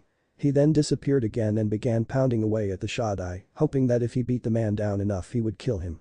I hope you're ready for the battle of the century, because Hichibi-sama's gonna fight with a fury, Killer B rapped, frowning when all the Nidaime, Tobirama Senju, did was give him a dead stare. Man, this crowd is tough, so it looks like I'm gonna have to get a little rough. Once again, Tobirama ignored the man's rap as his legs tensed, right before he charged at Kurabi. Said man waited for the Nidaime to come closer, letting the white-haired man lash out with a fist. Kurabi countered by launching his own, hitting the Nidaime's fist and negating the power of the man's punch. In that same second, B struck out with his other fists, hitting Tobirama in the gut and launching him back. Tobirama skidded back several feet before shaking off the hit like it was nothing and beginning a set of hand seals. Suiton. Suryuiden no Jutsu. Water began to coalesce in front of the Nidaime Hokage, and then it began taking the shape of a dragon with glowing yellow eyes. Said dragon let loose a roar as it charged Kurabi's position. Motherfucker, Kurabi cursed as he dodged to the left, only to see Tobirama already in front of him with a kunai in hand. The Nidaime lashed out with his kunai, however, faster than the eye could blink, Kurabi had unsheathed a sword and managed to slash the kunai in half. How do you like that motherfucker? I got skills like wouldn't believe, so maybe it's time you just up and leave. Hey, that one was pretty good, I better write it down before my rap goes out of town. Tobirama looked at Kurabi, who had just sheathed his sword again and was now crouched on the ground with a pen and paper writing and furiously scribbling his new rhyme, then back down to the hilt of his destroyed kunai. Tossing the kunai away, the Nidaime charged in. He launched a jab at Kurabi's face while the man was still writing, however Kurabi was not as preoccupied as he looked. This was proven as he got up and easily blocked the punch sent to him by Tobirama. Seeing his punch block, the Nidaime came in with a kick, however, Kurabi just jumped back, letting the attack miss him entirely. Well, it looks like you've got some moves, little dude, Kurabi complimented. But now that I'm in the mood, it's time to beat you down by showing what I can do. The dark-skinned man paused for a moment. Hey, that was a wicked rhyme, I better write it down before I lose it this time. Once again Kurabi took out his trusty notepad and pen, sitting down he began writing his raps. If Tobirama could have sweat-dropped he would at seeing someone completely ignore his presence not once, but twice in such a high-level battle, as it was the man now had the emotional range of a teaspoon, a dead teaspoon at that. And so his natural reaction was to simply begin hand sealing for a jutsu. Suiton. Sushauha, water release. Water collision destruction. In several seconds, a rather large amount of water had gathered around the white-haired man out of nowhere and had formed what amounted to a miniature tornado or typhoon that was continuously increasing in size. When the technique was complete, Tobirama made a gesture towards Kurabi and the water rushed over to the still writing man. "What the fuck?" Kurabi shouted as he put his writing utensils and notepad away and began pumping chakra into his legs. He jumped into the air in order to avoid the large crashing wave. Kurabi landed on top of the water and looked around to find his opponent. He frowned when he could not find the Nidaime, and it was in that moment that a shadow appeared above him. Looking up he saw Tobirama bearing down on his position, with a kunai in hand. Kurabi just smirked as he grabbed onto one of his swords, and when the Nidaime was nearly on top of him he struck. Drawing his sword, Kurabi lashed out with a horizontal slash that took the kunai and the arm holding the kunai off. The kunai's blade along with the arm up to the man's elbow slid off and fell into the water caused by the white-haired man's jutsu. Tobirama did not even have time to contemplate what had happened, not that he could in his deadened emotional state anyways, as he received a powerful kick to the chest and was sent flying. "Now that's what I'm talking about, it's called taking the trash out," Kurabi rapped. However, whatever else he might have said stopped when he saw his opponent getting up. Not only was he getting up, but his arm was starting to reform as what looked like ash swirled around it. "Now that's just not cool, I'm really not liking this fool." He noticed that Tobirama was now fully healed and grunted in annoyance. "It looks like I'm gonna have to get serious if the dude regenerate like this. Do you ever stop rapping?" Kurabi blinked at the annoyed voice in his head. "Hachi. When did you wake up? I thought you was catching some Z's." "I've been awake for nearly hour, and you fool. I've been watching this battle the whole time." Kurabi could practically feel his Biju rolling his eyes. "Well, why didn't you say so? You know it's good to have more than one voice when I'm working my rhymes, Ado." "Damn it B. How many times have I told you not to call me that?" "Don't know, I lost count a long time ago." Kurabi did not get the chance to hear his tenant's response as the Nidaime charged him, forcing B to back away. Frowning, the dark-skinned man timed his attacks to that of his opponent's, lashing out and knocking the man's fist away right before he sent his own into the man. Kurabi's fist hit Tobirama full force in the face, sending the man flying back. "This dude's starting to knock off my rhymes, it's time I showed him what happens to those who waste my time." Kurabi grabbed his swords one by one and tossed them into the air. He took a crane position as he caught all 7 of the swords he had carried on his back. One in each hand, one in between the joints of each of his arms, one he caught and held in the joint of his upright lifted right knee, one held under his left armpit and one in his mouth. As this happened, Tobirama charged at B, hoping to take him out before he could do whatever it was he was going to do. However, it was too late as Kurabi began to bob his head to an unheard beat. When the Nidaime came in close, the dark-skinned man began to spin, looking very much like a pinwheel as he attacked. Seeing this, the Nidaime attempted backpedal, trying his best to dodge the completely random movements that B was making. However, the man had become a literal whirlwind of movement, like a force of nature, and was doggedly following the Nidaime, occasionally letting one of the swords lash out or throwing one into the air, adding an even more random and deadly variable to the battle. The white-haired man did his best to dodge or block the buzzsaw that was B, using 2 kunai and his natural speed on the water to aid him. And for a time he seemed to be doing well. However, after several minutes of staying on the defensive, the white-haired former Kage's defenses slipped and B capitulated on this. The 7 blades shredded into the Nidaime, cutting him into ribbons that fell on the tiled roof. Kurabi stopped moving after that, throwing his blades into the air before catching them one by one and re-sheathing them. "Take that motherfucker, I'd like to see this man get back after that subliminal attack." As if karma decided to spite B, ashes began spreading across the diced-up man's form. Once again it crawled up his skin, reforming the man's body and leaving it scarless, as if the Nidaime had not just been cut up into several pieces by B's blades. Once Tobirama's body was fully healed, the man stood back up and looked at Kurabi with his dead expression. "What's this?" B shouted in surprise. "Motherfucker, why won't yo ass stay down? How many times do I have to beat it into the ground?" The Nidaime's response was to charge him, closing the distance in less than a second. Kurabi decided to be the one to throw the first punch this time, rather than react to the white-haired man's attacks. However, the man merely leapt over his hand, using it as a springboard as he pushed his body into the air. Then the Nidaime twisted in mid-air so that his body was running parallel to B's for all of 2 seconds. It was during those 2 seconds that several things of great importance happened. The first was for Tobirama to grab onto 2 of B's swords. The second thing was him pulling Kurabi's swords from their sheath. And last, was him landing on the ground, spinning around and taking a 2-sword stance behind B, who had not moved since the entire thing happened. "Oh motherfucker. He did not just grab my swords." Kurabi shouted in his mind. Now in Kumo there were a few rules he had set that were known very well to all citizens of Kumo. The first was don't diss his raps. The second was don't diss his friends. The third, and probably the most important rule, was don't touch his swords. The one man who had not known that rule, a missing ninja he had fought once, had done just that and been on the ass end of the mother of all ass kickings. By the time B had been done with the man, he had been begging for death. "You motherfucker better pray to whatever kami you worship," Karabi said, for once not being able to rap due to his anger. "'Cause I'm gonna be beating your fucking ass." Karabi then charged at Tobirama, grabbing a hold of two of his swords as he rushed the man. The Nidaime waited until B had gotten close enough to strike and then sent out the sword in his left hand in a thrust, hoping to pierce the dark-skinned man in the heart. It wasn't to be as B twisted his body, spinning around as he brought his right sword up, slashing the man's arm off at the elbow. As he continued his spin, B sent a horizontal slash across the man's chest, slicing into tit with relative ease. Though, it did not go as deep as it could have, since Tobirama had jumped back, receiving only a light gash, one that quickly closed up. Bending down, Karabi retrieved his sword and then looked up. He felt himself getting angry at seeing the man already had his arm back. Ah fuck. How does this dude keep doing that?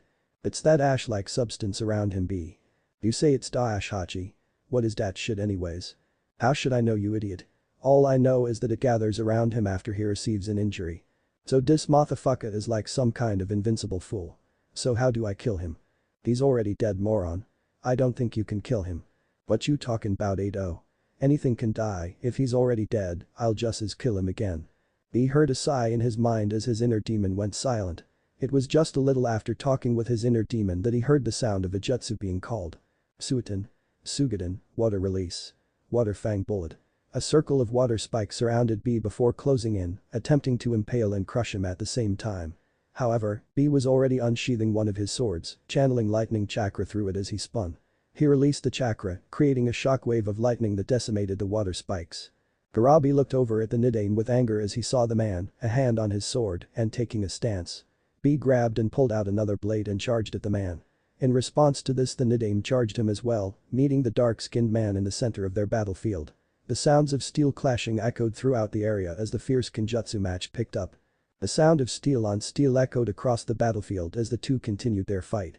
Despite his anger at someone else touching one of his swords, Karabi had to give the Nidaime grudging respect for his ability. The man was extremely good with a blade, able to easily keep up with the two that the Hachibi Jinchuriki was wielding. Ducking under a swing, Tobirama came up and attempted to bisect the larger man, only to be blocked as the blade he was using met one of Karabi's. Less than a second later, the blade in the Jinchuriki's other hand came in with a swing that would take off the Nidaime's head if it hit. However, the white-haired man bent back ever so slightly, letting the blade pass him by. Coming back up, Tobirama swung his blade, but it was blocked by the two B was using. Said dark-skinned man grunted as he used his strength to push the Nidaime back, sending the man skidding across the floor. In response to this, Tobirama let up the pressure of his sword, dropping down and attempting to sweep the other man's legs out from under him. However, Karabi had anticipated this and jumped over the leg sweep, spinning around in mid-air and sending an axe kick on Tobirama's head. It would have worked had the Nidaime not already been moving backwards, and so instead, all B hit was the ground. The dark-skinned man stood back up, then swerved to the side in order to dodge Tobirama's downward sword slash. Wanting his blade back, Killer B threw his two swords into the air, grabbed another two swords and threw them into the air as well, then he grabbed his last two swords. Modifying his stance for 6 blades instead of 7, B caught the other swords. The only difference being he no longer had a sword in his mouth, since the one that he used for that was in the Nidaime had in his hands. I float like a butterfly and sting like a bee, it's time to show you why Karabi is someone you should flee. Wee. Karabi once again began spinning, becoming the near force of nature he was known for. He began tossing his swords into the air, letting them become added variables as he closed the distance between him and the Nidaime. Said shinobi tried to use the blade he had stolen from B to block as many of the attacks as best as he could. However, there were far too many coming in, at the same time, at different angles. They were too fast and too numerous. The blades attacking in such an unpredictable pattern that it was unlikely even a Sharingan user could follow the movements. Tobirama soon began to get sliced again. His left arm was taken off at the shoulder, his right hand, which was holding the sword, was also cut off. And without even missing a beat, Killer B grabbed onto his sword that Tobirama dropped. Tossing it in the air with several others, before he caught the blade in his mouth, he took a new stance and began to increase the speed of his spin as he pinwheeled into Tobirama. The man now had no way to defend against B, and even though he tried to backpedal, it wasn't enough. The Nidame's head ended up getting sliced vertically in half. His two legs got lopped off, one at the knee and the other at mid-calf. His torso was cut into 6 pieces, 4 diagonally and then 1 down the middle. As a finisher, Killer B sliced the man's head off at the neck and then sliced the head into 16 more pieces before it fell to the ground. By the time B was finished, the Nidame was just a chunk of flesh.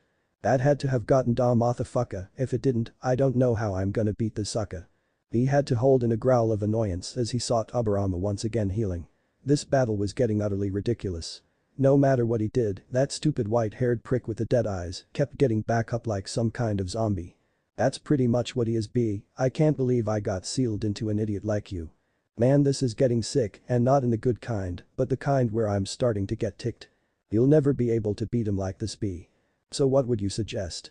Why don't you let me out? I'll pound him back into the dirt. Sounds like a plan, not like anything else can.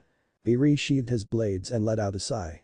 He rarely ever used Hachibi's chakra in battle nowadays, since there were very few people who could force him that far.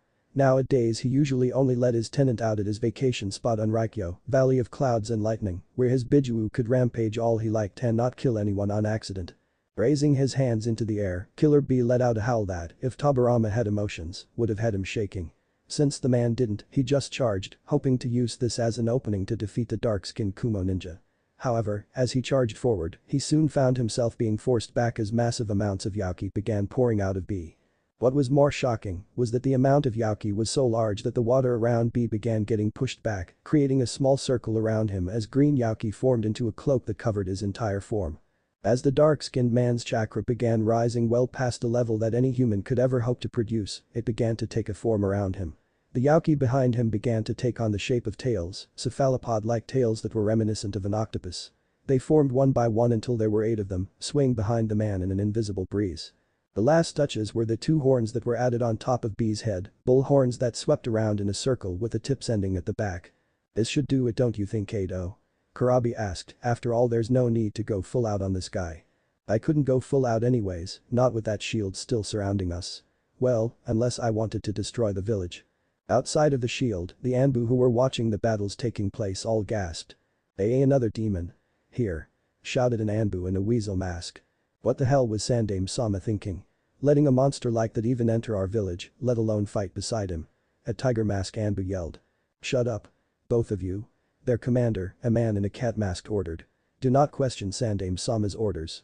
It's obvious this man is an ally. Otherwise he and the Raikage would not risk fighting with him.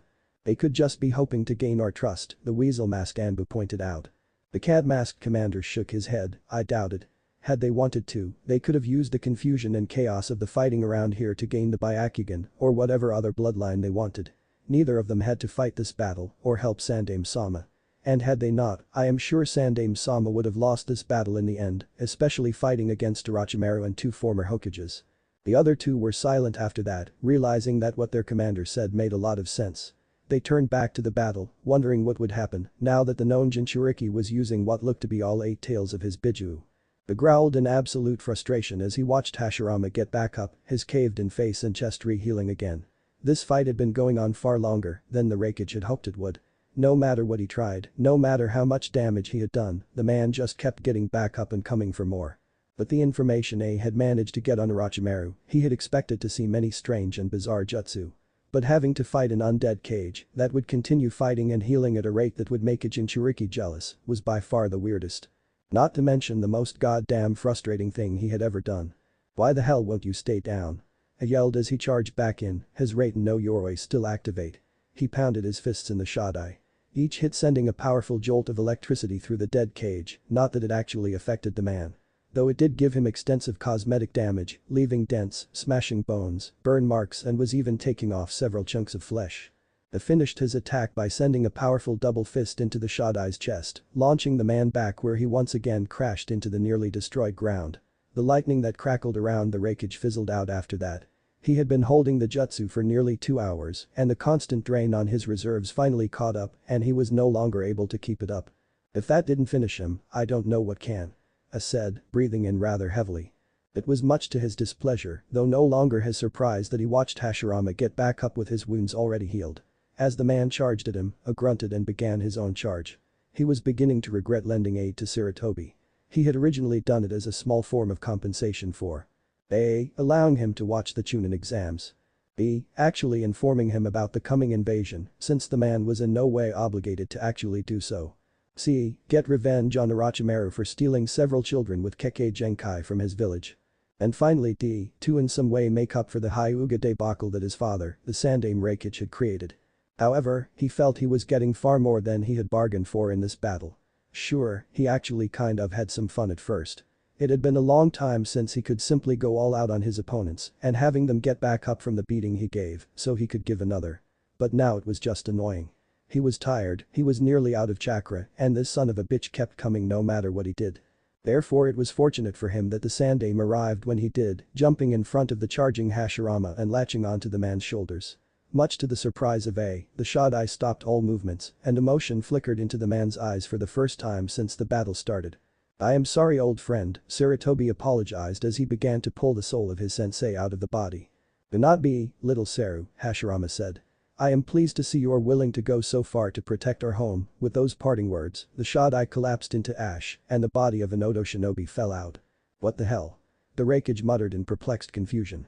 "I spent 2 hours beating him to a pulp and you just grab him by the shoulders and that's it?" Sarutobi turned around and smiled at the man. It was then that Ace saw the complex seal on the old Hokage's stomach. "Thank you for your help, Reikage Dono." The old man then disappeared in a puff of smoke, revealing him to be a Kage Bunshin. Beside, "Well, at least now I'm done fighting. I'm almost looking forward to getting back to paperwork." Kurabi crouched down as he began channeling Hachibi's Yaki into his legs in such massive quantities that the tiles under him began to crack. Then he shot forward, the power and speed being so much that the force caused the entire section of the roof he was on to explode and then collapse. This gave B several added benefits. The first was all the water now draining through the hole he had made. And the second was that his speed was so great, Tobirama could only just barely spot him as a green blur. It was thanks to this that the man was unable to do anything as B sent a punch right into his abdomen. If the Nidaime could have felt pain, he would have screamed as his stomach compressed in on itself. Time seemed to stand still for all of 2 seconds as the force of B's fist lodged itself in his stomach, made itself known by sending out a ripple in the air. A second later time reasserted itself and Tobirama was sent flying backwards, skipping across the ground like a rag doll and causing many of the tiles to break each time he hit the roof. His momentum was stopped however, when one of the many tails on the Hachibi Jinchuriki's back took on not a more solid form and launched itself at the still skidding cage. It grabbed him by the arm and Kurabi, who was several meters away, willed his tail up, making the appendage move into the air and lift Tobirama with it right before it smashed him back into the ground. The kinetic force caused by the white-haired former Hokage smacking into the roof was enough to cause a large explosion, sending massive amounts of debris flying everywhere. Tobirama stood up and jumped out of the crater. However, all that seemed to do was make him a target for B, who once again grabbed a hold of him with 2 more of his tails. With a fierce yank, the Nidaime was sent flying towards Killer B, who had launched himself into the air, spinning around so that his foot was pointing towards Tobirama. One of the tails that were swishing behind B was sucked back into his cloak before forming what amounted to a spear point on his foot. "Ariado!" B shouted as his foot connected with Tobirama's chest, impaling the man right before he was sent flying. Not quite done yet, B grabbed onto the Nidaime's body again, this time when he was above the white-haired man. Kurabi yanked Tobirama upwards while he was flying down and proceeded to lay a double stomp kick into the Nidaime's chest.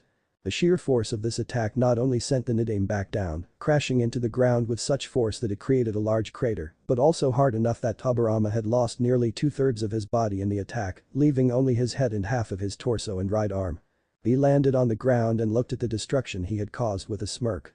"Now that's what I'm talking about, let's see him rise from this shit, there's no way he can take that kind of hit," Killer B said in a growling demonic voice.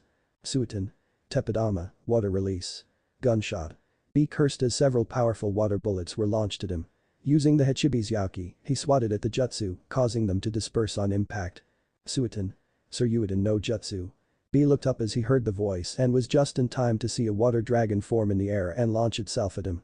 Kurabi began to swear as he tried to think of a way to destroy the water dragon, but found none, well, none that were feasible anyway. He had full control of his tenant's Yaki, so if he wanted to, he could go into his second stage where he took on the likeness of his Biju. That would essentially increase his power by nearly 10 times, but it would also mean he would end up destroying half of Konoha in the process. And while this was not his village, there was not much point in helping fight off the invasion if he ended up destroying half of the village that was being invaded while doing so. Unable to really come up with anything good, Karabi sent all of the tails into his arms, forming two wicked-looking drills that vaguely resembled horns. He then rushed at the water dragon, thrusting his drill-covered fists out and plowing through the jutsu. Surprisingly enough, the jutsu gave with little resistance, and while he expected to have defeated it in the end, it was far easier than he thought it should be. Even more surprising was the sight of Sarutobi holding onto the Nidaime by the shoulders. Karabi could see the pair talking in a hushed tone, which was also surprising, given that the man had been dead to the world for their entire fight. After that, Tobirama seemed to turn into ash, and a pale white Oto Kunoichi fell out of it. "Boy. What just happened? How did you beat that fool when I was unable to?" B asked as he walked up to the old Sandaime. Sarutobi turned around and sighed, "I beat him with the only way I could think of." Filler B blinked before noticing the seal on his stomach, a seal that was much like his Bijuu containing one, only more complex. "I see, not quite way I expected him to be beat, but it sure is good now that I get to turn off the heat." With those words, the Yaki cloak disappeared. Sarutobi looked at B with a smirk before disappearing in a burst of smoke. Karabi looked at where the man had been before turning his attention to the dead Kunoichi. Sighing, he knelt down and closed her eyes, feeling disgusted by Orochimaru, who would use his own ninja as pawns and sacrifices to further his goals. This was one of the few times he did not feel any desire to bust out in rhyme. Chapter 27. One Bad Mother. Naruto continued running down the streets of Konoha, keeping out of sight for the most part. The only time he ever revealed himself were when he had to either save one of the villagers, whom his clones and the other genin had not found, or kill an enemy shinobi. Quite often those two came hand in hand. He continued to use the back alleys and side streets to get to the spot where some of his clones had started dispelling. As he turned a corner, he heard a voice cry out, "Tsubaki no Mai, Dance of the Camellia." Naruto swore as he was forced to dodge what looked very similar to a spinal cord. The odd-looking weapon continued striking at the blonde as he continued to weave through the attacks. He winced a bit as one of the strikes managed to graze his shoulder, however Kyuubi and his own healing factor took care of the wound in a matter of seconds. Thankfully, he managed to jump back after the man stopped his attacks. "Your ability to dodge my attacks is most impressive. I can see now why Orochimaru-sama wishes to have you." Naruto blinked at the teenager who looked a few years older than him. He was pale white with white hair and two red dots on his forehead. He was wearing a white kimono with an open chest and a purple rope tying it together. "Yeah, well, you can tell Orochimaru that he's not my type," the blonde responded as glibly as possible, not liking how wrong the pale teen's word sounded. "Personally, I have no desire to get fucked in the rectal by some pedophiliac snake, or anyone else really." Kamimaro seemed to ignore the crass comment as he prepared another assault. "I will be dragging you back with me to Orochimaru-sama, whether you wish it or not." "It seems we're at a crossroads then, because there is no way in all 9 levels of hell that I'm getting dragged to that sick fuck," Naruto shot back. "Damn," Naruto thought as he unsealed a katana. "Judging from the way this guy holds that blade, he is definitely talented with it, maybe even a master swordsman. I doubt I could even beat Tenten right now with how tired I am, and I doubt Tenten could beat him. He could use his staff, of course.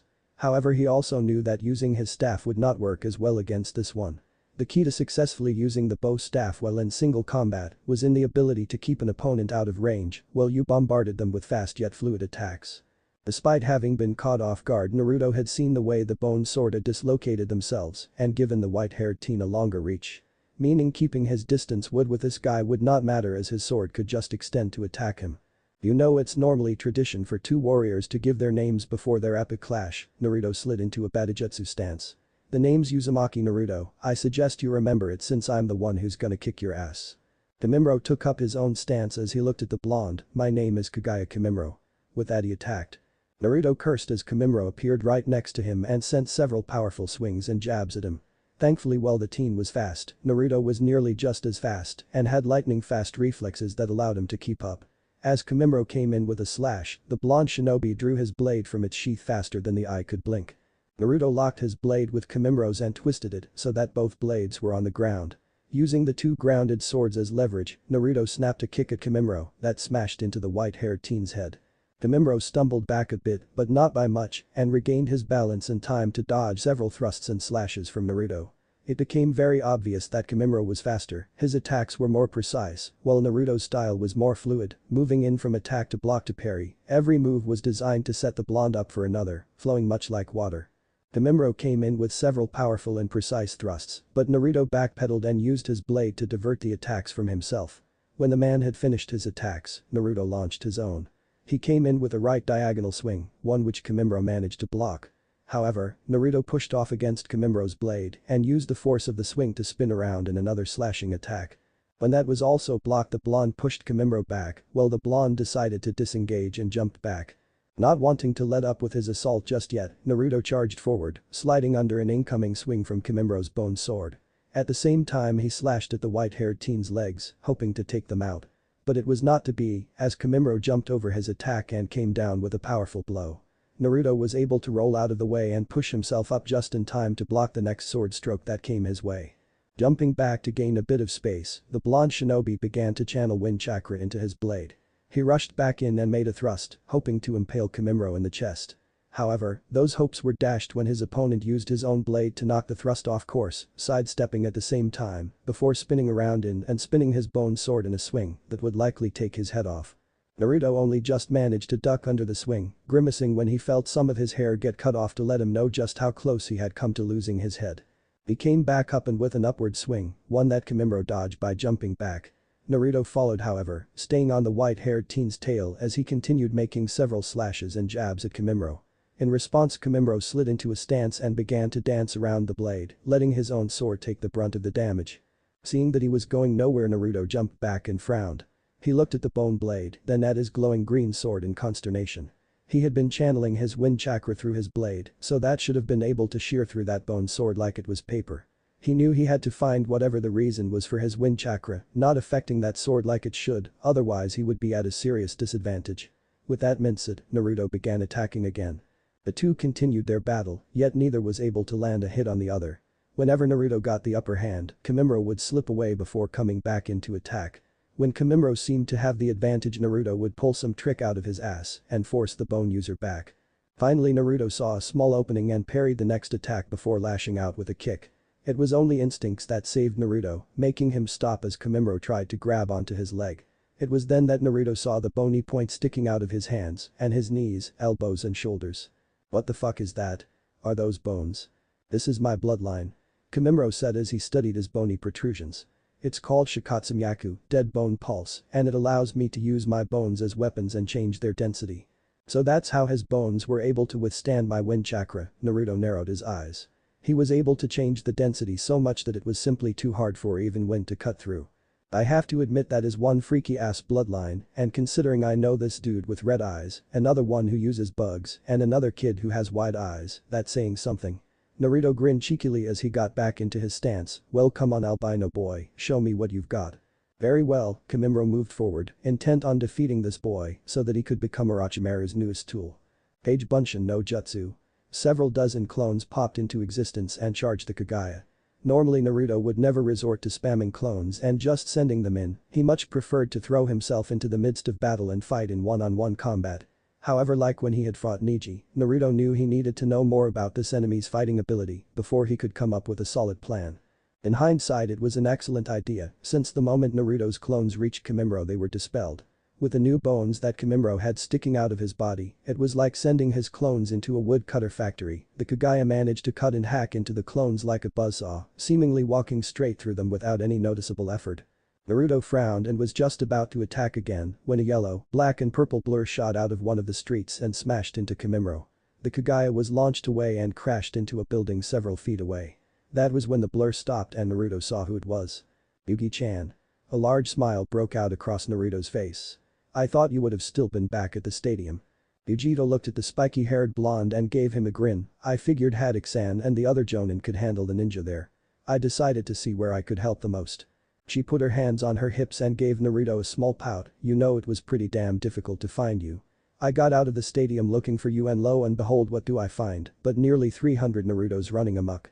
And then I find the real you, only to see you've gotten yourself in a fight with someone else." The blonde woman gave a small shake of her head and a dramatic sigh. "Really, what am I going to do with you?" Naruto gave his fellow blonde a deadpan look. "You can't blame this on me. Murphy's Law simply loves me like this. Besides, we are at war. I don't think I would be doing my job if I wasn't knee-deep in this kind of shit." Well, when you put it that way, Yujiro was cut off when she was forced to dodge several odd-looking projectiles. Jumping away, she landed next to Naruto. Deciding that their little verbal sparring could wait, she looked at the blonde male she had taken a liking to. "Why don't you head out? It looks like you have a previous engagement." Naruto grimaced. "So you heard the screaming too, eh?" He jumped onto one of the roofs and took off. "I'll find some way to thank you afterwards." "Oh, I could think of plenty of ways for you to thank me," Naruto-kun, Yujito muttered as she watched the albino step out of the wall. "Do not think you will stop me from Orochimaru-sama's wish." Kimimaro whipped his sword arm around a few times. "I will take that boy to Orochimaru-sama." Yujito smirked. "I'm sorry, but I've taken something of a shine to him, so neither you, nor your snake of a master, will be laying a hand on him. Then I will have to kill you before I capture him." Kimimaro charged at Yujito, who merely widened the smirk that was gracing her features. As soon as the albino launched his attack, Yujito used her agility to dodge every single strike he sent, before lashing out with a kick that sent him flying. "I'm sorry, but there is no way you're gonna be killing me," Yujito said as she slid into a combat stance. "But I do so enjoy a good battle, so at least try not to die too quickly." Gaara snarled as he crushed another one of those infernal blondes, only for it to go up in smoke. "Uzumaki. Where are you? Come out and fight me." Gaara jumped onto the roof and attempted to search for the blonde boy. He didn't get the chance the moment he had landed. A foot met his face hard enough to send him flying off the roof and onto the ground. He stood up from the small crater that his body created and looked up. When he saw who it was, an insane grin came to his face. "Ah. I'm so glad to see you here, Uzumaki. Now it's time I can prove my existence. I will kill you and prove my existence." Naruto would have made a comment, but Gaara had already shot off the ground and was coming at him with that powerful-looking sand claw. Naruto waited until Gaara attacked and was not disappointed when the unstable Jinchuriki launched his clawed hand at him. However, Naruto neatly ducked under the attack, shooting forward as he began a set of hand seals. Once he reached the boy's torso, he made a slashing motion with his hand. "Gyuuten. K's no Yaiba." A blade of wind hit Gaara point blank. However, Naruto was surprised to see it did not penetrate the sand. What the fuck? That should have sliced straight through him. Naruto had made the discovery that his wind attacks were nearly twice as powerful when he used hand seals. He believed it had something to do with the hand seals automatically molding his attack rather than him having to mold the attack with his own control when he was doing his freestyle wind jutsu. Whatever the case was, that attack should have sheared through Gaara, and since it did not, it meant that the sand he was wearing was infused with his Tenensyaki. Not a very pleasant thought for the blonde. He was forced to use a Kawarimi in order to escape the claw that came back towards him. He looked over at Gaara, who had not seemed to notice where he was yet, and tried to think of some way to defeat him. Sighing, he went through several more hand seals before sucking in a deep breath. "Pain. Dikakyu no Jutsu." The giant fireball slammed into Gaara, making the Redeed scream in pain. Naruto was left panting as he finished his jutsu. He realized that he would not be able to use many more with the amount of Yauki he had been pumping out today, even he had his limits. He was knocked out of his thoughts when he heard laughing. Looking over to where the smoke from his fireball was starting to dissipate, he saw Gaara laughing maniacally as more sand began to cover his body, forming another clawed hand on his right and covering the rest of him. Naruto held in a curse as he saw that Gaara now looked like a miniature tanuki, with only his legs not being uncovered. "Yes. This feeling. This pain." Gaara shouted as he turned towards Naruto. "This is what I've been waiting for. The chance to kill an opponent that can bring me such pain. This battle will be the one to truly prove my existence." "I'm glad I can make you feel so special," Naruto replied in a voice that was laden in sarcasm. "However, you won't be killing me anytime soon. But tell you what. I'll make this ass kicking I give you extra special so that you'll feel more alive." "Ha ha ha ha. You truly are an amusing one, Uzumaki." Gaara howled in laughter. "I'm sure your death will truly make me feel alive." Gaara jumped at Naruto faster than the blonde thought possible, given the fact that the Redeed was covered in sand. Thankfully, it still wasn't fast enough to warrant any serious concern, and Naruto was able to dodge the Redeed. Unfortunately, Naruto had missed the small flash of a tail, and he was unable to dodge that as it smacked him in the side. Naruto was sent flying away from Gaara and crashed into one of the many stores that lined the street of the sector. Groaning, he sat up and pulled off the fabric that was on his head. He brought it to his dazed eyes and blinked as he saw that he was holding a black lacy bra. "Great, of all the stores I crash into, it just happens to be a women's apparel store. Something tells me karma is trying to play a joke." He threw the bras away and stood up, shaking the debris off before making his way outside. He jumped back up on one of the roofs and found Gaara coming at him, still laughing like a maniac. Looking around, he realized that he was at a disadvantage in such an urban area.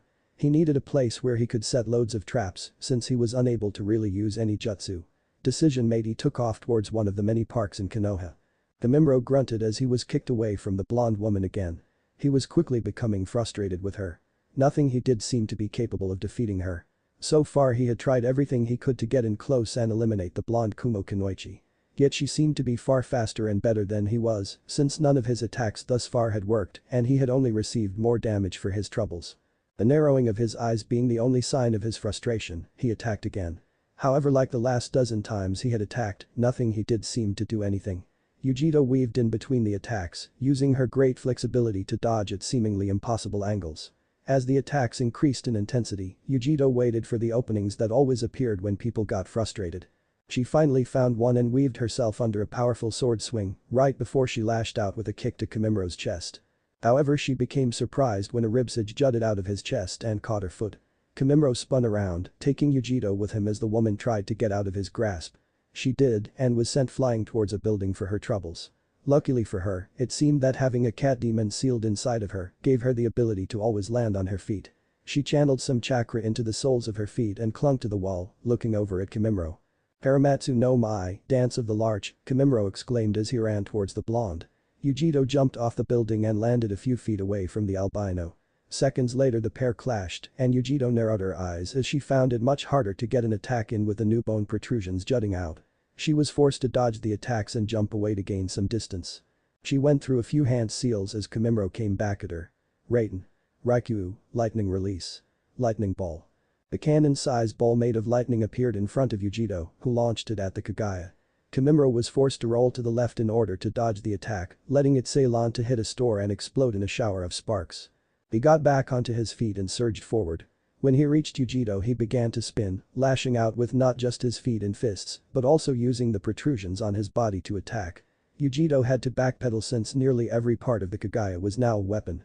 She was forced to continue moving until she saw a small opening. Yujiro timed her attack to Kimimaro's, dodging his first attack before smashing her fist into his face.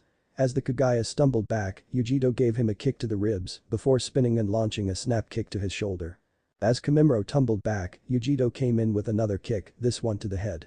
Kimimaro's head snapped up, looking almost like he had broken it as his body jerked the opposite way. He landed in a heap a little ways away, only to get back up a moment later. Yujiro charged in again, her attacks increasing in power, speed and viciousness as she attempted to do some kind of damage. Kimimaro became hard-pressed to avoid her attacks. The intensity of her assault was actually making him stagger back. He tried to attack several times, however Yujiro was always able to dodge the attack and launched one of her own. He received a snap kick to the face that sent him stumbling back, allowing Yujiro room to perform several hand seals. Pain. Horingu Nico, Howling Cats. Yujiro slammed her hands on the ground, causing fire to burst up and take the shape of several tiger-sized fire cats with two tails. They hissed as they launched themselves at Kimimaro, who did his best to dodge. However, they seemed to have an intelligence of their own, since they would follow him wherever he went. It only got worse when Yujiro came into the picture, as the cat seemed to utilize teamwork with her. Several times Kimimaro would either get burned or get a fist or foot to the face for his troubles. Trying to gain some distance, Kimimaro jumped onto the building. Thankfully 2 of the cats hit the building, causing them to explode. However, the others managed to leap up and follow him, forcing him to jump around the village rooftops so as to keep his distance. He was very lucky when he managed to lead the other 4 fire cats to their demise, using the village's building against them. However, before he had time to breathe a sigh of relief, Yujiro came at him again. Kimimaro was forced to dodge Yujiro's next barrage of attacks. Weaving between strikes as he tried to get a strike in edgewise, only to fail as Yujiro's strikes came in fast and hard. Kimimaro blocked the kick sent his way with the bony outcroppings on his elbow. However, Yujiro pushed herself off of Kimimaro's elbow. Spinning around, she slammed her foot into the albino's face, knocking Kimimaro back. Yujiro used the new space to begin going through several hand seals. Kaiten. Hineko, Fire Release. Ash Cat. The large cloud of ash blew out of Yujiro's mouth, taking the shape of a two-tailed cat. It charged towards Kimimaro, who only had time to look up as the ash flew towards him. It began to cut into his skin before settling down. However, that was not the end of it, and soon Kimimaro began to feel the ash burning his body, his skin began to burn off, making the Kagaya hard-pressed not to scream in pain. Yujiro paused in her attack to see if she had killed the Kagaya clan member. Only to be shocked when she saw Kimimaro was still alive, albeit a lot of his skin was melted off and burned, showing the bones of his ribcage, his jaw, and the bones of his arms and legs. "That was a most intense attack," Kimimaro commented. "Had I been anyone else, I am sure that would have killed me. This time, I'll make sure my next attack does kill you." Yujiro ground out, getting annoyed at the amount of punishment this guy was taking. She rushed towards him, launching strike after strike on Kimimaro's body. She noticed that despite the amount of hits she rained down on him, the boy's body did not seem to be getting any damage, real damage. Yujito launched a snap kick to Kimimuro's head before twisting around and jumping in midair as she smashed one foot into his chest and the other ground against his pelvis. Kimimuro tried to come in with several spinning and jabbing maneuvers, but like always, Yujito weaved through the attacks with cat-like grace. As she danced around the slashes and jabs, Yujito got in close and landed several powerful blows along Kimimuro's torso, sending the white-haired team stumbling back. He continued to get pushed back, taking hits everywhere on his body. He did his best to dodge the blonde woman, hoping he could attack her when she left an opening. It came when Yujito attempted to get in close and land a heel kick on him. He spun around, hoping one of his bony outcroppings would catch her unawares. Unfortunately for him, Yujito, even though she was caught slightly by surprise, was more than capable to dodging his attack. Taking a chance, Yujito came forward again and rolled under a leg before twisting herself into a spin and doing to the splits. Yujito's feet smashed into Kimimuro's face, knocking him off balance and sending him stumbling back. Yujito used the opportunity and jumped back up, pulling out a kunai as she began to assault the Kagaya. Kimimuro soon found himself unable to do nothing more than dodge as Yujito viciously slashed into him, making several cuts on the albino when he was not fast enough to dodge. Kimimuro was very thankful for his bloodline, knowing that many of these cuts would have killed others. Yujito saw that her cuts did not seem to be doing much of anything and began to channel lightning chakra through her kunai. The next time she made a gash on Kimimuro's form, the albino was shocked to see it actually leave markings on one of his ribs. He was forced to jump back as he received several more cuts along his body. Unfortunately for him, Yujito had moved faster than he had been able to follow, dropping on the ground and landing a vicious double stomp kick to him. The young Kagaya was sent flying backwards, crashing through the door to a building several feet away. Kimimuro stood back up and looked out of the building to see Yujito still standing there. He walked out and looked at her with a blank expression. "You are strong." The black marks of his curse seal began to spread along his body. "To cut my bones even a little bit, had you been fighting anyone else I believe you would have won. However, do not think that just because you have been able to keep me from killing you so far, means you can defeat me. I have not even begun to get started. It's time I revealed my true power." "Great." Yujito groaned. "I should have realized you would be some kind of freak since you work for Orochimaru. However, I hope you don't believe that whatever you are doing will allow you to beat me. I'm not considered the second strongest ninja in Kumo for nothing. Come back here, Uzumaki. Come back and face me." Gaara yelled as he chased Naruto into one of the many parks that were in Konoha. It had been hard to get here. Naruto had been forced to constantly dodge Gaara's attacks while at the same time making sure he had stayed inside of the crazed Redeed. It was because of this he had not been able to get over to the parks unscathed. His body was littered with numerous cuts and bruises from when Gaara had managed to smash his claws into him. Thankfully they were being healed by Kyuubi and his own impressive regeneration and would not leave any permanent markings. "Oh, shut the fuck up." Naruto shouted back as he dodged another sand claw. "Who the hell said I was running, you little bitch? I just felt like a fucking change in venue. With all the goddamn property damage you seem to cause in a battle, I didn't want to deal with the shit it would raise after I kick your ass." Gaara laughed as he landed a few feet away from Naruto. "You are quite entertaining, Uzumaki. Do you actually think you can win? I've seen the way you fight. You fight for others rather than yourself. That makes you weak. Unlike you, I fight only for myself, I love only myself, and I live for only myself. It's because of this that I am strong. You cannot defeat me. You know, with the way you keep running those fucking lips of yours, you're beginning to remind me of Neji. Only rather than being some fate-driven bastard, you're just one insane motherfucker." Naruto frowned, "And fighting for others is not a weakness. If you're too stupid to know what true strength is, then I guess I'll have to show you by kicking your ass Uzumaki style. Bring it, Uzumaki. Show me this strength of yours. Show me so that when I crush you, I will prove myself to the world." Gaara jumped at Naruto, lashing out with a claw. Naruto jumped out of the way, letting the tree branch he was on take the damage as he landed on a tree several feet away. He looked up to see Gaara had grabbed onto a branch with one of his clawed hands and was using it to swing himself around. Naruto waited until the last moment to slide under another one of Gaara's sand claws, placing multiple explosive notes along his arm. Flipping over Gaara, Naruto smashed his feet into the back of the other genin's head, making the Redeed stumble forward. He placed his hand in a hand seal and smirked. Boom. Gaara let out a roar of pain and frustration as his left arm exploded, shooting sand everywhere. However, the sand quickly reformed and the Redeeded unstable Jinchuriki turned his attention back on the blonde, launching himself at Naruto with even more fervor. Snarling, Gaara raised one of his clawed hands, sand beginning to form sharp and pointy shapes along his arm. Soon a shuriken, sand shuriken. The genin turned monster announced as he tossed several dozen sand projectiles at Naruto. The blonde's eyes widened ever so slightly before he regained control and began to weave through the hailstorm. While he was not as agile as, say, Yujito, he was still able to dodge the projectiles. However, as soon as he had finished dodging, Gaara had just finished his preparation to attack. Using his clawed arms to grab onto a pair of trees he was standing between, leaning back before using the leverage to shoot off like a rocket. Naruto could only look up in shock as Gaara came towards him at speed something so large and unwieldy should not be capable of making. Naruto had no time to react as Gaara launched one of his clawed hands at the blonde's chest and swatted him away. Naruto bit down a yelp that threatened to escape him as he was sent rocketing away, smashing through a tree before hitting another one hard enough to leave an indent. Naruto groaned as he fell to the branch below him, spitting out some of the blood that had congealed in his mouth when he bit his cheek. He stood up and hissed a bit as he felt his ribs mending themselves back together. When it was finished he looked around and blinked when he did not see Gaara anywhere. However, he instantly realized that any time Gaara disappeared it was probably not a good thing. He jumped off the tree branch he had been on, and just in time too. For as soon as he did, Gaara dropped down right on top of the spot Naruto had been standing on, shattering the branch like it was made of clay and sending a shower of bark everywhere. Gaara landed on the ground and looked for Naruto, snarling when he could not find the blonde, "Where are you, Uzumaki? Are you afraid of me?" He chuckled maniacally as a smile came to his face. "That's it, isn't it? You fear me. Because unlike you, I fight only for myself. Well, you fight for others and it makes you weak." Naruto rolled his eyes. "Are we going over this again? Don't be stupid, Gaara, I don't fear you." Gaara looked around as the voice seemed to echo everywhere. "However, I'm also not stupid enough to fight someone like you head on.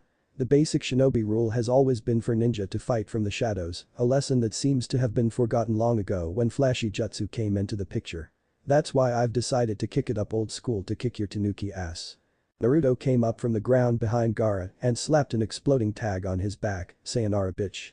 Naruto leapt away as Gaara swung an arm to smack him, but the blonde merely ducked under it and placed another exploding tag on him.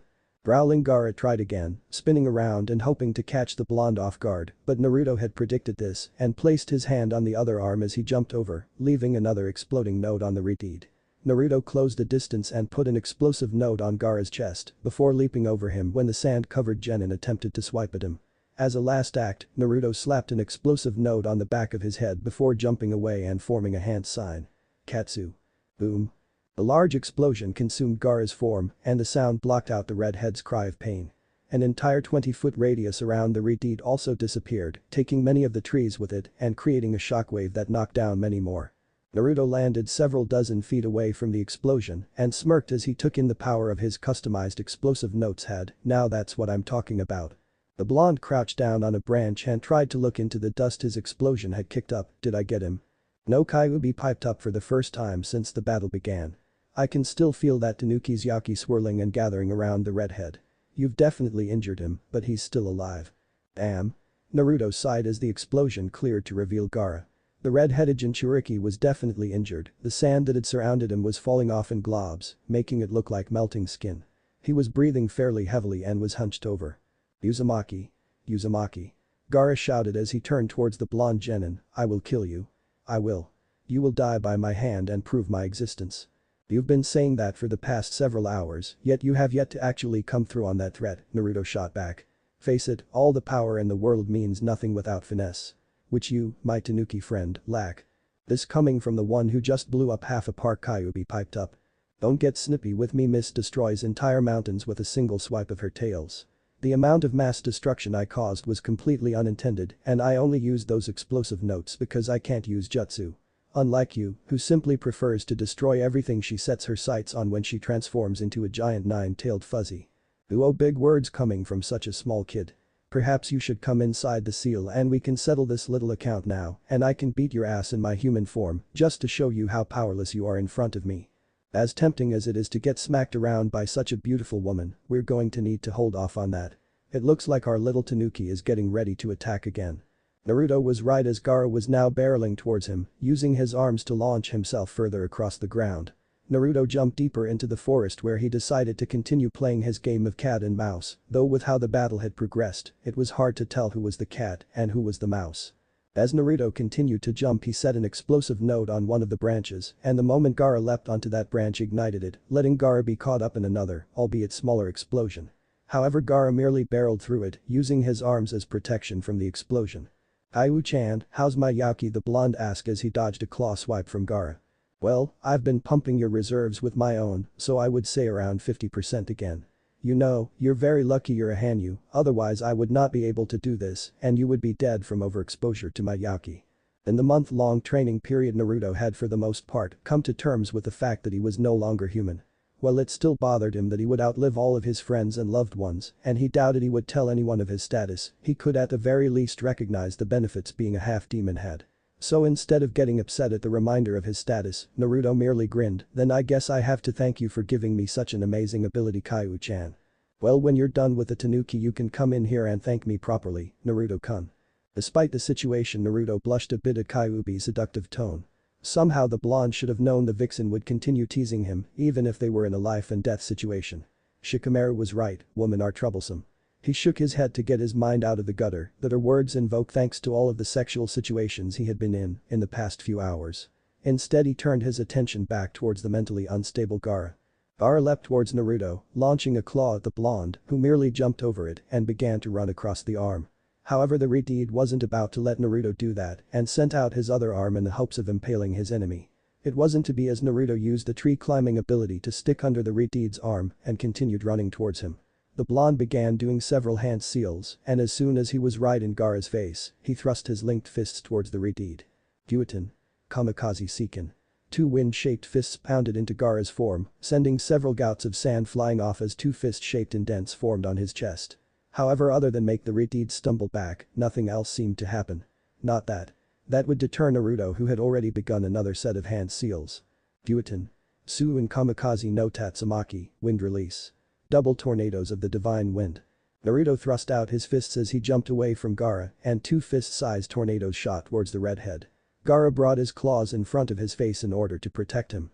The tornadoes hit, smashing into Gaara's arms, and this time the jutsu ended up tearing them apart. The sheer force of the jutsu sent Gaara sailing backwards to smash into several trees, shattering them and sending him flying before he hit the ground below. Naruto panted a bit as he let the jutsu go. He looked over where Gaara was lying down, looking for all the world like a puddle of sand. Ha. I think I got him pretty good with that last attack. Stupid fucking sandbag. Maybe now I can get some sleep. This guy, Gaara muttered as he struggled to get off the ground.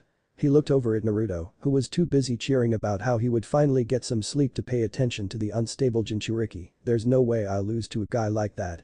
Naruto, who had been hoping to get some kind of break, felt his eyes widen as a huge spike in both chakra and Yaki came over him, originating from Gaara. Oh shit. Don't tell me he can transform again. Naruto was forced to jump back as Gaara became completely immersed in sand, swelling until he reached the sky. The blonde couldn't keep the whistle from escaping him as he stared at the now gigantic tanuki. His eyes could just barely make out Gaara on top of him. For a long moment all fighting within the village ceased as they caught sight of the large one-tailed demon. The mere sight caused fear amongst a lot of the Konoha shinobi, who remembered the battle against the Kyuubi. Yujito smashed her fist against Kamimuro's face, sending him rocketing back and into another building. She smirked as she felt the power of Nibi flowing through her. This battle had turned out to be a little more than she had expected once the pale kid had let loose with his cursed seal, though once she had released her Bijuu's power, the cursed seal seemed to pale in comparison. The purple energy of Nibi had entirely encased the blonde's form, taking the shape of a cat with two swishing tails behind her. Thanks to her intense training from an early age, Yujito was able to use Nibi's powers to its full potential without giving into the bloodlust that was inherent with the use of Yaki. Almost as soon as Kamimuro stood back up, Yujito was on him, swiping at him with her now Yaki-covered hands. The attack tore away chunks of Kamimuro's flesh and sent the albino spinning away. Kamimuro landed on the ground with a thud.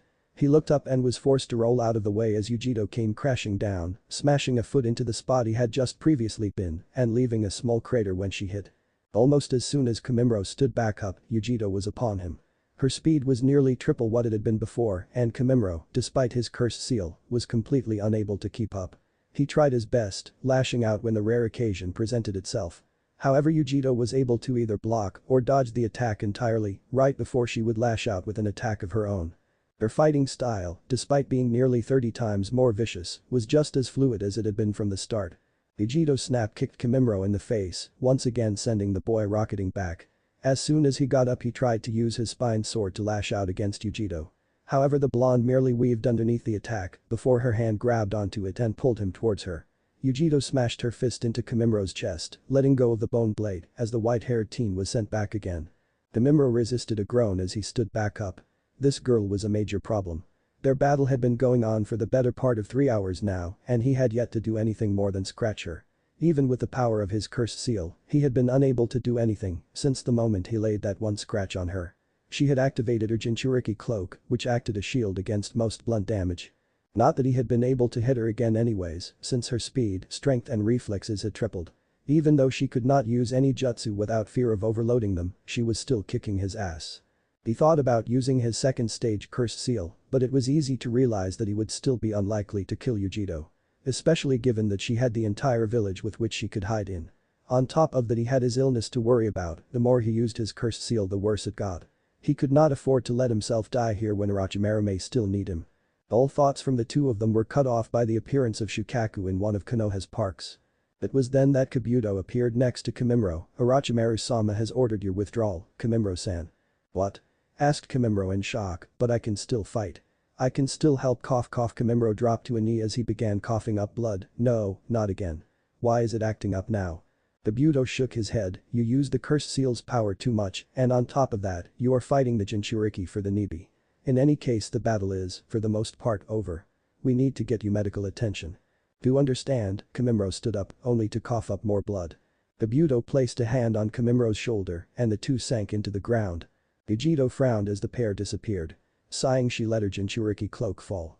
Looking around, Yujiro looked over towards Shukaku. Should we deal with that problem, kitten? No, if we were to battle Shukaku it would cause tremendous collateral damage. Yujiro smiled as she saw a large puff of smoke. Besides, I have a feeling Naruto-kun has it well in hand.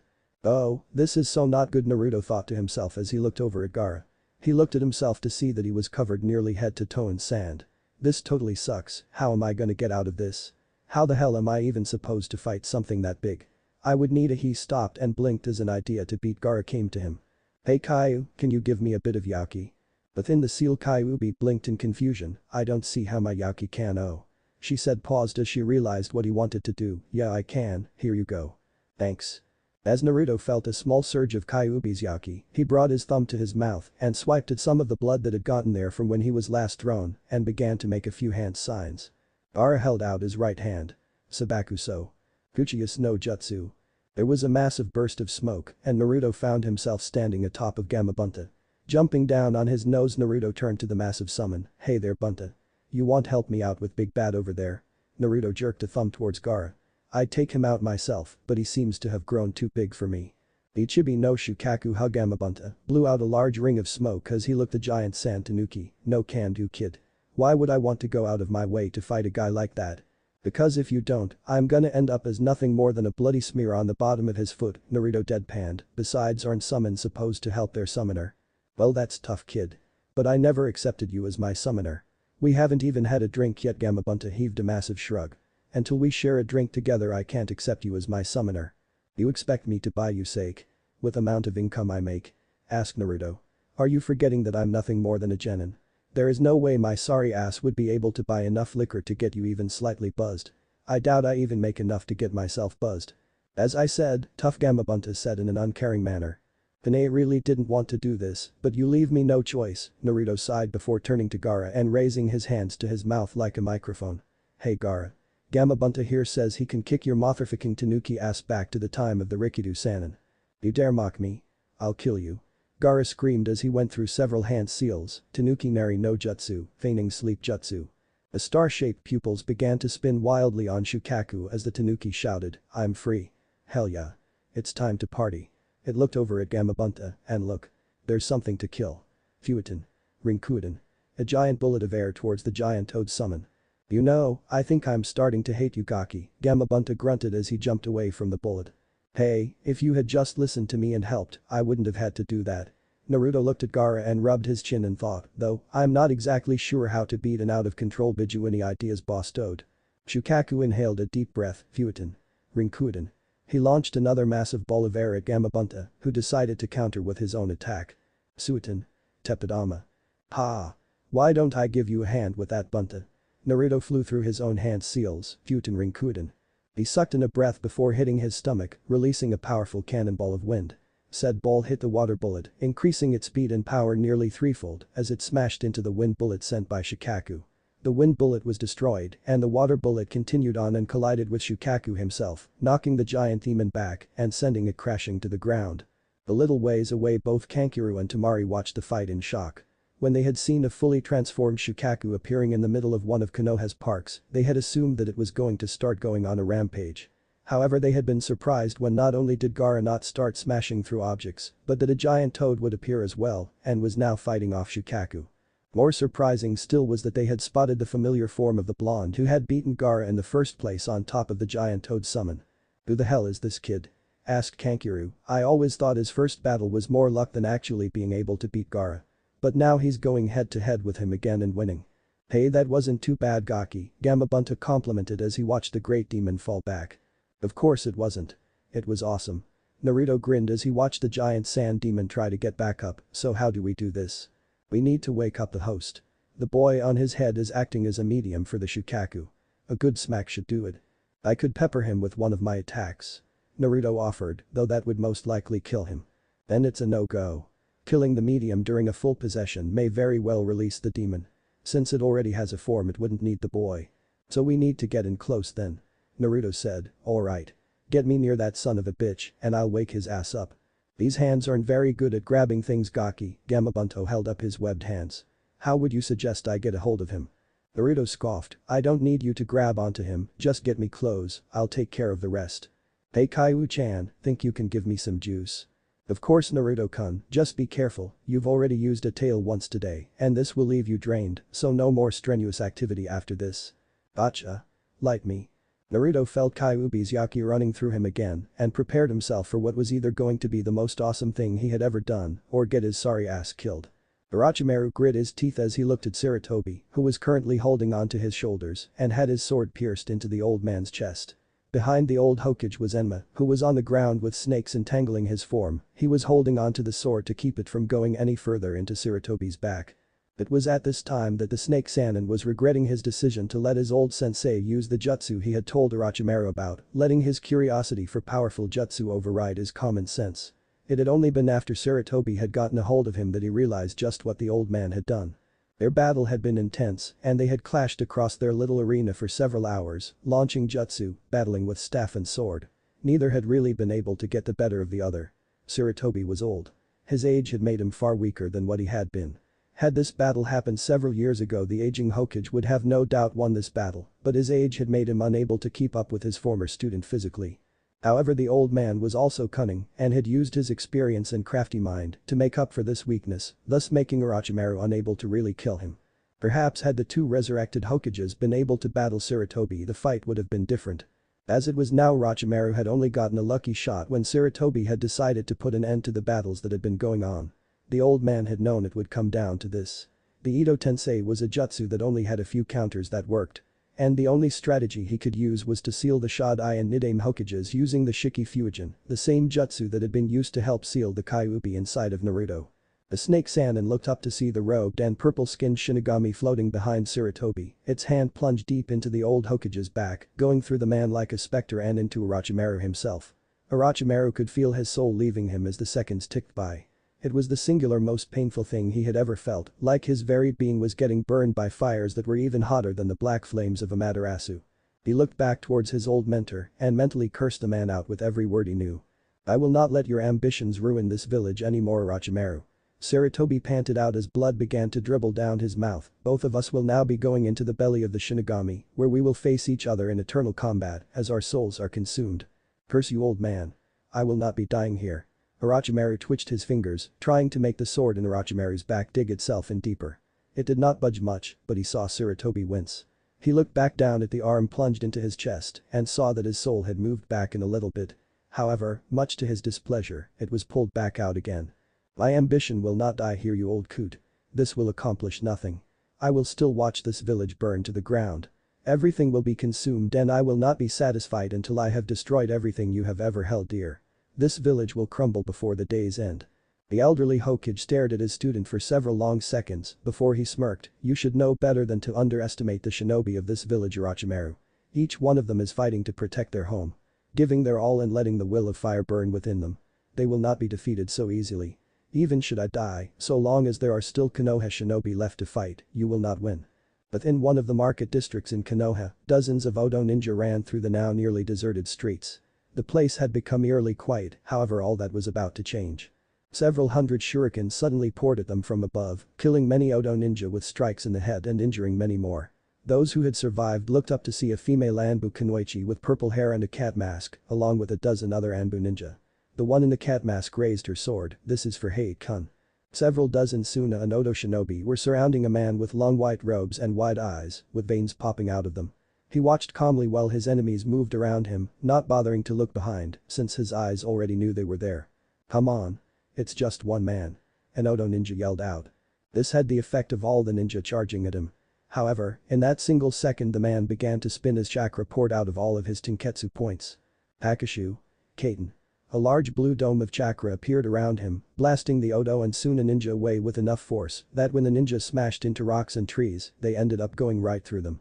When the attack ended, the only sign it had happened was the round trench that surrounded the man. The Ashi looked to see all of the enemy ninja were dead and allowed a small, almost unnoticeable smirk to grace his features. The Hyuga are the strongest clan in Konoha, remember that. Iken no Jutsu. The loud voice sounded out as Akimichi Chauza, the father of Chauji, grew several times larger than the buildings he was walking amongst. He held onto his halberd in one hand and made a swipe at his feet, almost similar to someone sweeping the dirt away with a broom. And like when that dirt was swept away, so too were the many Suna and Odo ninja who were in the way. On a building just a few meters away, Nara Shikaku, Shikamaru's father was facing off against several enemy shinobi. Man, this is so troublesome. Know that this is the end for all of you.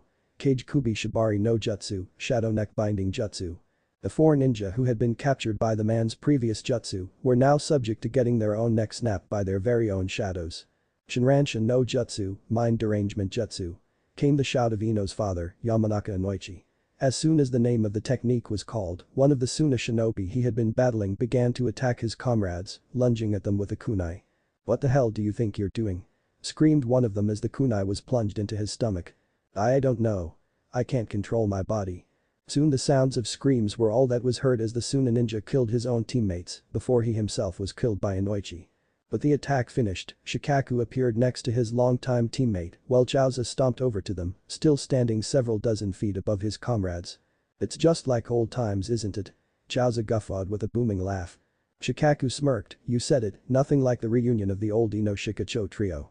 Within one of the forests owned by the Aburam clan, Shibi and his son Shino watched impassively as their Kikai bugs swarmed over the Chunin who had tried to attack Konoha, only to retreat when Konoha began fighting back. They did not let the screams of their enemies bother them, whilst their bugs sucked the enemy ninja dry of chakra. When all of the ninja were dead, Shibi turned to his son, you have done well son. Thank you father, Shino said, his tone impassive, much like his dad's. Batsuuga. The cry came from above, and the three Odo ninja only had time to look up before a spinning drill slammed into each of them. The ninja cried in pain as they were ripped into small chunks of flesh. The spinning drills soon revealed themselves to be three dogs, which quickly jumped onto the roofs and joined two female kunoichi and a much larger and older canine. That was a nice attack, Hana Inuyasukatsume complimented her daughter before turning her attention to her companion. Are you ready, Kuramaru? Of course, Tsume-sama. The aging dog with the eye patch barked. Ibiki looked at the giant snakes in consternation, not at all happy with their inability to take them out. Right now many of the ninja with him were trying to stall the giant triple-headed snake, launching jutsu after jutsu at them. But this did not seem to have any visible effect on it, other than to make it mad and lash out against the jonin attacking it. The snake was slowly but steadily making its way into the village, and with that giant tanuki already here, he did not want another large creature to get in and wreak havoc. To make matters worse, there were more Suna and Odo ninja pouring in through the gap that the three-headed snake was making. And with his ninjas starting to fatigue, it would make them easy pickings for them when they caught them, damn it. We're not equipped to handle this. However, just when all hope seemed lost, two things happened to lift morale. The first was the shocking appearance of Gamabunta over near the giant form of Shikaku. This had many people rallying at seeing the giant toad once again facing down a demon, much like it had when Minato Namikaze had summoned it during his battle with the Kyuubi. The second was the loud shout of Kuchius. Yatai Kuzashi no Jutsu, summoning jutsu. Food cart destroyer. After the shouted jutsu, a large toad with two swords strapped to its back descended on top of the three-headed snake, smashing the thing flat and sending it back to the summoning realm. It's been a long time, hasn't it, Ibiki? A voice came from atop the toad, my, what have they been feeding you? You've gotten so big compared to the little shrimp you used to be. Jiraiya-sama. Ibiki shouted in shock. If Jiraiya was here, then who had summoned Gamabunta? That's right, little chiquetes. Open those small beady eyes and stand in awe. Jiraiya shouted as he began hopping left to right on one of his feet, the master at dealing with the most freaky and unusual things. It's the one, the only, Toad Sage of Mount Myaboku. The great, the gallant Jiraiya-sama. At the sight of the large toad and the appearance of a man who was famed as being one of the most powerful ninja in Konoha, not brought fear upon the Suna and Odo ninja present, they would have all face faulted at the utterly ridiculous entrance. Not that it stopped several of the Konoha ninja from doing so. However, those who already knew of the man's general eccentricity were not bothered by this and were greatly relieved, albeit also confused to see the Gama-senin. One of those people were Ibiki himself, who shunshined onto the toad, bowing his head to the white-haired man. "Where's Sarutobi-sensei?" asked a white-haired man as he turned to Ibiki. At the stadium Jiraiya-sama, Ibiki stood back up. "If I may ask, since you are here, who is the one who summoned Gamabunta-sama?" Jiraiya looked at Ibiki and smirked, "Why, the newest summoner of the Toad contract, of course. Agaki, whom I hear has gotten rather famous for his many pranks in the village, and someone whose will of fire burns brightest. You are a fool, Orochimaru. A monster in human flesh. You hunger for jutsu, but in your quest for power and jutsu you have forgotten where true strength comes from." Sarutobi grinned as Orochimaru grit his teeth in both anger and a small amount of fear. It is only when a shinobi protects the things and people most precious to them that they find true strength. As Gamabunta closed the distance between them and Shukaku, the two giant creatures began firing off their respective jutsu. Naruto narrowed his eyes as he watched the overgrown tanuki get closer. 50, 40, 30 feet. That should do it. Naruto waited until the next attack created a nice distraction for him, and then he jumped up and over the explosion, using the added boost from Kyuubi's chakra to give him that extra reach. Naruto descended on Gaara face first, using his wind chakra to add speed to his descent before flipping around. "True strength comes from protecting something precious to you?" Orochimaru asked with a sneer. "You've gone senile in your old age, Sarutobi-sensei. It's no wonder this village is burning as we speak." Sarutobi, despite the pain he was in and the blood pouring out of his mouth, smirked, "I think this is enough. We both know that I do not have the power to suck your entire soul out. However, do not think I will be just letting you walk away. For you, a man who is obsessed with learning all of the jutsu in the world, I feel this will be a most fitting punishment. I will strip you of your ability to use jutsu." Orochimaru's eyes widened as he stared in shock and fear as he watched the Shinigami pull his soul taut, stretching his soul out and pulling out both of his arms until they were visible. Then the spectral god took his knife and raised it above his head, a final crescendo to Orochimaru's punishment, right before he brought the knife down. "No. Stop this." Orochimaru's shout went unanswered and he watched in horror and then pain as his ghostly arms were cut off and consumed by the Shinigami. "Yuan, seal." Sarutobi shouted as he made a hand seal. A flash of brilliant white light shot from Sarutobi's chest as the Shinigami's hand retracted, taking the old Hokage's soul with it. When the light disappeared, Sarutobi was panting heavily as a seal similar to the one on Naruto's stomach appeared. Meanwhile, Orochimaru was forced to watch in horror as his arms went from their pale white to black and a burning indescribable pain came over them. "Buried is done," Sarutobi panted, "both of your arms have been sealed inside of me and your jutsu are now inaccessible to you. No longer will your hunger for jutsu be quenched." "You damned old fool." Orochimaru cursed. All sense of composure and sanity lost in his world of anger and pain. "Give me back my arms." "You are pathetic, Orochimaru. Your arms are gone, forever in the grasp of the Shinigami." Sarutobi started to sway as he felt his life force leaving him. "Farewell, my sad former student. It is unfortunate that we will not meet in the next life." "Damn you, old man." Orochimaru cursed and swore, using every vulgarity he could think of. However, Sarutobi could no longer hear any of it. He looked at his former student with a content smile, closing his eyes before life left him. "Rise and shine, you son of a bitch." Naruto smashed right into Gaara's shoulders. The force of the blow sent them both straight through Shukaku's body, forcing it to collapse on itself since it no longer had a medium to hold it. The pair crashed straight into the ground as sand fell down all around them. "Holy shit," Gamabunta mumbled, almost frothing his pipe as he watched the obviously insane blonde stomp a mud hole straight through Shukaku. "Jiraiya's definitely picked an interesting one this time. I'm actually pretty interested to see how this will end.